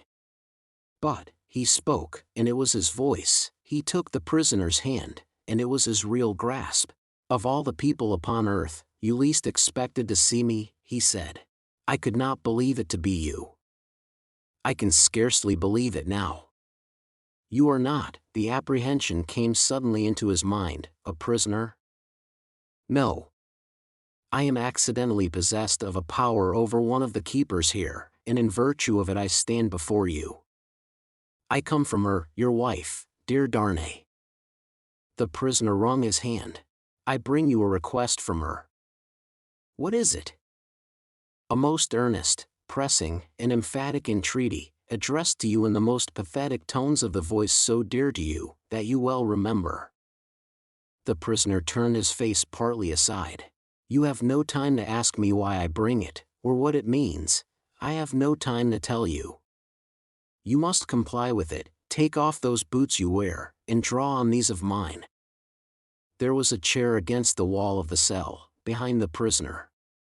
Carton, pressing forward, had already, with the speed of lightning, got him down into it, and stood over him, barefoot. "Draw on these boots of mine. Put your hands to them, put your will to them. Quick! Carton, there is no escaping from this place, it never can be done. You will only die with me. It is madness. It would be madness if I asked you to escape, but do I? When I ask you to pass out at that door, tell me it is madness and remain here. Change that cravat for this of mine, that coat for this of mine. While you do it, let me take this ribbon from your hair, and shake out your hair like this of mine." With wonderful quickness, and with a strength both of will and action that appeared quite supernatural, he forced all these changes upon him. The prisoner was like a young child in his hands. "Carton! Dear Carton! It is madness. It cannot be accomplished, it never can be done, it has been attempted, and has always failed. I implore you not to add your death to the bitterness of mine. Do I ask you, my dear Darnay, to pass the door? When I ask that, refuse. There are pen and ink and paper on this table. Is your hand steady enough to write? It was when you came in. Steady it again, and write what I shall dictate. Quick, friend, quick." Pressing his hand to his bewildered head, Darnay sat down at the table. Carton, with his right hand in his breast, stood close beside him. "Write exactly as I speak." "To whom do I address it?" "To no one." Carton still had his hand in his breast. "Do I date it?" "No." The prisoner looked up, at each question. Carton, standing over him with his hand in his breast, looked down. "If you remember," said Carton, dictating, "the words that passed between us, long ago, you will readily comprehend this when you see it. You do remember them, I know. It is not in your nature to forget them." He was drawing his hand from his breast, the prisoner chancing to look up in his hurried wonder as he wrote. The hand stopped, closing upon something. "Have you written 'forget them'?" Carton asked. "I have." "Is that a weapon in your hand?" "No, I am not armed." "What is it in your hand?" "You shall know directly." "Write on, there are but a few words more." He dictated again. "I am thankful that the time has come when I can prove them. That I do so is no subject for regret or grief." As he said these words with his eyes fixed on the writer, his hand slowly and softly moved down close to the writer's face. The pen dropped from Darnay's fingers on the table, and he looked about him vacantly. "What vapor is that?" he asked. "Vapor? Something that crossed me? I am conscious of nothing, there can be nothing here. Take up the pen and finish. Hurry, hurry!" As if his memory were impaired, or his faculties disordered, the prisoner made an effort to rally his attention. As he looked at Carton with clouded eyes and with an altered manner of breathing, Carton, his hand again in his breast, looked steadily at him. "Hurry, hurry!" The prisoner bent over the paper, once more. If it had been otherwise, Carton's hand was again watchfully and softly stealing down. I never should have used the longer opportunity. If it had been otherwise, the hand was at the prisoner's face, I should but have had so much the more to answer for. If it had been otherwise, Carton looked at the pen and saw it was trailing off into unintelligible signs. Carton's hand moved back to his breast no more. The prisoner sprang up with a reproachful look, but Carton's hand was close and firm at his nostrils, and Carton's left arm caught him round the waist. For a few seconds he faintly struggled with the man who had come to lay down his life for him, but, within a minute or so, he was stretched insensible on the ground. Quickly, but with hands as true to the purpose as his heart was, Carton dressed himself in the clothes the prisoner had laid aside, combed back his hair, and tied it with the ribbon the prisoner had worn. Then, he softly called, "Enter there." "Come in," and the spy presented himself. "You see," said Carton, looking up, as he kneeled on one knee beside the insensible figure, putting the paper in the breast, "is your hazard very great?" "Mr. Carton," the spy answered, with a timid snap of his fingers, "my hazard is not that, in the thick of business here, if you are true to the whole of your bargain. Don't fear me. I will be true to the death. You must be, Mr. Carton, if the tale of 52 is to be right. Being made right by you in that dress, I shall have no fear." "Have no fear.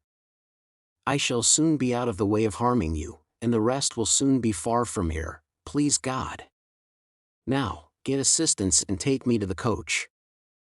You, said the spy nervously. Him, man, with whom I have exchanged. You go out at the gate by which you brought me in? Of course. I was weak and faint when you brought me in, and I am fainter now you take me out. The parting interview has overpowered me. Such a thing has happened here, often, and too often. Your life is in your own hands. Quick! Call assistance. You swear not to betray me, said the trembling spy, as he paused for a last moment. Man, returned Carton, stamping his foot, have I sworn by no solemn vow already, to go through with this, that you waste the precious moments now? Take him yourself to the courtyard you know of, place him yourself in the carriage, show him yourself to Mr. Lorry, tell him yourself to give him no restorative but air, and to remember my words of last night, and his promise of last night, and drive away. The spy withdrew, and Carton seated himself at the table, resting his forehead on his hands. The spy returned immediately, with 2 men. How, then, said one of them, contemplating the fallen figure. So afflicted to find that his friend has drawn a prize in the lottery of St. Guillotine? A good patriot, said the other, could hardly have been more afflicted if the aristocrat had drawn a blank. They raised the unconscious figure, placed it on a litter they had brought to the door, and bent to carry it away. The time is short, Evrémonde, said the spy, in a warning voice. I know it well, answered Carton. Be careful of my friend, I entreat you, and leave me. Come, then, my children, said Barsad. Lift him, and come away. The door closed, and Carton was left alone. Straining his powers of listening to the utmost, he listened for any sound that might denote suspicion or alarm. There was none. Keys turned, doors clashed, footsteps passed along distant passages, no cry was raised, or hurry made, that seemed unusual. Breathing more freely in a little while, he sat down at the table, and listened again until the clock struck 2.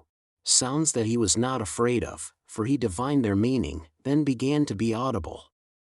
Several doors were opened in succession, and finally his own. A jailer, with a list in his hand, looked in, merely saying, Follow me, Evrémonde, and he followed into a large dark room, at a distance. It was a dark winter day, and what with the shadows within, and what with the shadows without, he could but dimly discern the others who were brought there to have their arms bound. Some were standing, some seated. Some were lamenting, and in restless motion, but these were few. The great majority were silent and still, looking fixedly at the ground.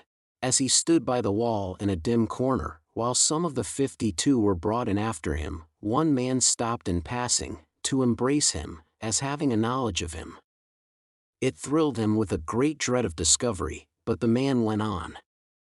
A very few moments after that, a young woman, with a slight girlish form, a sweet spare face in which there was no vestige of color, and large widely open patient eyes, rose from the seat where he had observed her sitting, and came to speak to him. Citizen Evrémonde, she said, touching him with her cold hand. I am a poor little seamstress, who is with you in law force. He murmured for answer, True. I forget what you were accused of. Plots.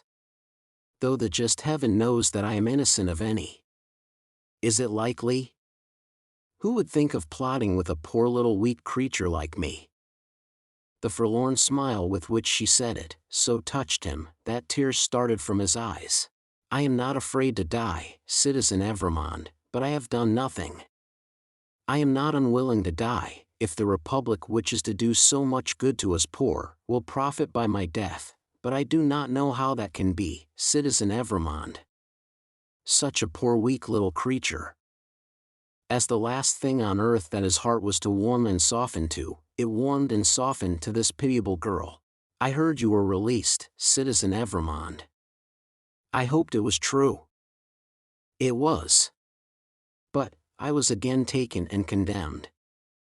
If I may ride with you, Citizen Evrémonde, Will you let me hold your hand? I am not afraid, but I am little and weak, and it will give me more courage. As the patient eyes were lifted to his face, he saw a sudden doubt in them, and then astonishment. He pressed the work-worn, hunger-worn young fingers, and touched his lips. Are you dying for him? She whispered. And his wife and child. Hush. Yes. Oh, you will let me hold your brave hand, stranger? Hush. Yes, my poor sister, to the last. The same shadows that are falling on the prison, are falling, in that same hour of the early afternoon, on the barrier with the crowd about it, when a coach going out of Paris drives up to be examined. Who goes here? Whom have we within? Papers. The papers are handed out, and read. Alexander Manette. Physician. French. Which is he? This is he, this helpless, inarticulately murmuring, wandering old man pointed out. Apparently the citizen doctor is not in his right mind. The revolution fever will have been too much for him. Greatly too much for him. Ha! Many suffer with it. Lucy. His daughter. French. Which is she? This is she. Apparently it must be. Lucy, the wife of Evrémonde, is it not? It is. Ha! Evrémonde has an assignation elsewhere. Lucy, her child. English. This is she? She and no other. Kiss me, child of Evrémonde. Now, thou hast kissed a good Republican, something new in thy family, remember it. Sidney Carton. Advocate. English. Which is he? He lies here, in this corner of the carriage. He, too, is pointed out. Apparently the English advocate is in a swoon. It is hoped he will recover in the fresher air. It is represented that he is not in strong health, and has separated sadly from a friend who is under the displeasure of the Republic. Is that all? It is not a great deal, that. Many are under the displeasure of the Republic, and must look out at the little window. Jarvis Lorry. Banker. English. Which is he? I am he. Necessarily, being the last. It is Jarvis Lorry who has replied to all the previous questions. It is Jarvis Lorry who has alighted and stands with his hand on the coach door, replying to a group of officials. They leisurely walk round the carriage and leisurely mount the box, to look at what little luggage it carries on the roof. The country people hanging about, press nearer to the coach doors and greedily stare in. A little child, carried by its mother, has its short arm held out for it, that it may touch the wife of an aristocrat who has gone to the guillotine. Behold your papers, Jarvis Lorry, countersigned. One can depart, citizen. One can depart. Forward, my postilions. A good journey. I salute you, citizens, and the first danger past. These are again the words of Jarvis Lorry, as he clasps his hands, and looks upward. There is terror in the carriage, there is weeping, there is the heavy breathing of the insensible traveler. Are we not going too slowly? Can they not be induced to go faster? Asks Lucy, clinging to the old man. It would seem like flight, my darling. I must not urge them too much, it would rouse suspicion. Look back, and see if we are pursued. The road is clear, my dearest.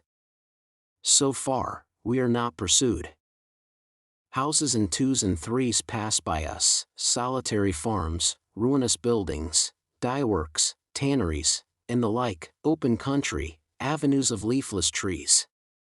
The hard uneven pavement is under us, the soft deep mud is on either side. Sometimes, we strike into the skirting mud, to avoid the stones that clatter us and shake us. Sometimes, we stick in ruts and sloughs there. The agony of our impatience is then so great, that in our wild alarm and hurry we are for getting out and running, hiding, doing anything but stopping. Out of the open country, and again among ruinous buildings, solitary farms, dyeworks, tanneries, and the like, cottages in twos and threes, avenues of leafless trees. Have these men deceived us, and taken us back by another road? Is not this the same place twice over? Thank heaven, no. A village. Look back, and see if we are pursued. Hush! The posting house. Leisurely, our 4 horses are taken out, leisurely, the coach stands in the little street, bereft of horses, and with no likelihood upon it of ever moving again. Leisurely, the new horses come into visible existence, one by one. Leisurely, the new postilions follow, sucking and plaiting the lashes of their whips. Leisurely, the old postilions count their money, make wrong additions, and arrive at dissatisfied results. All the time, our overfraught hearts are beating at a rate that would far outstrip the fastest gallop of the fastest horses ever foaled. At length the new postilions are in their saddles, and the old are left behind. We are through the village, up the hill, and down the hill, and on the low watery grounds. Suddenly, the postilions exchange speech with animated gesticulation, and the horses are pulled up, almost on their haunches. We are pursued. Ho! Within the carriage there.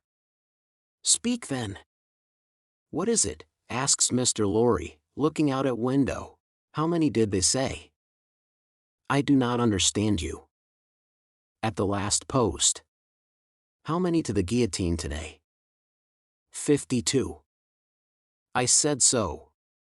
A brave number. My fellow citizen here would have it 42. 10 more heads are worth having. The guillotine goes handsomely. I love it. High forward. Whoop! The night comes on dark. He moves more, he is beginning to revive, and to speak intelligibly. He thinks they are still together. He asks him, by his name, what he has in his hand. Oh, pity us, kind heaven, and help us. Look out, and see if we are pursued.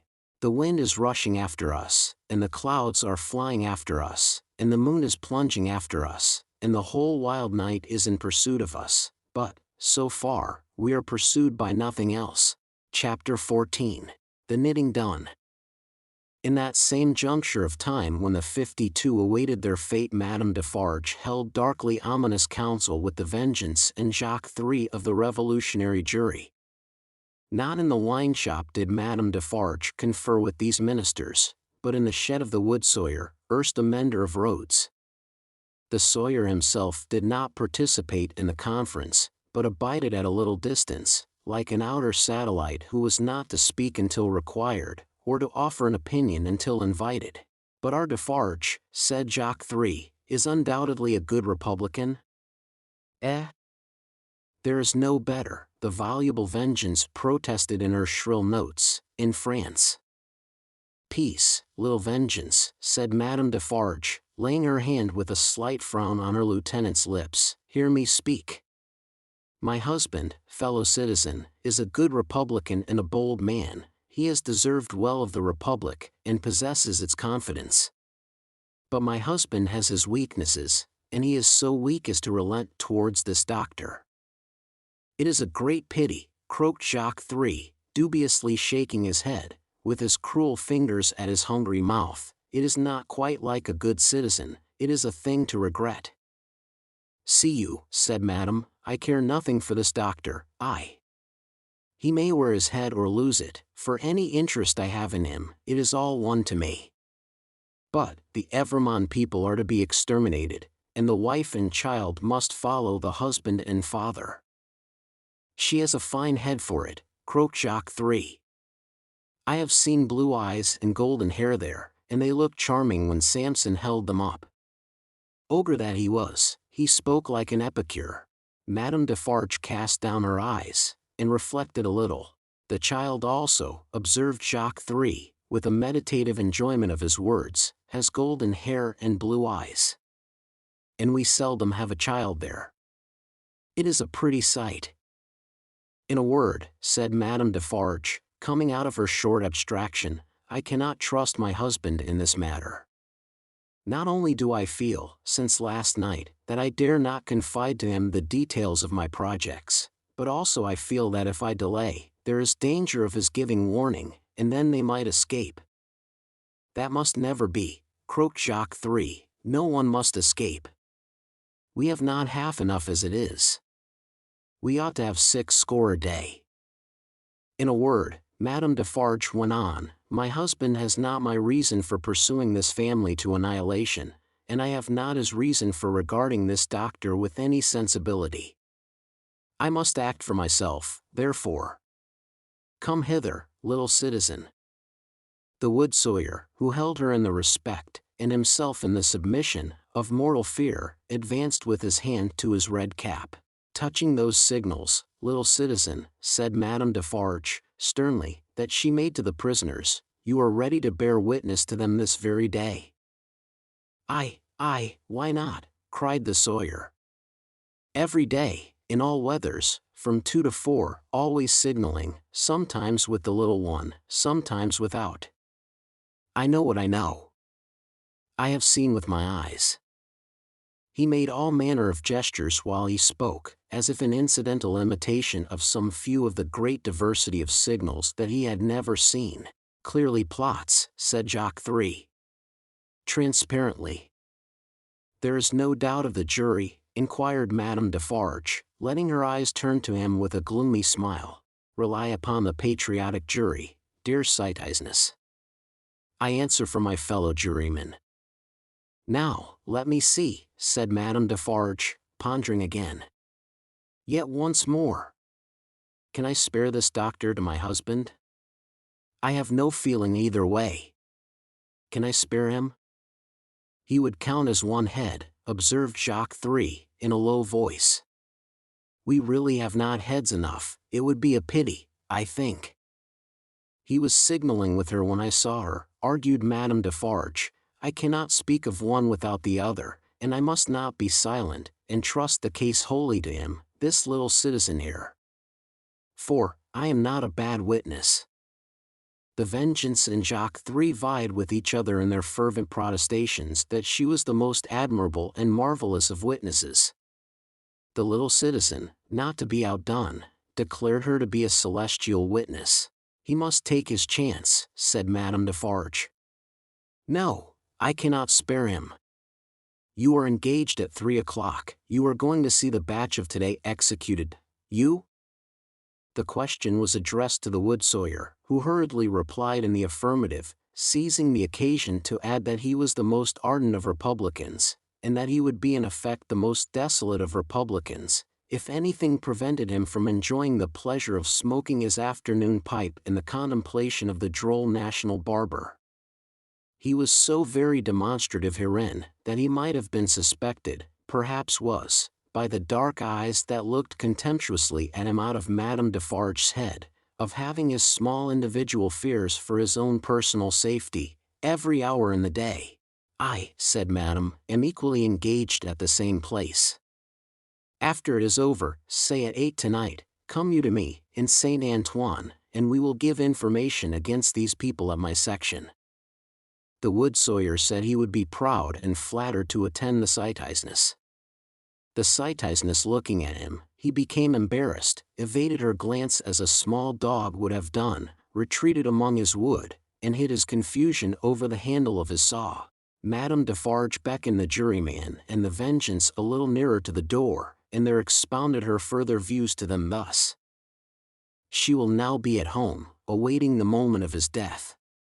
She will be mourning and grieving. She will be in a state of mind to impeach the justice of the Republic. She will be full of sympathy with its enemies. I will go to her. What an admirable woman, what an adorable woman, exclaimed Jacques III, rapturously. Ah, my cherished, cried the Vengeance, and embraced her. Take you my knitting, said Madame Defarge, placing it in her lieutenant's hands, and have it ready for me in my usual seat. Keep me my usual chair. Go you there, straight, for there will probably be a greater concourse than usual, today. "I willingly obey the orders of my chief," said the Vengeance with alacrity, and kissing her cheek. "You will not be late?" "I shall be there before the commencement." "And before the tumbrils arrive?" "Be sure you are there, my soul," said the Vengeance, calling after her, for she had already turned into the street, "before the tumbrils arrive." Madame Defarge slightly waved her hand, to imply that she heard, and might be relied upon to arrive in good time, and so went through the mud, and round the corner of the prison wall. The Vengeance and the juryman, looking after her as she walked away, were highly appreciative of her fine figure, and her superb moral endowments.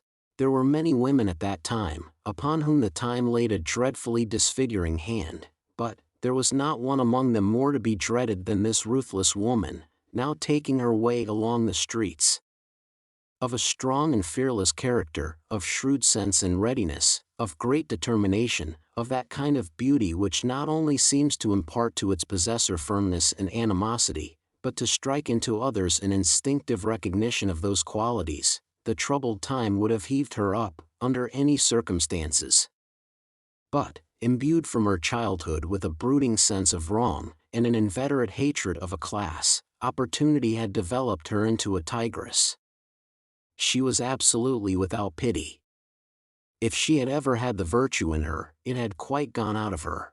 It was nothing to her that an innocent man was to die for the sins of his forefathers. She saw, not him, but them.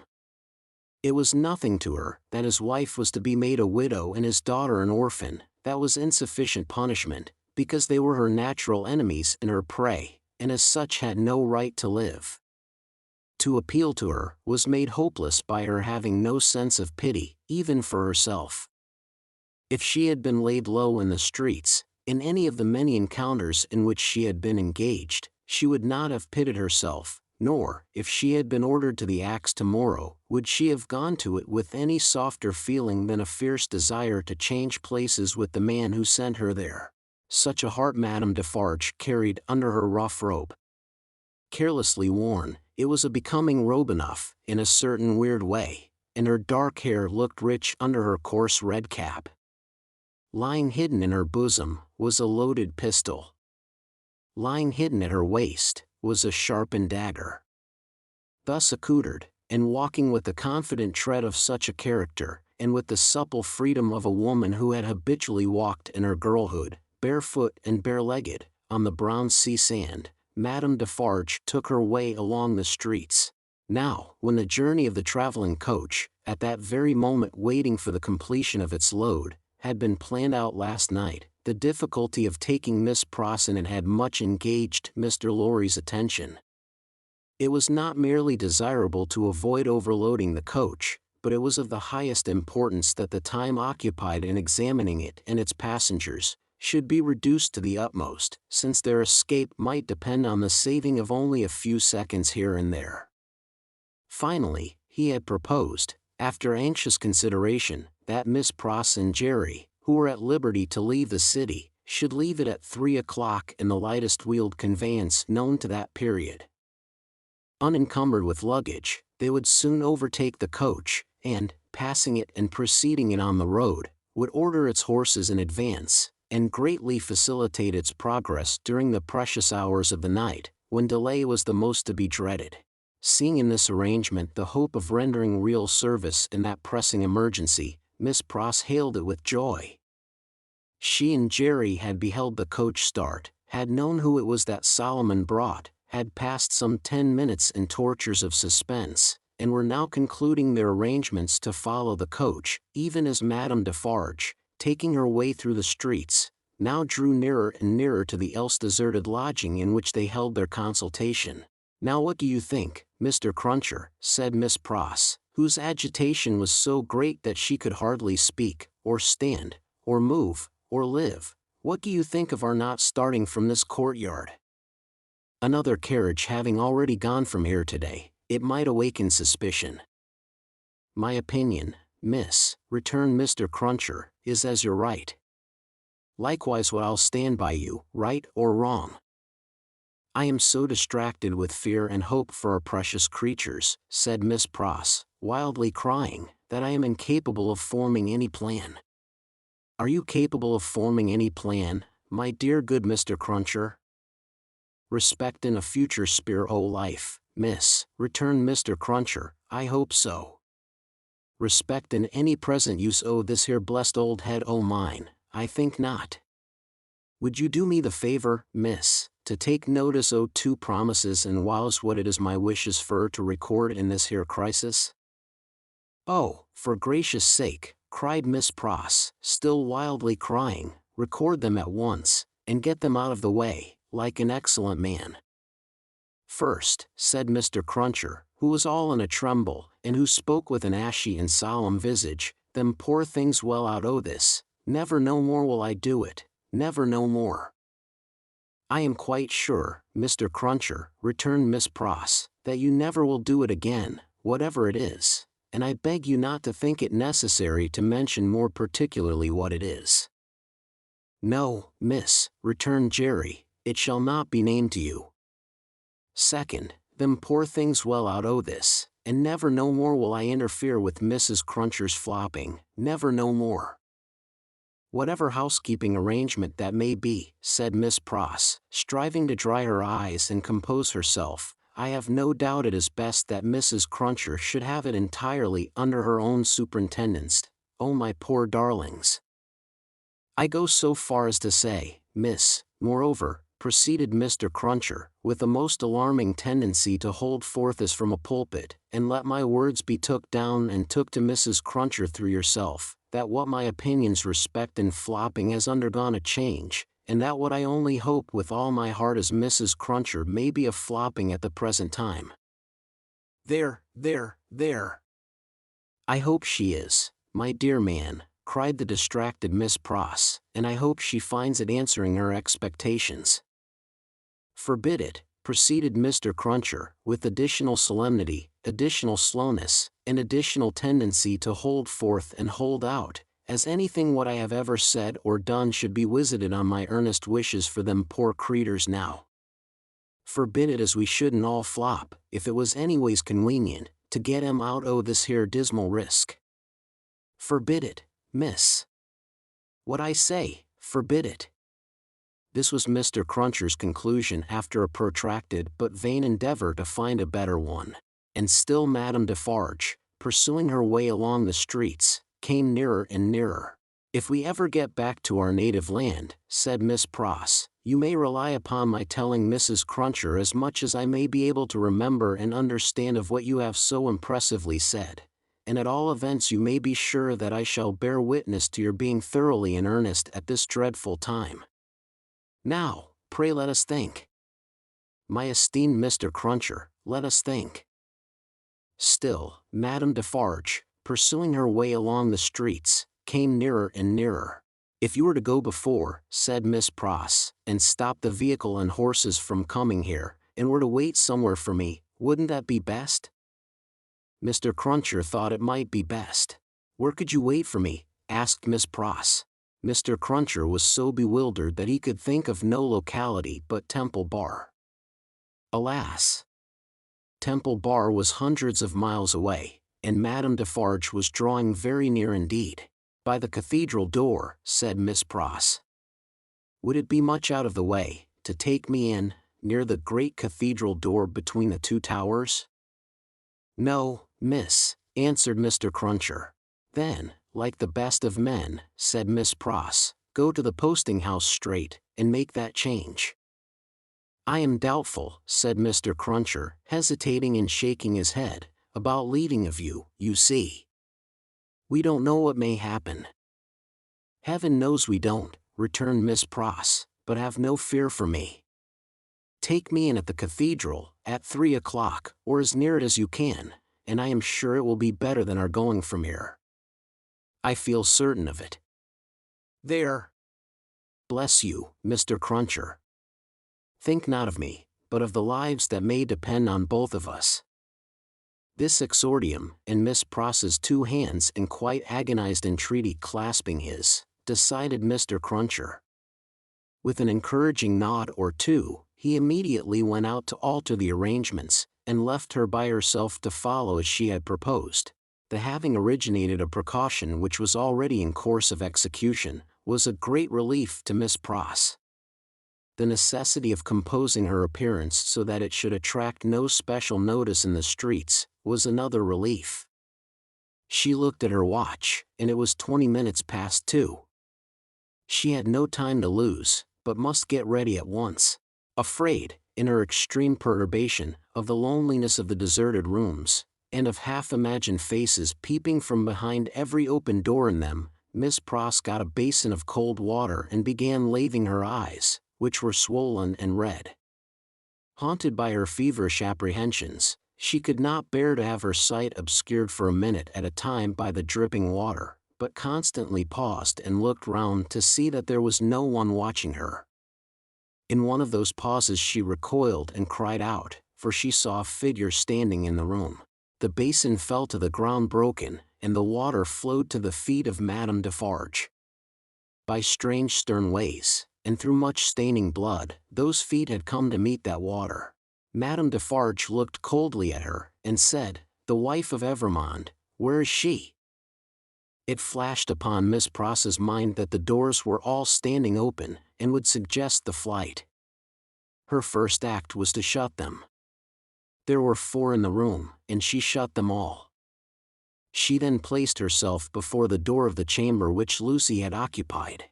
Madame Defarge's dark eyes followed her through this rapid movement, and rested on her when it was finished. Miss Pross had nothing beautiful about her. Years had not tamed the wildness, or softened the grimness, of her appearance, but she too was a determined woman in her different way, and she measured Madame Defarge with her eyes, every inch. "You might, from your appearance, be the wife of Lucifer," said Miss Pross, in her breathing. "Nevertheless, you shall not get the better of me. I am an Englishwoman." Madame Defarge looked at her scornfully, but still with something of Miss Pross's own perception that they two were at bay. She saw a tight, hard, wiry woman before her, as Mr. Lorry had seen in the same figure a woman with a strong hand, in the years gone by. She knew full well that Miss Pross was the family's devoted friend. Miss Pross knew full well that Madame Defarge was the family's malevolent enemy. "On my way yonder," said Madame Defarge, with a slight movement of her hand towards the fatal spot, "where they reserve my chair and my knitting for me, I am come to make my compliments to her in passing. I wish to see her." "I know that your intentions are evil," said Miss Pross, "and you may depend upon it, I'll hold my own against them." Each spoke in her own language. Neither understood the other's words. Both were very watchful, and intent to deduce from look and manner what the unintelligible words meant. "It will do her no good to keep herself concealed from me at this moment," said Madame Defarge. "Good patriots will know what that means. Let me see her. Go tell her that I wish to see her. Do you hear?" "If those eyes of yours were bed wenches," returned Miss Pross, "and I was an English four-poster, they shouldn't loose a splinter of me. No, you wicked foreign woman, I am your match." Madame Defarge was not likely to follow these idiomatic remarks in detail, but she so far understood them as to perceive that she was set at naught. "Woman imbecile and pig-like," said Madame Defarge, frowning. "I take no answer from you. I demand to see her. Either tell her that I demand to see her, or stand out of the way of the door and let me go to her." This, with an angry explanatory wave of her right arm. "I little thought," said Miss Pross, "that I should ever want to understand your nonsensical language, but I would give all I have, except the clothes I wear, to know whether you suspect the truth, or any part of it." Neither of them for a single moment released the other's eyes. Madame Defarge had not moved from the spot where she stood when Miss Pross first became aware of her, but she now advanced one step. "I am a Briton," said Miss Pross. "I am desperate. I don't care an English tuppence for myself. I know that the longer I keep you here, the greater hope there is for my ladybird. I'll not leave a handful of that dark hair upon your head, if you lay a finger on me." Thus Miss Pross, with a shake of her head and a flash of her eyes between every rapid sentence, and every rapid sentence a whole breath. Thus Miss Pross, who had never struck a blow in her life. But her courage was of that emotional nature that had brought the irrepressible tears into her eyes. This was a courage that Madame Defarge so little comprehended as to mistake for weakness. "Ha, ha," she laughed, "you poor wretch! What are you worth? I address myself to that doctor." Then she raised her voice and called out, "Citizen Doctor! Wife of Evrémonde! Child of Evrémonde! Any person but this miserable fool, answer the citizeness Defarge." Perhaps the following silence, perhaps some latent disclosure in the expression of Miss Pross's face, perhaps a sudden misgiving apart from either suggestion, whispered to Madame Defarge that they were gone. 3 of the doors she opened swiftly, and looked in. "Those rooms are all in disorder, there has been hurried packing, there are odds and ends upon the ground. There is no one in that room behind you. Let me look." "Never," said Miss Pross, who understood the request as perfectly as Madame Defarge understood the answer. "If they are not in that room, they are gone, and can be pursued and brought back," said Madame Defarge to herself. "As long as you don't know whether they are in that room or not, you are uncertain what to do," said Miss Pross to herself, "and you shall not know that, if I can prevent your knowing it, and know that, or not know that, you shall not leave here while I can hold you. I have been in the streets from the first, nothing has stopped me, I will tear you to pieces, but I will have you from that door," said Madame Defarge. "We are alone at the top of a high house in a solitary courtyard, we are not likely to be heard, and I pray for bodily strength to keep you here, while every minute you are here is worth 100,000 guineas to my darling," said Miss Pross. Madame Defarge made at the door. Miss Pross, on the instinct of the moment, seized her round the waist in both her arms, and held her tight. It was in vain for Madame Defarge to struggle and to strike. Miss Pross, with the vigorous tenacity of love, always so much stronger than hate, clasped her tight, and even lifted her from the floor in the struggle that they had. The 2 hands of Madame Defarge buffeted and tore her face, but Miss Pross, with her head down, held her round the waist, and clung to her with more than the hold of a drowning woman. Soon, Madame Defarge's hands ceased to strike, and felt at her encircled waist. "It is under my arm," said Miss Pross, in smothered tones, "you shall not draw it. I am stronger than you, I bless heaven for it. I hold you till one or other of us faints or dies." Madame Defarge's hands were at her bosom. Miss Pross looked up, saw what it was, struck at it, struck out a flash and a crash, and stood alone, blinded with smoke. All this was in a second. As the smoke cleared, leaving an awful stillness, it passed out on the air, like the soul of the furious woman whose body lay lifeless on the ground. In the first fright and horror of her situation, Miss Pross passed the body as far from it as she could, and ran down the stairs to call for fruitless help. Happily, she bethought herself of the consequences of what she did, in time to check herself and go back. It was dreadful to go in at the door again, but she did go in, and even went near it, to get the bonnet and other things that she must wear. These she put on, out on the staircase, first shutting and locking the door and taking away the key.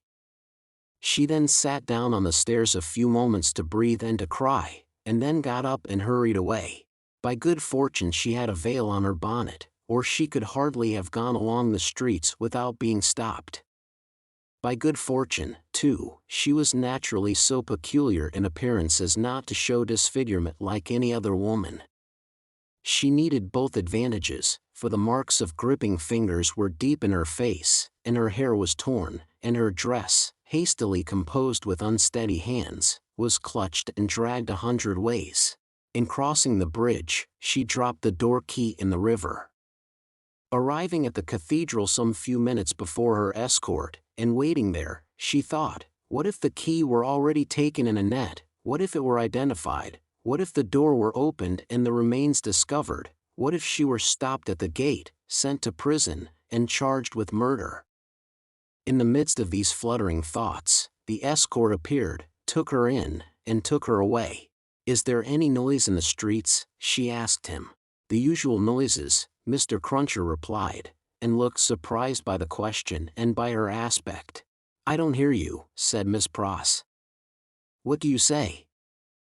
It was in vain for Mr. Cruncher to repeat what he said. Miss Pross could not hear him.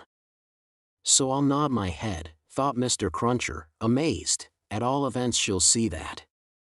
And she did. "Is there any noise in the streets now?" asked Miss Pross again, presently. Again Mr. Cruncher nodded his head. "I don't hear it."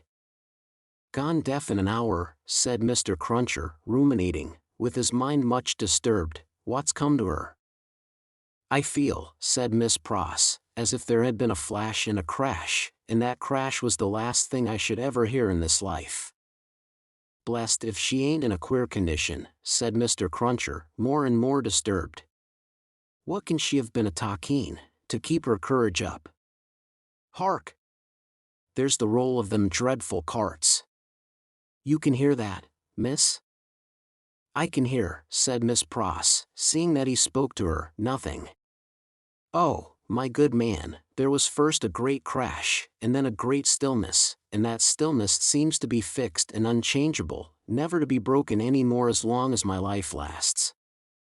If she don't hear the roll of those dreadful carts, now very nigh their journey's end," said Mr. Cruncher, glancing over his shoulder, "it's my opinion that indeed she never will hear anything else in this world." And indeed she never did.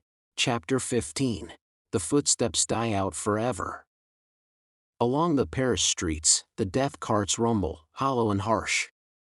6 tumbrils carry the day's wine to la guillotine.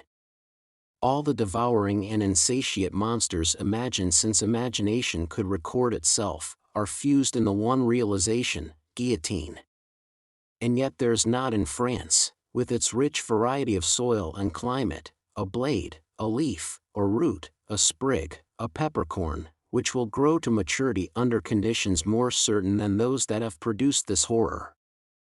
Crush humanity out of shape once more, under similar hammers, and it will twist itself into the same tortured forms. Sow the same seed of rapacious license and oppression over again, and it will surely yield the same fruit according to its kind. 6 tumbrils roll along the streets. Change these back again to what they were, thou powerful enchanter, time, and they shall be seen to be the carriages of absolute monarchs, the equipages of feudal nobles, the toilets of flaring Jezebels, the churches that are not my father's house but dens of thieves, the huts of millions of starving peasants. No, the great magician who majestically works out the appointed order of the Creator, never reverses his transformations. If thou be changed into this shape by the will of God, say the seers to the enchanted, in the wise Arabian stories, then remain so. But, if thou wear this form through mere passing conjuration, then resume thy former aspect. Changeless and hopeless, the tumbrils roll along. As the somber wheels of the 6 carts go round, they seem to plow up a long crooked furrow among the populace in the streets. Ridges of faces are thrown to this side and to that, and the plows go steadily onward. So used are the regular inhabitants of the houses to the spectacle, that in many windows there are no people, and in some the occupation of the hands is not so much as suspended, while the eyes survey the faces in the tumbrils. Here and there, the inmate has visitors to see the sight, then he points his finger, with something of the complacency of a curator or authorized exponent, to this cart and to this, and seems to tell who sat here yesterday, and who there the day before. Of the riders in the tumbrils, some observe these things, and all things on the last roadside, with an impassive stare, others, with a lingering interest in the ways of life and men. Some, seated with drooping heads, are sunk in silent despair. Again, there are some so heedful of their looks that they cast upon the multitude such glances as they have seen in theaters, and in pictures. Several close their eyes, and think, or try to get their straying thoughts together.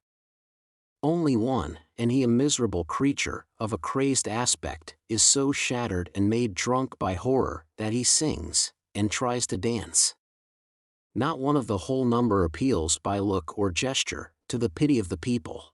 There is a guard of sundry horsemen riding abreast of the tumbrils, and faces are often turned up to some of them, and they are asked some question.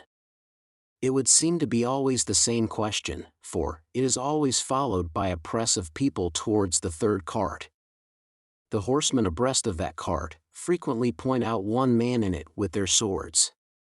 The leading curiosity is to know which is he. He stands at the back of the tumbril with his head bent down, to converse with a mere girl who sits on the side of the cart and holds his hand.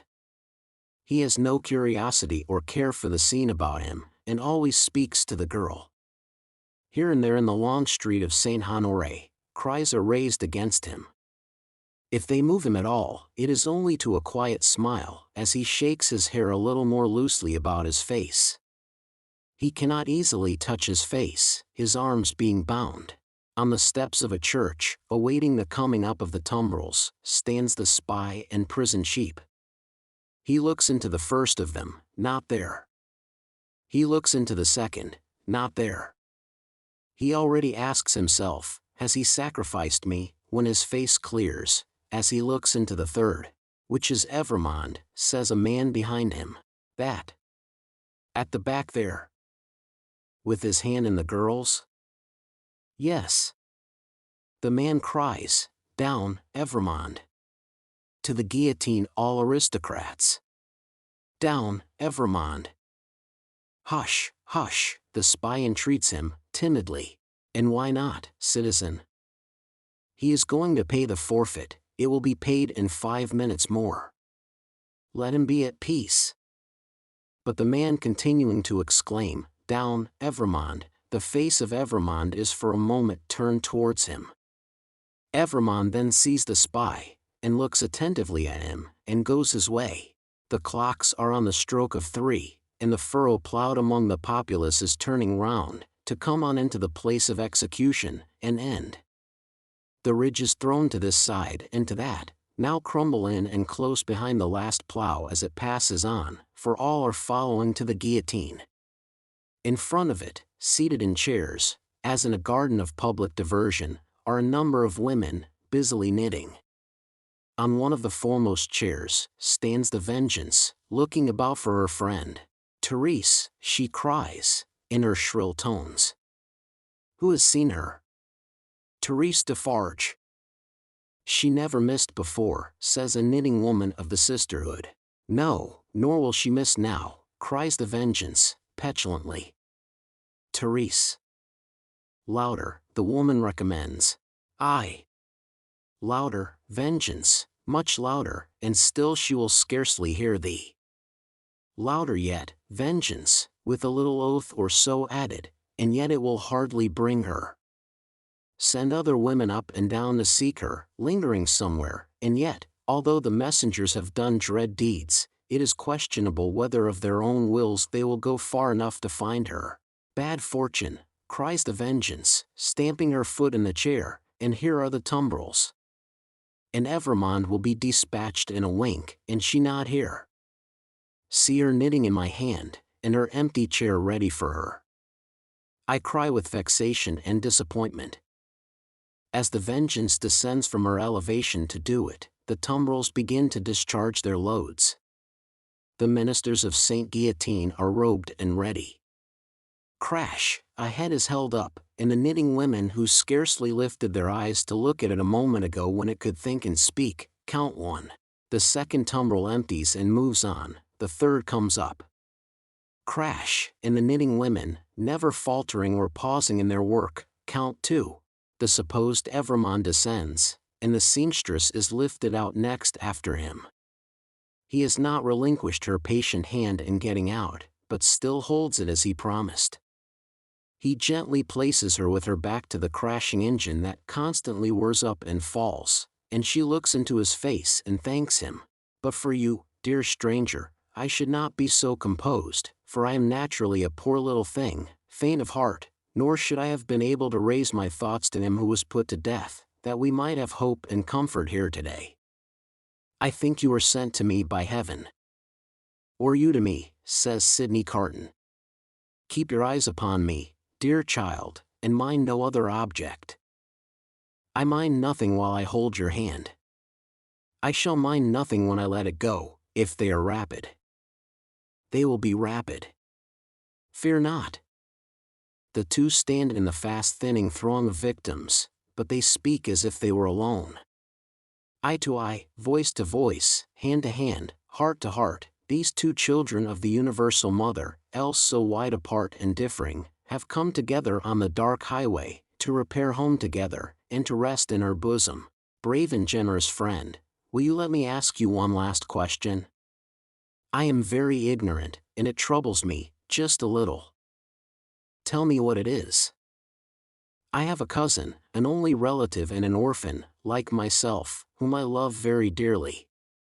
She is 5 years younger than I, and she lives in a farmer's house in the south country. Poverty parted us, and she knows nothing of my fate, for I cannot write, and if I could, how should I tell her? It is better as it is. Yes, yes, better as it is.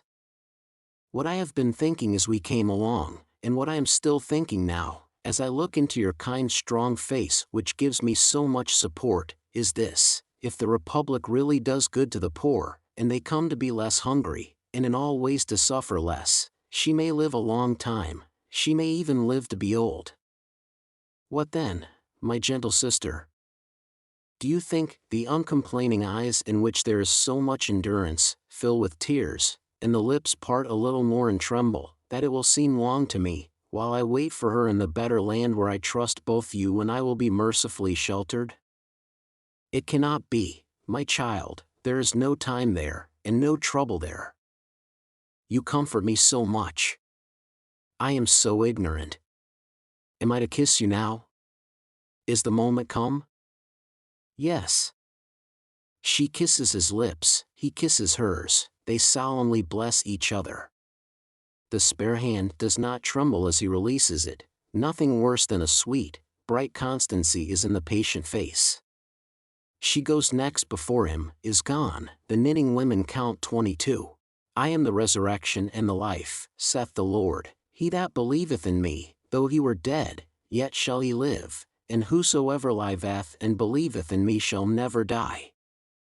The murmuring of many voices, the upturning of many faces, the pressing on of many footsteps in the outskirts of the crowd, so that it swells forward in a mass, like one great heave of water, all flashes away. 23. They said of him, about the city that night, that it was the peacefullest man's face ever beheld there. Many added that he looked sublime and prophetic. One of the most remarkable sufferers by the same axe, a woman, had asked at the foot of the same scaffold, not long before, to be allowed to write down the thoughts that were inspiring her. If he had given any utterance to his, and they were prophetic, they would have been these: I see Barsad, and Cly, Defarge, the vengeance, the juryman, the judge, long ranks of the new oppressors who have risen on the destruction of the old, perishing by this retributive instrument, before it shall cease out of its present use. I see a beautiful city and a brilliant people rising from this abyss, and, in their struggles to be truly free, in their triumphs and defeats, through long years to come, I see the evil of this time and of the previous time of which this is the natural birth, gradually making expiation for itself and wearing out. I see the lives for which I lay down my life, peaceful, useful, prosperous and happy, in that England which I shall see no more. I see her with a child upon her bosom, who bears my name.